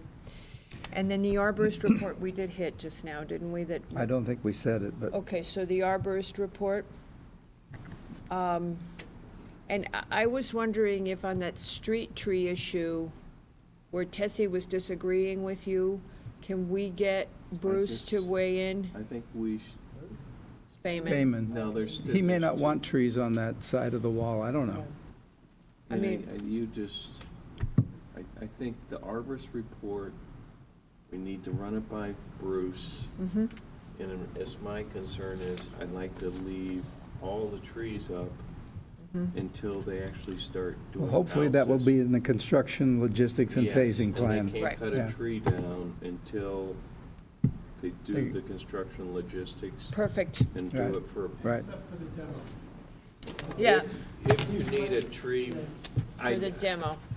we just have to, when You they- can't, You can't Comment. talk to us, but we got it, and we'll fix it so that, I mean, okay, except for that. But yeah, they can't take the trees down unless, except for the demolition process. Well, no clear cutting would- I I mean, there mean- should be, they'd have to have a building permit. Right, right, I just don't, they'd have to get a demo permit. right. And on that, we should, before we sign off on a demo, which we don't have to, but I would ask Bill Maher that we sign off. Because I don't want them to cut trees down Exactly. when they're doing demo Well, just for the sake. does our tree commissioner get to look at this, or? No. No, it's No. past I mean, us, that's he'd the only get to problem.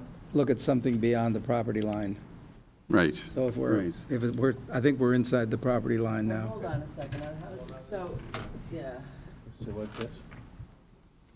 there's no requirement that we are noticed of the demo permit. So you're saying you don't want any trees cut on the property during the demolition of the, But, I don't see any reason, well, they're gonna demo. right? I think they shouldn't get a demo permit till they give us The a arborist.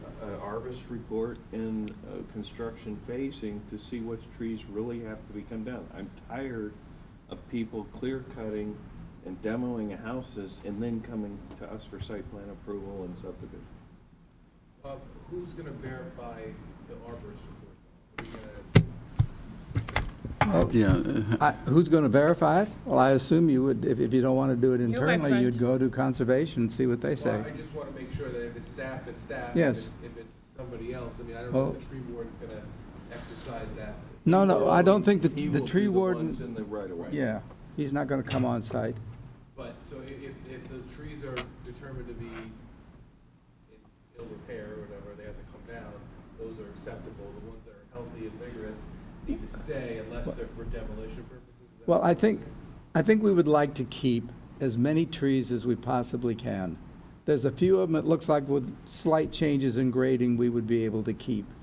Some of them, obviously, where they're kind of in the middle of the lot, those aren't, there's no way to save those. But those pretty much go over the footprint of the house, And so. conservation, she's pretty I just want an brutal, answer of honest who's on. going to look at it. Staff. Conservation, staff, I mean, staff with, whatever you guys think is in the best interest of the trees. But I don't think the applicant agreed to get an arborist report for They every did. single Yes. tree on the property. I thought Well- I heard them Yes. say it was just the ones in the She's right. front there. So There now aren't that many I just trees. want to be very clear now, because what you've just said is that you don't want any tree taken down on the property until an arborist report has been submitted, and there can't be any Well, demo. So now, I In think it's particular, being we confusing. discussed the ones on Lockwood Lane.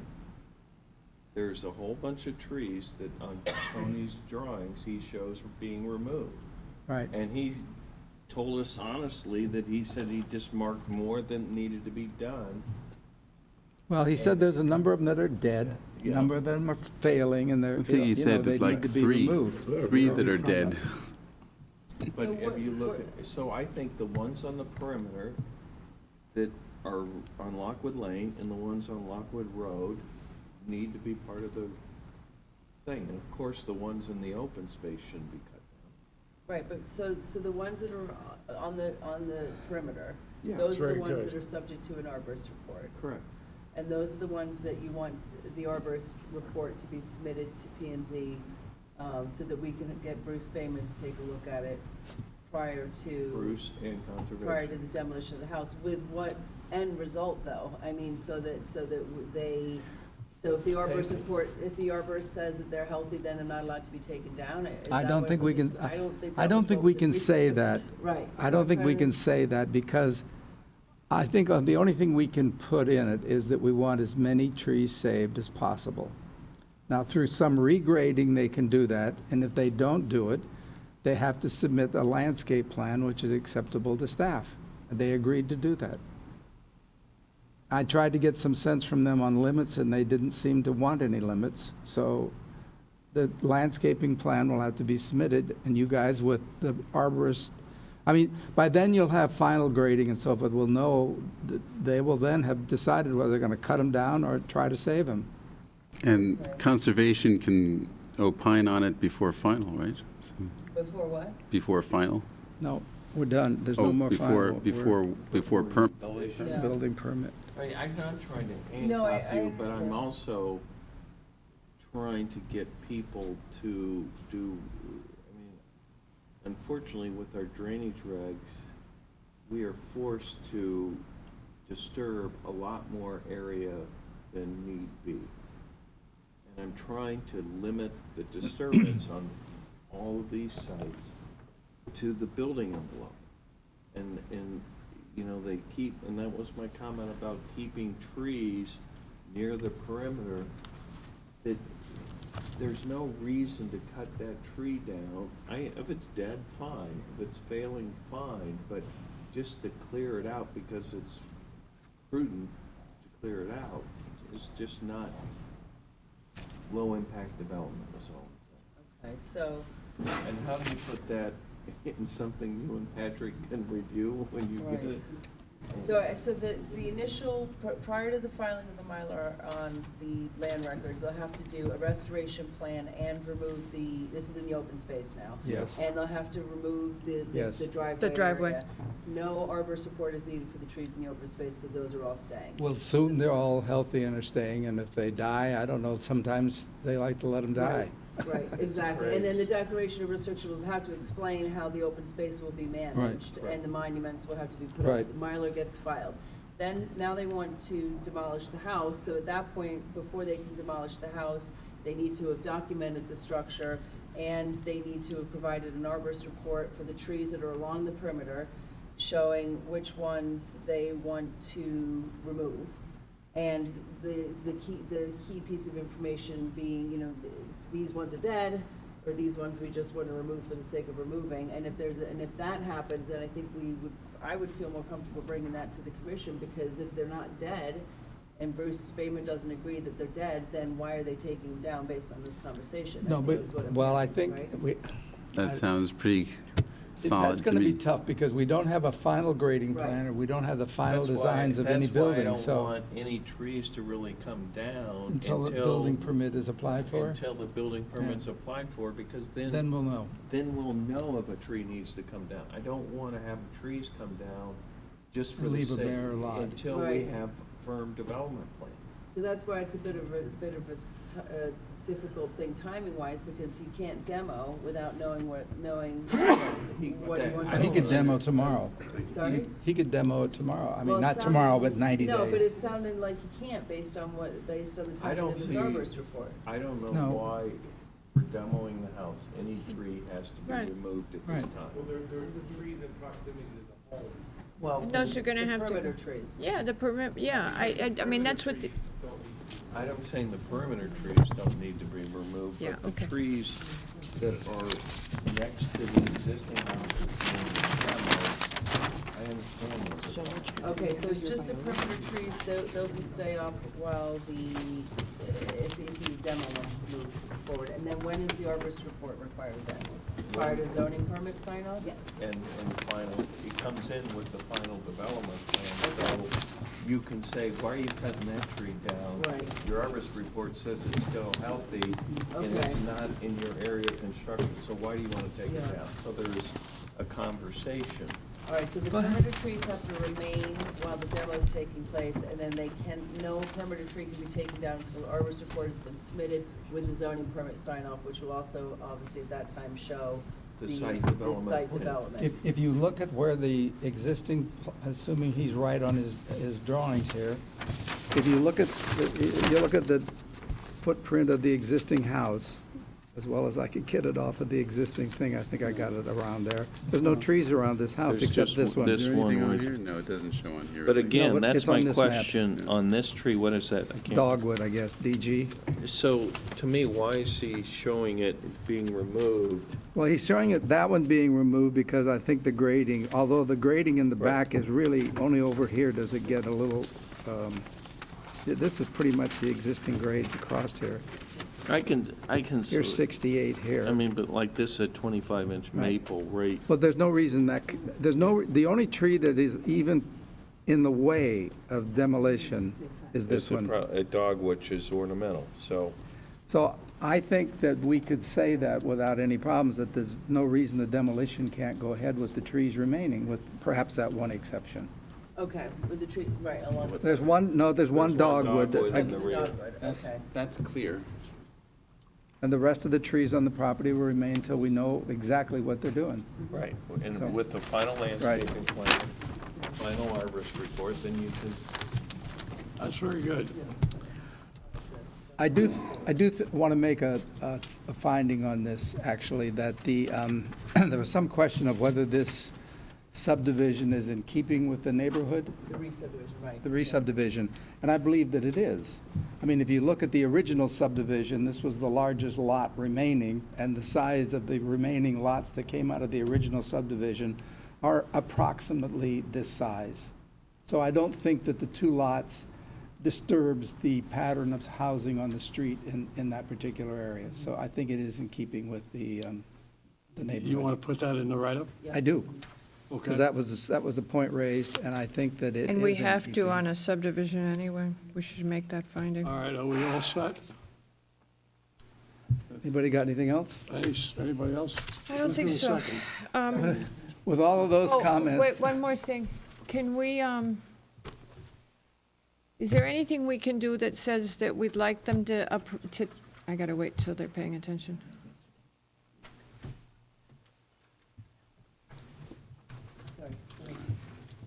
Is there anything that we could do to ask for communication with the neighbors? I think that ship has sailed. Good neighbor. I mean, I don't, in terms ship of, has sailed. I mean, I brought up I suggested that they notify the neighbors when they come in with the zoning permit. That was when you saw what happened. Okay. So, I mean, beyond that, I think it's, you know, the plan is the plan. You can't, All right. you can't impose. I you develop can't- single-family houses. I've always found it better to go with sugar. Oh, yeah. And talk to the neighbors. We all know that, and it alleviates so many problems. But I mean, at this stage of the game, the subdivision is creating the lots, and you can't impose. I got it. someone I'm else's just rights, asking. you know, We have neighbors. we have a second. Let's have, all in favor, say aye. All right. Aye. Who's the Okay, last second? item, final, Probably you. March 8th minutes. I move the approval of the March 8th minutes. Second, Peter? Second. All in favor? Aye. We're done. No, we got Really? one more, we got one more Really? thing. What else we got? The letter, What? the letter. What letter? To Tesla. Tesla. She wants to, Tesla? This, yes, if you want to go on the record, just so we have it on the record for, on the record, yeah. So as you know, Okay. So a question for the commission, whether they would like to take a vote to add something onto the agenda to discuss. Hold on a second. Oh, you don't have people listening. Okay. Don? He's leaving. Oh, okay.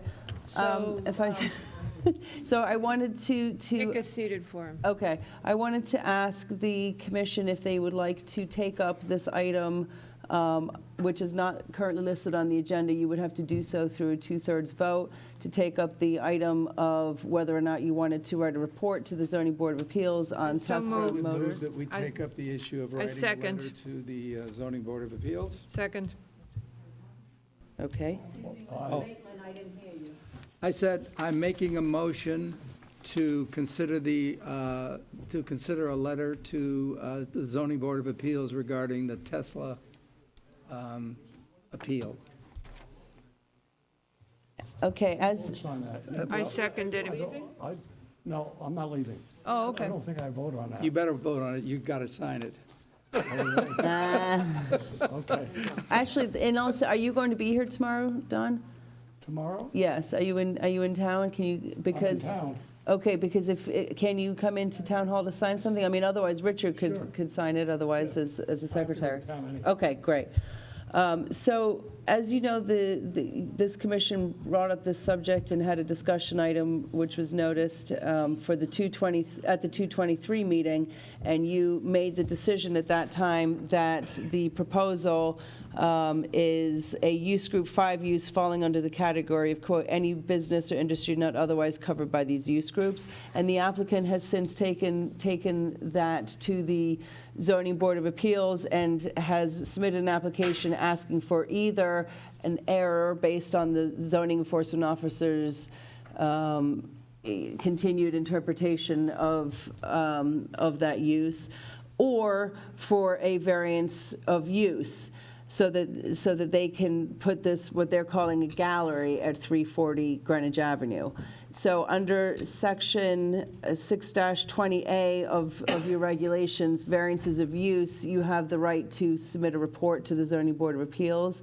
And so I would, that's what conversation is about now, as to how you would like to report to the Zoning Board of Appeals. And I would suggest that you do that by stating to them, if I may, that under section 6-20, you're writing this report, and just describe what it is that the applicant's looking to do. Then note your interpretation from February 23rd, and note that the use group 5 uses are permitted in the GB and the GBO zones, and they're prohibited in the CGBR zone. Go on to say that Tesla has no automotive sales offices in Connecticut because Connecticut law does not permit direct sales of automobiles, which is Tesla's business model. To go on to state that 6-5 subsection 42.2 of the building zone regulations defines retail stores as display and offer for sale commodities or goods directly and No, go ahead. yes, as the section goes on, for the display of goods, and that the display space is, in this particular situation, is for cars that the applicant says are not for sale. And I think we looked at those plans, and that more than 75% of that floor area was for the cars. And furthermore, that there are 3 garage spaces under the building that would contain cars so that customers can test drive the cars, and that their stated activities include gallery, educational, automobile test drives, and that is not within the retail store definition. The end. What is a carbon footprint electricity experience? Well, that is what Quotation marks. yes, I found that particularly interesting when the commission said, are you doing test drives out of this location? And they said, no, we are doing, what did you just say? Yes. Carbon footprint electricity experience. They said I wouldn't really call it a test drive as so much as I would call it a carbon footprint electricity experience. I listened to the tape today, and that's a quote, yes, from the. Understanding what the transcript had and what the tape had, I think actually being very I don't have any idea. succinct, very clear to say that, you know, we had a discussion, we heard testimony from the applicant. The applicant stated a number of things, which I think in your last paragraph states it. And then just that simple last statement to say that it's, we discussed it and have opined that it's a use group 5, you know, which is allowed but prohibited in this particular zone. Yeah, and that's what. Right. That's basically black and white. That way, there's no misconstruing what we were seeing. We're not bringing in additional testimony or words from the applicant. We're just saying, this is what we saw, what we heard, this is our thoughts. Okay, great. And then we have made a transcript of that discussion, so I'll attach it if that's okay with you. Wonderful. And so it'll be one letter with the transcript attached and with the action agenda from the 223 meeting, and that'll be the report that you want me to give to the Zoning Board of Appeals. Sounds like more than they normally get. But they're on tomorrow night. Correct. Yes. But does anybody, will Jody read this into the record? Yeah, he will distribute it to the Zoning Board of Appeals. And incorporate it into the record? Yes, yeah. Yes, see you at the dinner. You're not coming on the 31st? Before the meeting? No, at the meeting. At the meeting, yeah. And- It's a pretty long report for those guys to, Yeah. thank you. I'm moving on down the road. Check it out. Moving on down. Should we, so we decided not to mention the thing about that they were going to have cars stored. No, we did. We just said got the it. letter. Yeah, okay. I was trying to focus on what it said, okay, versus what it used to say, and, no, it's, got it. I have it. Are we done? Yeah. I look forward to